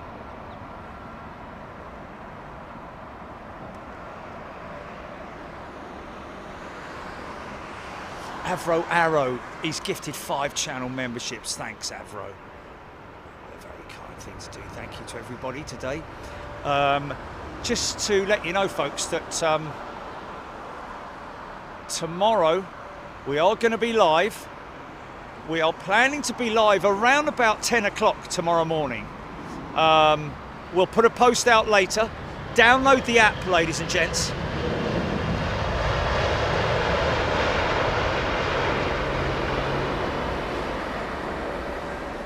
You can download the app. It's absolutely free. It's absolutely free. There's no in-app purchases or anything silly like that, so you won't get any pop-up ads. Shouldn't do anyway. Do you get pop-up ads on the app, Julie? I don't know. No, you shouldn't do. If you scroll, we've just recently added a schedule planner for you guys. After listening to one of our members, that is, who asked if we could get some kind of an idea each month where you're likely to be. The only problem with that, I will say, with the planner is that we don't generally, well, we kind of do, don't we? Well, we'll just make a point of doing it, Julie, at the beginning of the month. Yeah, I think. So that's what we'll aim to do, folks. Is update the planner. It's on the planner, tomorrow's Beluga show. But when we go live, we generally, we always put out notifications with on our Twitter account, but also on the app, and of course we also normally put the feed live so that you guys can be there for when we actually go live. What we do is we put it. What do we call that, Julie? Well, you sort of like, what do you do when you put it on so that everyone can talk, you know? Upcoming, isn't it? When it says upcoming on there. Yeah. The live chat. No, before we go live. Yeah, when people are chatting away. When you list it, that's it. Jilly lists it. There we go.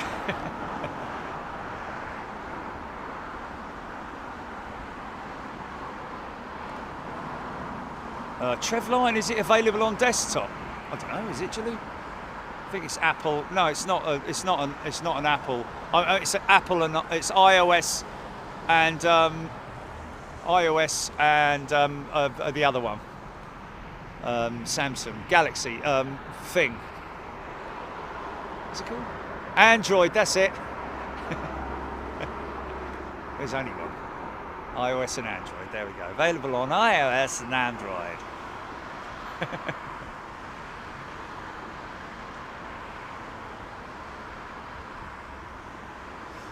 Pre-show chat. There we go.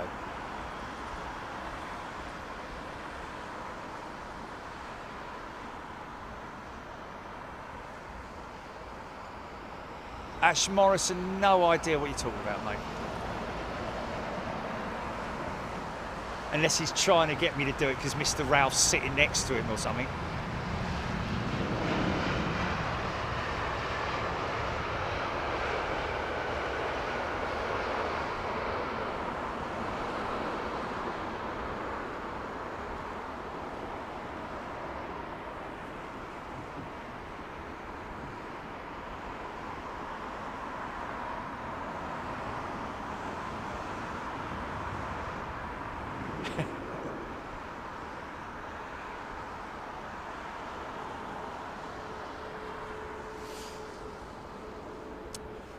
So yeah, what's our TLTGP?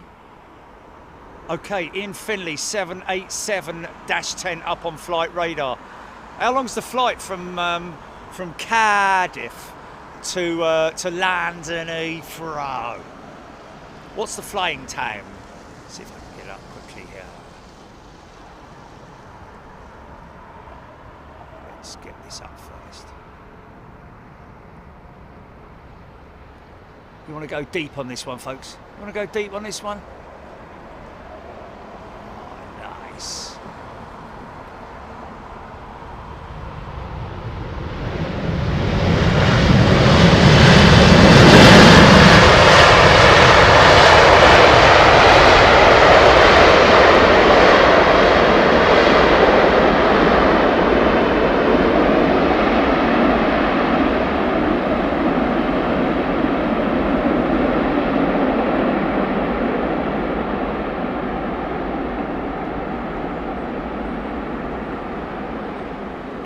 Insane, isn't it? Isn't that crazy, man? I remember talking to old Blair in Chicago and talking about the reverse power, the amount of thrust, power used on reverse thrust versus takeoff thrust. And takeoff thrust is obviously hello, hot break. He's not doing the display. It's the display jet. It's as good as we're going to get, Jilly. Look.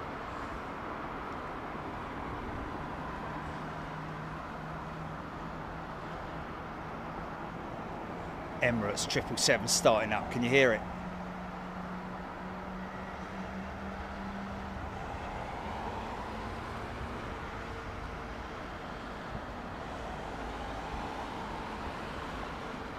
Oh, okay. Well, I just did, didn't I?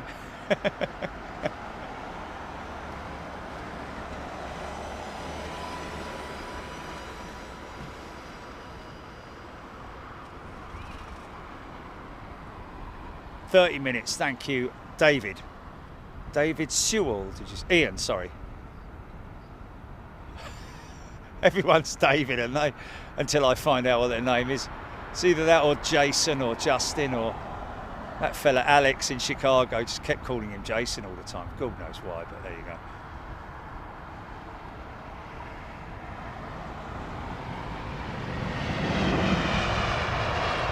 my God, that plane's gonna, oh no, what's happening? Oh my God, quickly.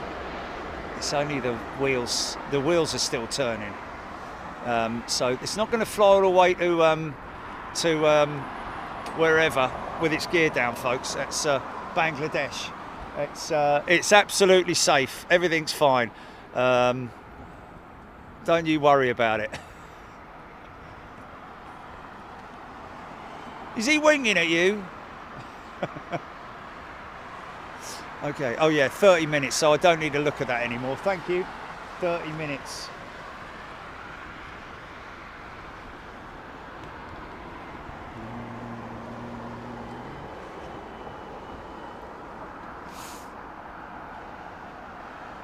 Not, I think it's unlikely that it's hot brakes. I would imagine that it's probably one of the brake systems that has failed, or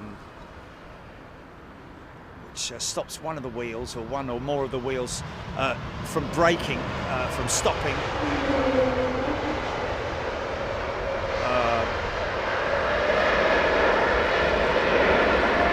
Yeah.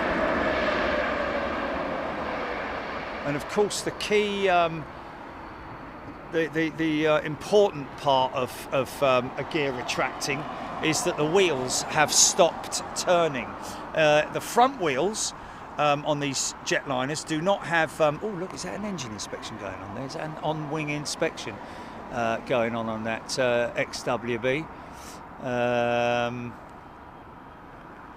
little bit of equipment there, just. Oh, it looks like something. Looks like a replacement part. That, you know.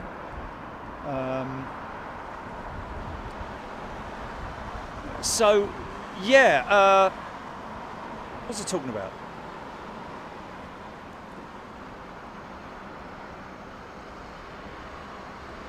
Aaron Thomas, Cafe 747 just pushed back. Okay, so looks like this might turn out great timing then. Hold on a minute, I've got to nip down and get my jacket on. Hold on, folks. It's a little bit perky out here. Is that the right word?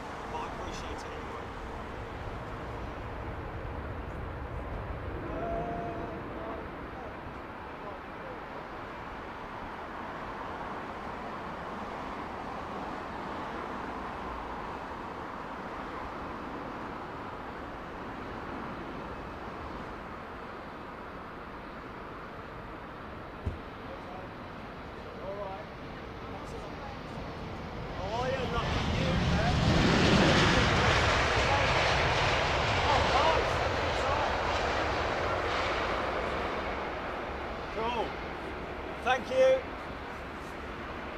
Someone going to Seattle tomorrow to see the Boeing plant. How about that? That's where I went to the museum, isn't it, Jilly? Yes.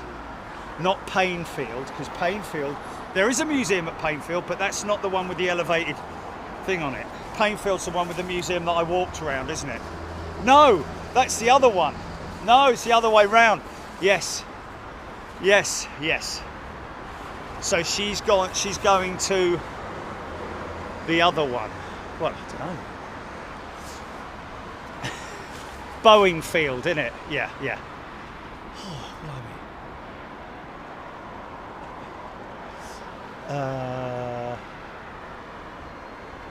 How do I pronounce that? Agiris 8. Agiris 8 is a returning member. Welcome back, Agiris. So what we're looking at, folks, what we're looking at for the closeout is both a 747 with Cathay Pacific going out, and look at his nice broad smile on that 777. Cathay Pacific 747 freighter going out, and which will go up pretty steep, I would imagine.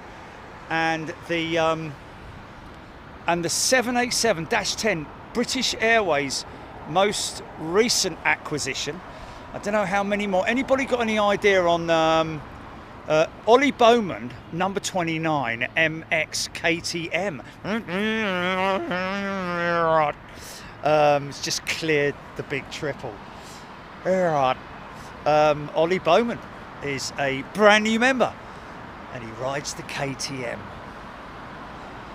It's my favourite bike. After me Cowie, did like the KTM. Kevlar Kev, only 14 degrees at Heathrow on Wednesday. Yeah, the 787, Stephen Farmer, the 787 is now taxiing out at Cardiff. Thanks, mate.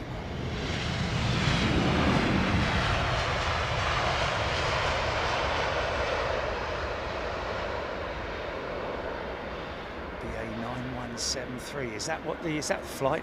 Has it got any sort of like P after it or anything like that, like positioning flight or anything, Jilly? Or oh, okay, interesting. Okay, fair enough. Number 7 not off the ground yet. WB Paul saying. So yeah, folks. Fancies a little bit of like what's that? Oh, blimey! Famous artist. He's an artist. Like someone like I don't know. Look at that sky, mate. It's almost like a flipping. You know, like it's been put there, like one of those backdrops that you get at a Hollywood studio or something, mate. That's insane, man. Now airborne, Chip has already airborne. Wow. So they're not messing around. She's number 3, 787 taking off now, Aaron Thomas. We've got a new member. I think we have Chris Tall. Chris Tall. He's very tall, is Chris. Great to see you, mate. Thank you for joining us. Mark is also a brand new member. Welcome, Mark. Welcome off, Mark. I'm just reading the flipping off, reading this and sometimes reading that. And so this is a British Airways operation that you see in here, folks. Onkar Singh has gifted CFM 56. Onkar Singh has gifted 5 channel memberships. Thanks, Onkar. Oh, this is definitely going to beat the. Well, hopefully, might be a bit of a congestion over on the south side.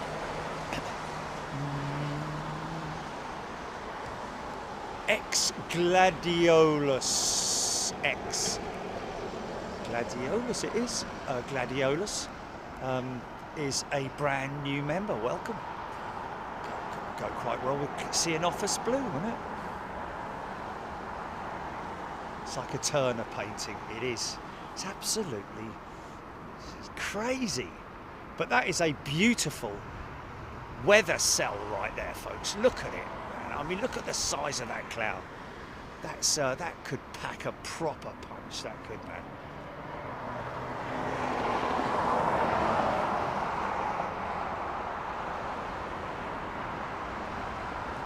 She's number 1. So, interestingly enough, as happens quite a lot. Oh look, the Kenyan Dreamliner going out, leaving his mate here again. Look, he's got to be here another night, isn't he? Oh. I don't know if that is engine related or anything else. It could just be a technical issue with one of the hydraulic systems, or you know, you never know. Might be a faulty something or other. Well, it's going to be that, isn't it?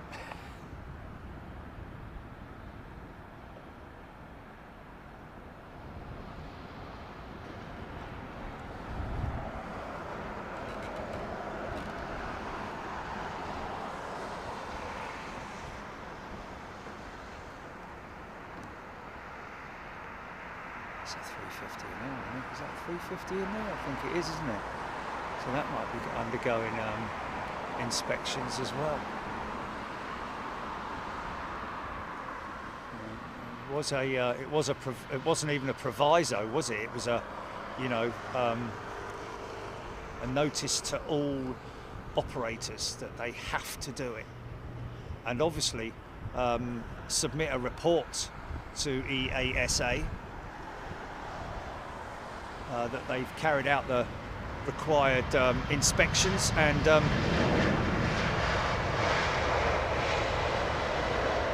replacing whatever parts are necessary. Does look sort of engine-y, that does, but it definitely doesn't look like a fuel line, that's for sure. Looks like covers of some sort, maybe because there are heat covers that are part of the inner lining or outer lining of the core of the engine as protectors, you know, against. There is a sort of like a, but the fuel lines themselves are on the outside of the core of the engine. They're attached to the core, which is why I thought that it might be an installation issue on those fuel lines. Maybe a dodgy batch of brackets. You never know. You see, may have because.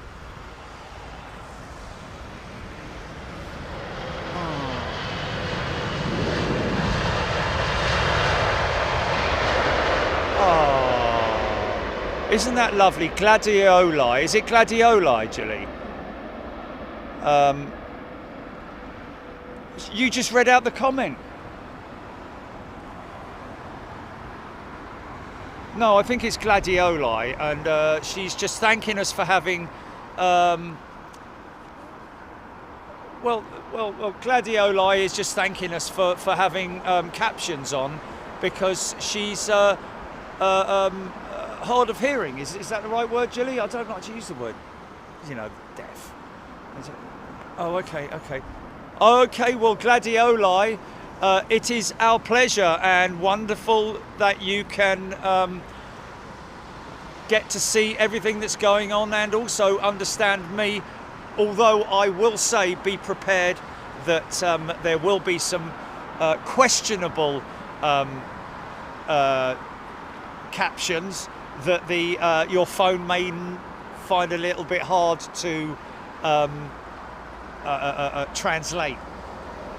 Is it YouTube that does it, or should I speak? No.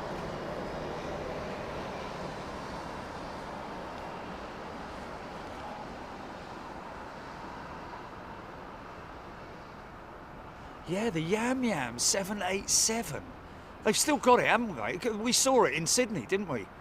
They've still got it. We just don't see it here that often. Well, I haven't seen it for a long time.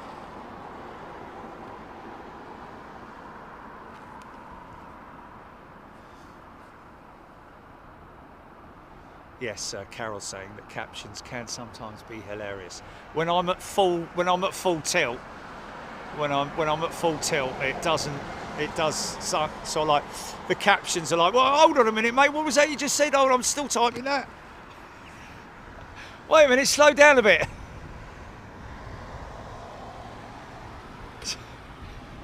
Start up.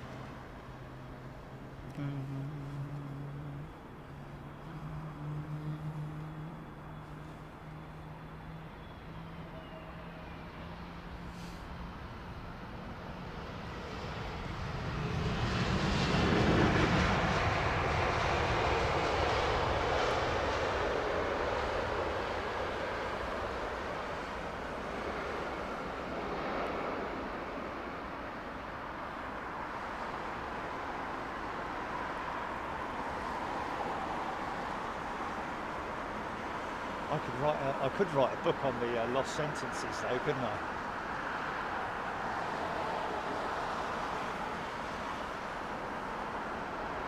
Oh no, Richard Groves, gutted about tomorrow. Swapped my shift and now going to Mr. Beluga. Oh mate, can't you phone him up in the morning?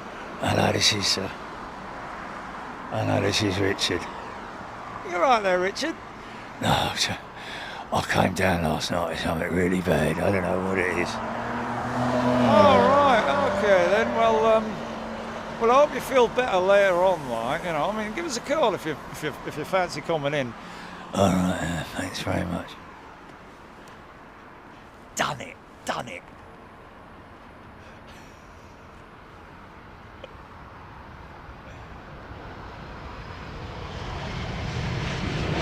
Oh yes, Hugh, sorry.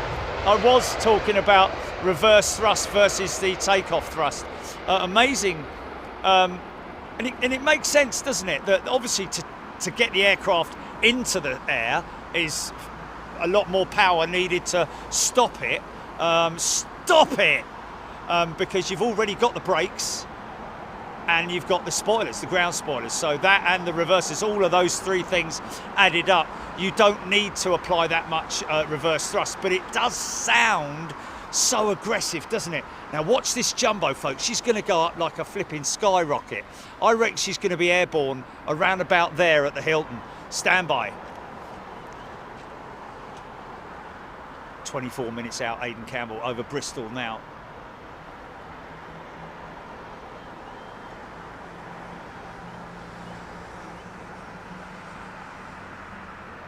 Maybe a little bit further down than that. That didn't look like that had a lot of velocity going for it, did it? Hold on. Oh, not far off.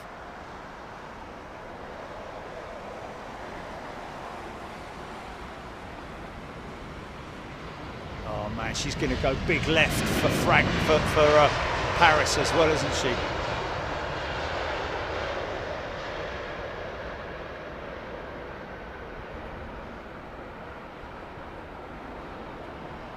Following the M4, Aaron Tom was saying. The old bombers used to do that, didn't they? Used to follow rivers and stuff like that, especially when there was moonlight, when it was a moonlight Nacht. Come on, son. Turn left. What's that?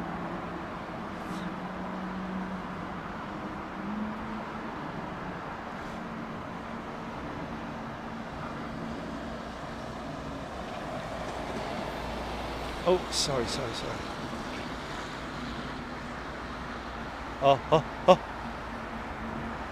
Oh, have a look at that. Oh, yeah. Oh, yeah. Oh, yeah.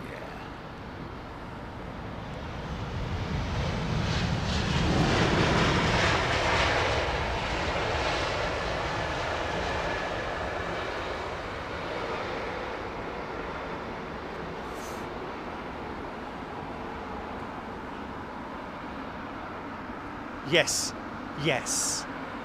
Oh, did it not?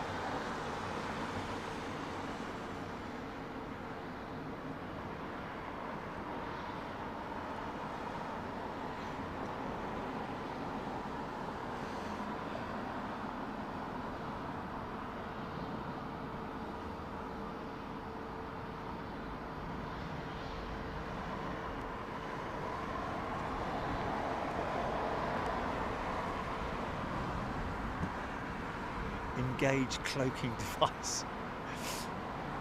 Oh, it's BEA next to land. Blimey. That's twice we've seen her today, man. What was her last? Well, she just nipped down to Sainsbury's or something, this one. Flipping heck.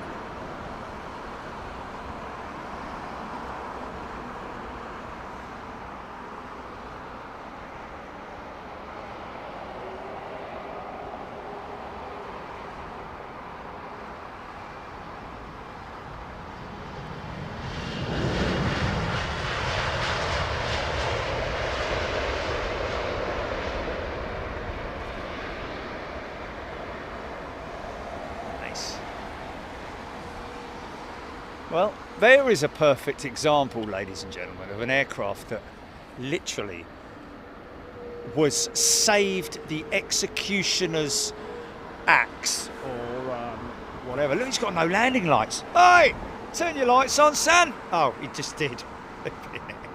He literally just turned his lights on.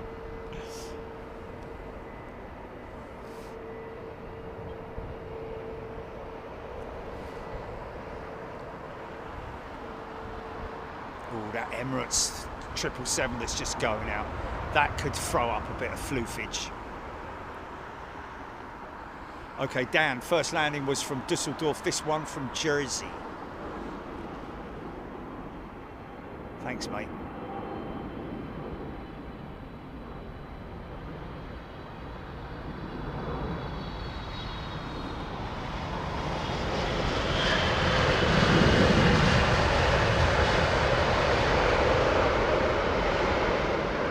Yeah, so interestingly, the reverse power is far less. Oh, blimey, O'Reilly. What's the FPM on that? Wow. Is that only got a few people on it or something? Because that's crazy, man.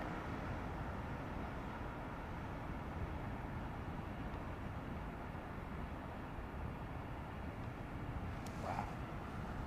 Where's our 787-10? Didn't we do one, Jilly, with a big bow, like a big red bow on it or something once, when like new delivery or something? We did, didn't we? And they didn't engage in it at all, so we're never going to do that again then.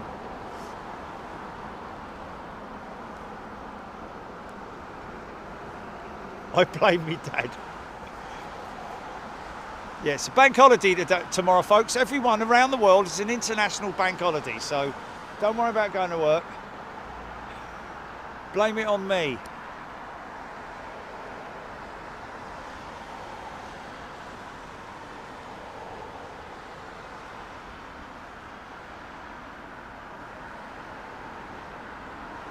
"3,000 feet per minute. Wow, Niklaus twist. Oh, Nigel, well, we've got a discrepancy of 600 feet, but you know, whatever.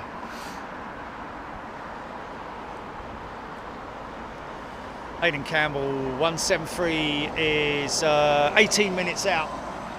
So we've got 18 minutes left, folks. So just remember, tomorrow we are live from Heathrow. If you're at work, go in. You know, maybe don't take the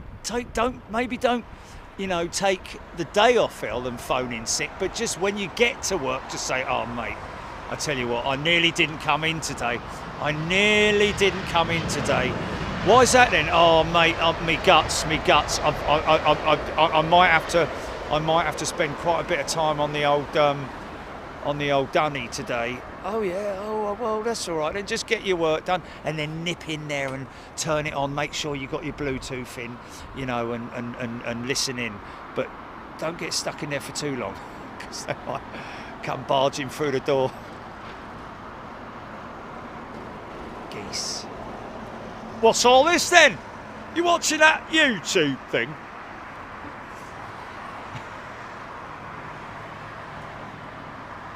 Well, it was, but you know, I don't know when to start and when to stop.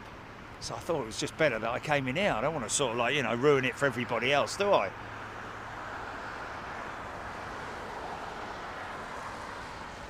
Yes.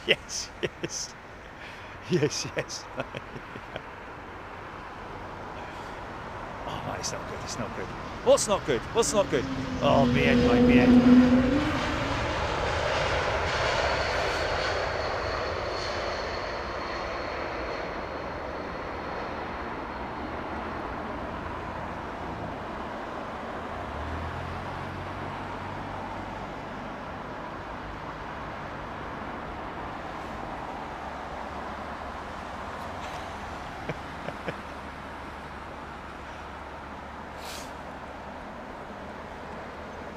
All bosses are Guy Martin.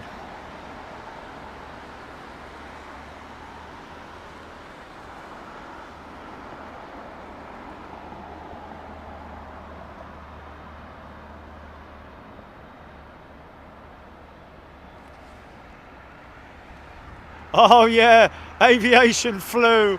I like that. Yeah, even look at that 777 lights that one. He's got a funny old smile on his face. Look, hey, aviation flu.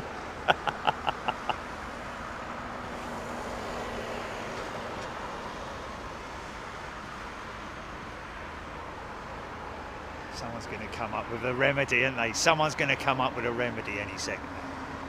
Wait for it, wait for it.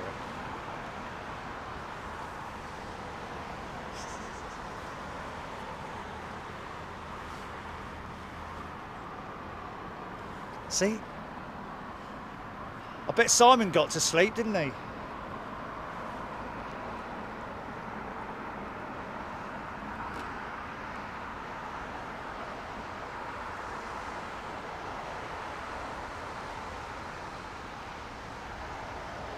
By the way, folks, if you're wondering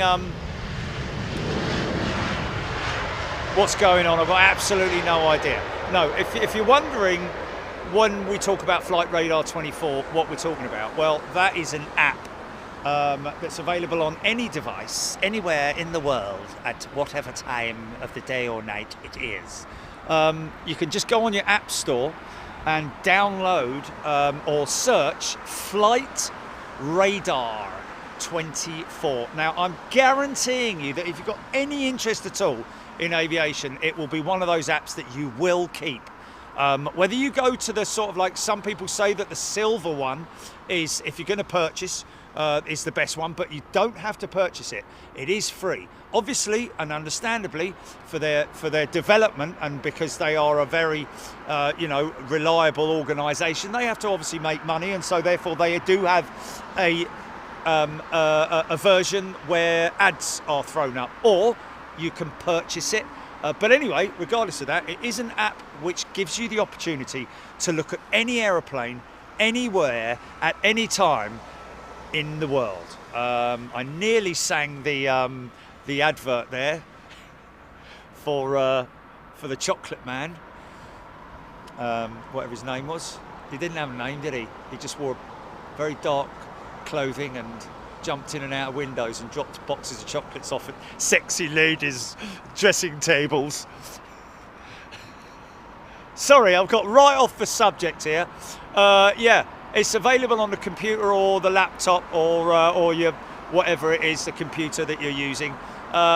So yeah, there is a desktop version. This is the guy. There's another guy who hasn't put his lights on yet. Look, watch. Oh yes, he has got his lights on, but they're not on. They're only on dim, aren't they? Oh, which way to go, George? Put the lights on full, will you, Phil? They're on dim at the moment. That's better. Sorry about that, boss. So you can track any aircraft. It was Campus Milk Tray, yes.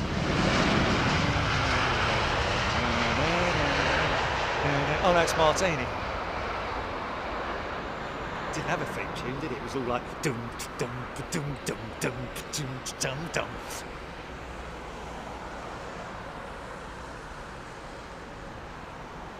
So yeah, the app is a pretty amazing app. I mean, there's some people that I've talked to. This fella the other day, his missus is totally into it. She loves watching all the planes on Flight Radar and then seeing them landing on here. Amazing, just out of the blue. Some fella in a steel shop that I went to visit to get some steel piping cut. But that's another story. Just out of the blue. You're that bloke from Big Jet TV. Well, that's it, yeah. My wife watches you all the time. She loves going on that app thing on her phone and watching all the planes, and then yeah, that's right, yeah.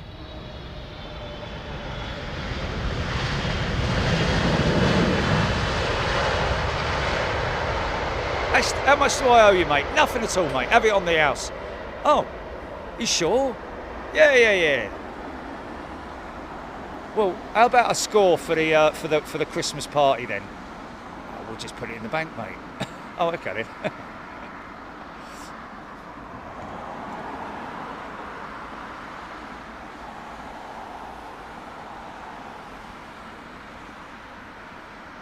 We should get. Should be. So anyway, if you want, you can track any aircraft. Now, tomorrow morning is a perfect example, folks. If you're on your Flight Radar 24 app, just open it up and just type in the top in the search bar, or actually, you know what you can do? You can filter it. Start up.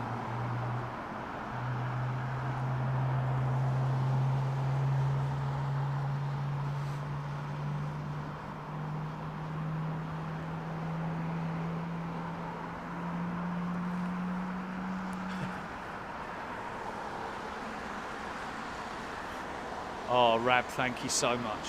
Gifted 5 membership. And Skyver, welcome to Premium. Skyver, brilliant. Someone's not going to school tomorrow.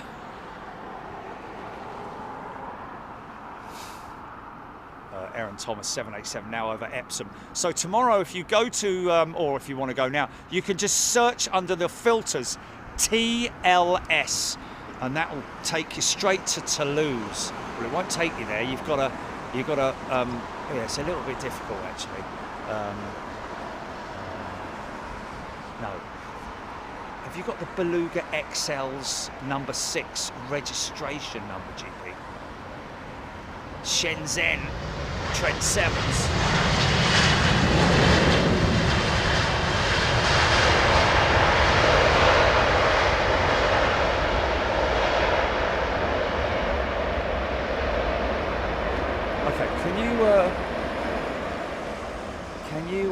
Can you just put that up and replace the Beluga XL expected blah blah blah? Can you switch it out for just the registration Beluga? Yeah. Just put the reg on its own up there, so that regardless of whether people are just on one line or 2 lines, they just see. Jilly's just going to put the registration up for the Beluga, folks. Now on your Flight Radar app, all you have to do is go into the search bar at the top, put this registration in there, and then it will open the page up. And then in the morning, what you need to do is show live on map, isn't it, Jilly? Show live on map. If you tune in around about 11 o'clock tomorrow, yeah, you can bookmark it if you're savvy. If you're savvy with your Flight Radar and navigable, you know, in terms of navigation, I'm not brilliant. I'm not bad now, but I was useless. You can bookmark it so that it'll. There's disco going on. I thought it was a disco going on at Virgin. Is it a disco going on at Virgin? It is, isn't it? We had that before. Hello, what's going on here? What's he doing? He's just crossing over, coming out of the old. Yeah, he's. Keep looking. Flash, flipping disco.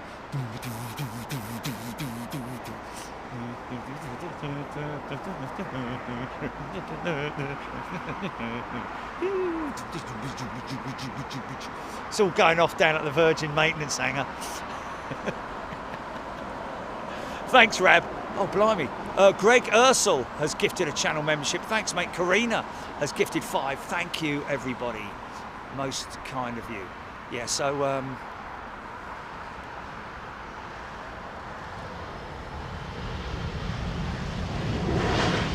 Camel BA9173 is circling. She's circling, is she? What, like overhead, or in one of the holds, or what's she doing?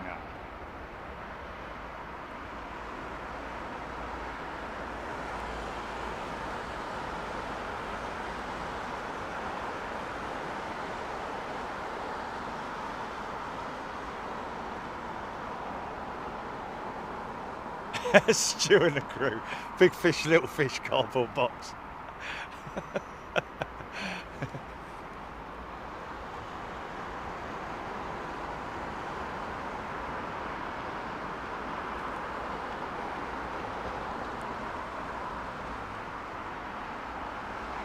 Okay, we've got Henry and Alfie. David Lewis with the family. Thanks for the super coverage. My 2 boys love what you do. Shout out to Henry and Alfie. Hashtag Bosh! Oh.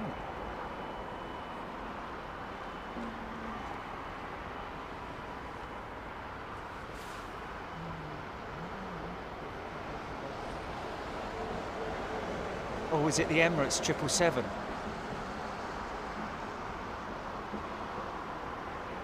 No, it's gone. Sorry, no, it's gone. It went out. It went up very early. That was it. Yeah. It's just it must be a 350 lined up.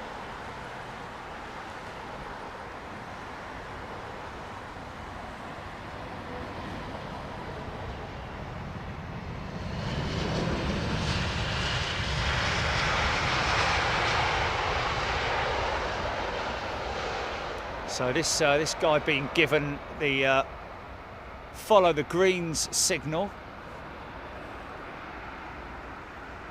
So they're going to probably taxi all the way around there, I would have thought.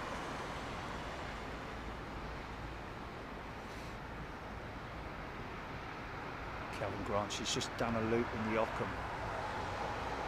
So she'll overstep that green line because obviously she needs to keep the centre of the aircraft on the straight line. Now they'll straighten her up.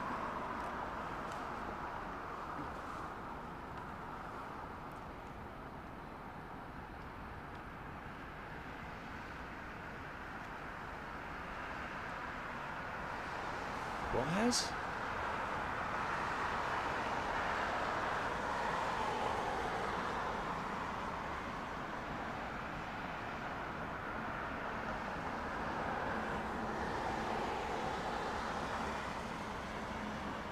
Five-year-old Ella with Dan Sharp, future pilot in the making.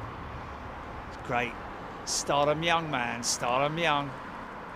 Gave the neighbours a little plastic model for their kid the other day because obviously living next door, he comes. It's the grandkid, and he loves planes now, doesn't he?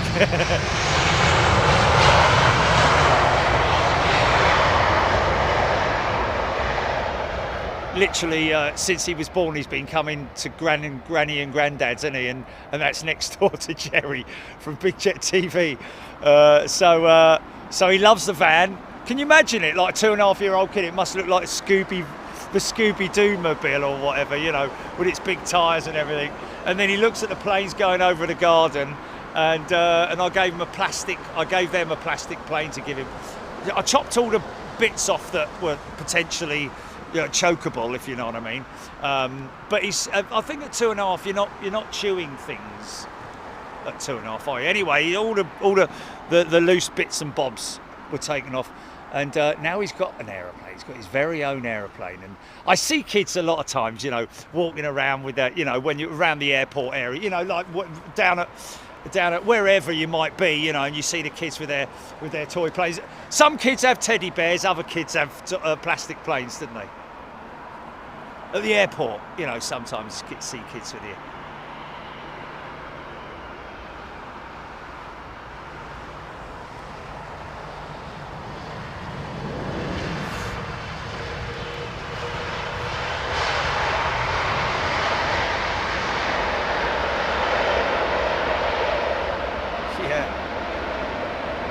So it's dropped to number 2, we understand, because something's squawking apparently. And everyone's such a curtain twitchers, isn't they? Oh, what's happening there?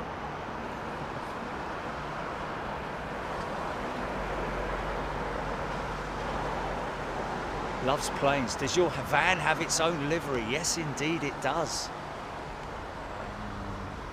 Where are you able to see that? On my website, isn't it? On the website? On our website? Hey, is that it up there, GP?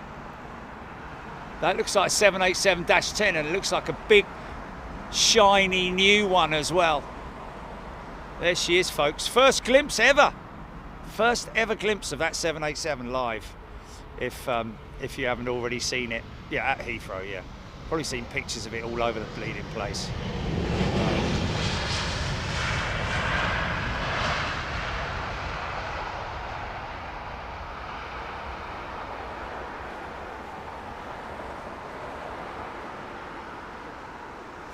Yes, Rab, we are trying to, we're always trying to do what we can in terms of improving the system for things like gifting membership, because you know, it would be better if we were able to determine whom we gifted membership to, and it would also be a bit fairer, I have to be honest with you, if we limited the amount of times you could have gifted memberships, because there's a lot of people out there who sort of like, maybe, I don't know, you know, I mean, obviously everyone's got their own different circumstances and all that sort of thing.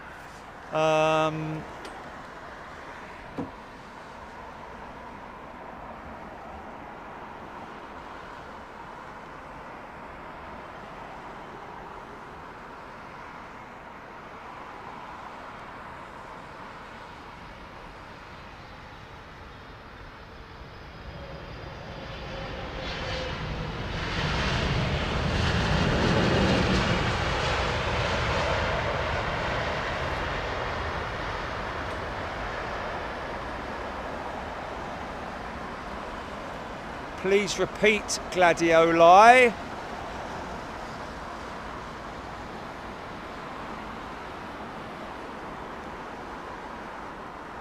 Oh look, it's 7:35, it's getting dark already, all good blimey, Butler. Shut up, Bilky. Blakey, innit, not Bilky.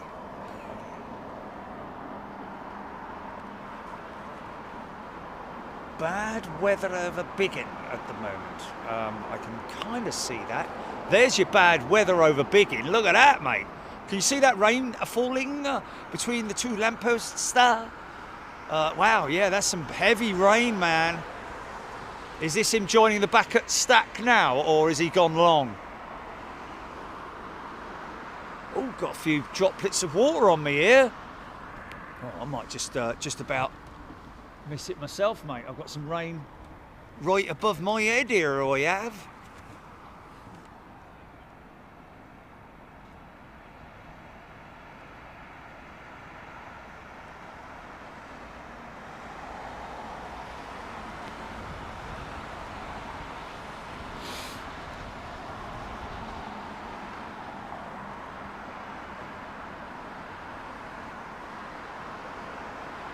Great airports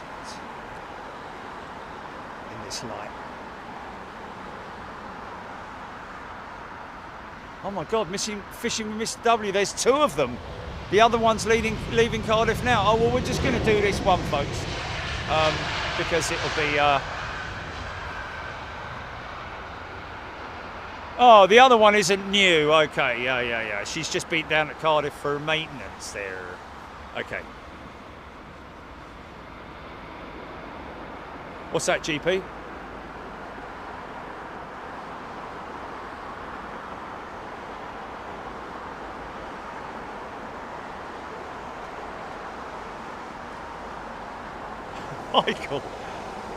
Michael.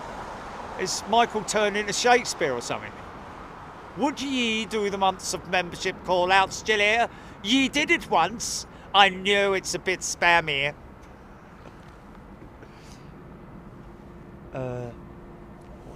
What did we do? What are they? Oh, blimey, yeah, the milestones. Yeah, the trouble with it is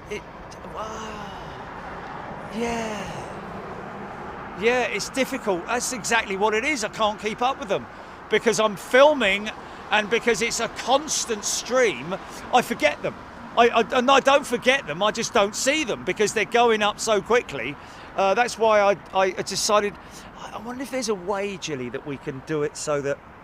The trouble is that if I read one out, then everybody starts saying how long they've been a member and all that, which is great. I don't. Oh, can I now? Slow mode. Can I? Half speed? 1/8 speed? Sayan.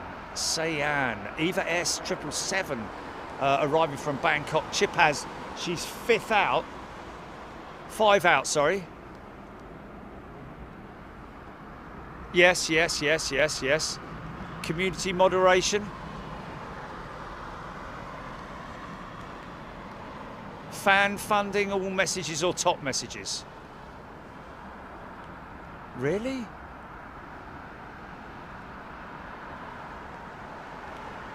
No, I don't want to see that then. No, I don't want to see that, no.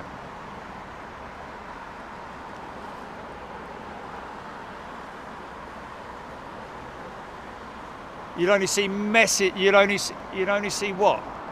Members' comments. Oh, I see. Right, okay. Yes. Yes, right. Oh, okay. Okay. Well, we could try it. We could try it, couldn't we? No. We'll do it another time. Yeah, I'm a little bit sort of like, you know, yeah.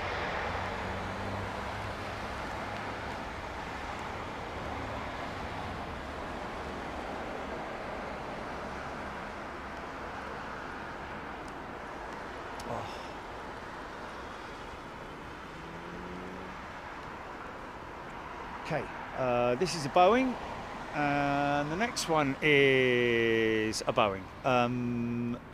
But it's not her yet, is it? It's not her yet, is it?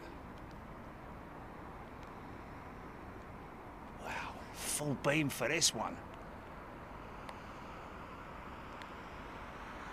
Oh, this is Eva Air.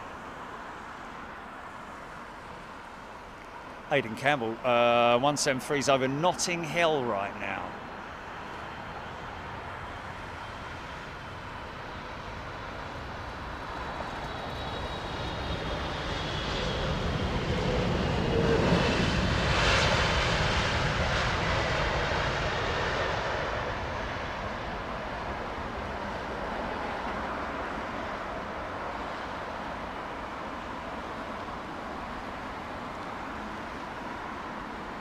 Gem C, 3 out.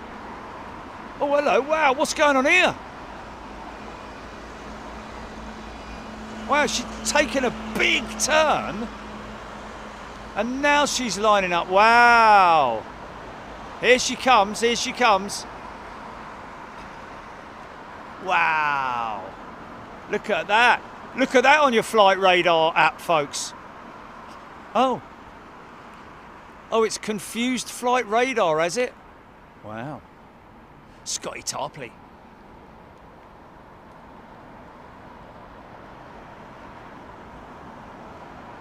Jamie Horrobin. Nothing in the pipeline for East Midlands at this point, my friend. But we will always love to do. We're always welcomed up at EMA. We've got a kind of like an easy route in there, but I don't like to sort of like hassle the guys there, you know, with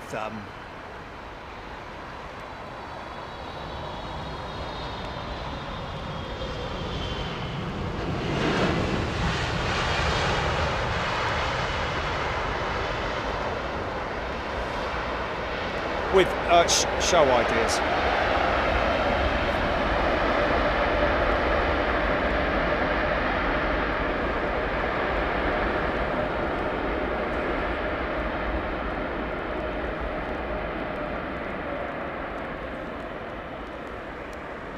Samoa John has gifted a membership. Thanks, John.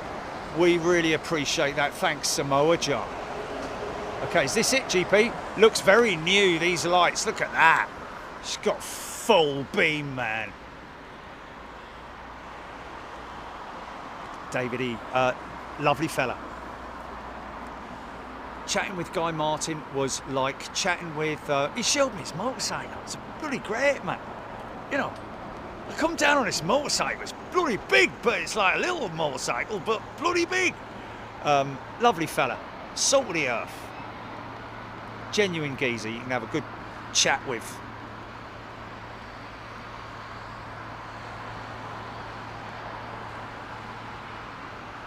John Godson, she was shifting at some speed, or she is shifting at some speed. Wow, look how bright these lights are, man.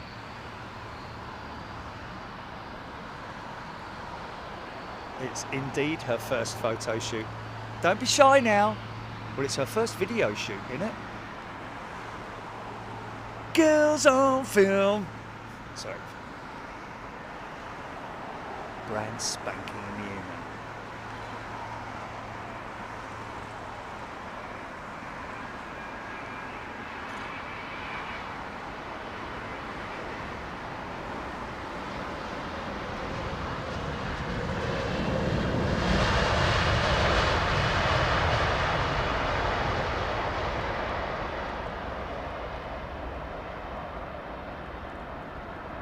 She does look new as well, doesn't she? Wow. Drop the crew off, probably drop the crew off, and then bring her up to maintenance. But she'll be put into service extremely quickly, ladies and gents. Maybe even as early as tomorrow, because she is ready to fly. It's just got to be catered and just added into the fleet. Simple as that.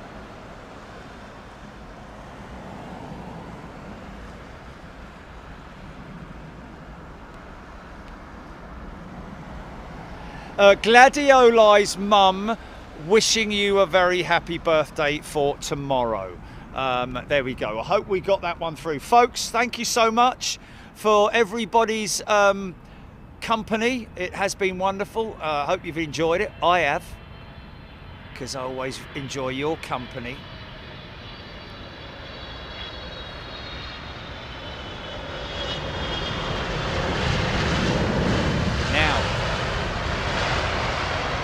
Now then, don't forget, tomorrow morning, folks, be ready. If you can, if you're at work, set your break for around about, if you take an early lunch. I don't know, but if you can be around 11 o'clock tomorrow, folks, that's when we expect the Beluga to land here at London Heathrow. First time ever to London Heathrow for this amazing transport aircraft, Airbus's own transport aircraft that they use for transporting parts of aircraft from all of their different locations around the world, and they are then all taken to places like Toulouse, where they are assembled and built into these amazing flying machines that you see right here. So we will be live from around about 10 a.m. tomorrow, folks. So make a note in your whatever, or set your alarm or do something. I mean, it's only 11 o'clock tomorrow. It's not like next week, but we'll see you tomorrow. Take care, folks. And we will see you then. Look after yourselves. Thank you, everybody. Thank you, Jilly. Thank you to all our moderators. And look forward to seeing you tomorrow. Take care. Bye-bye.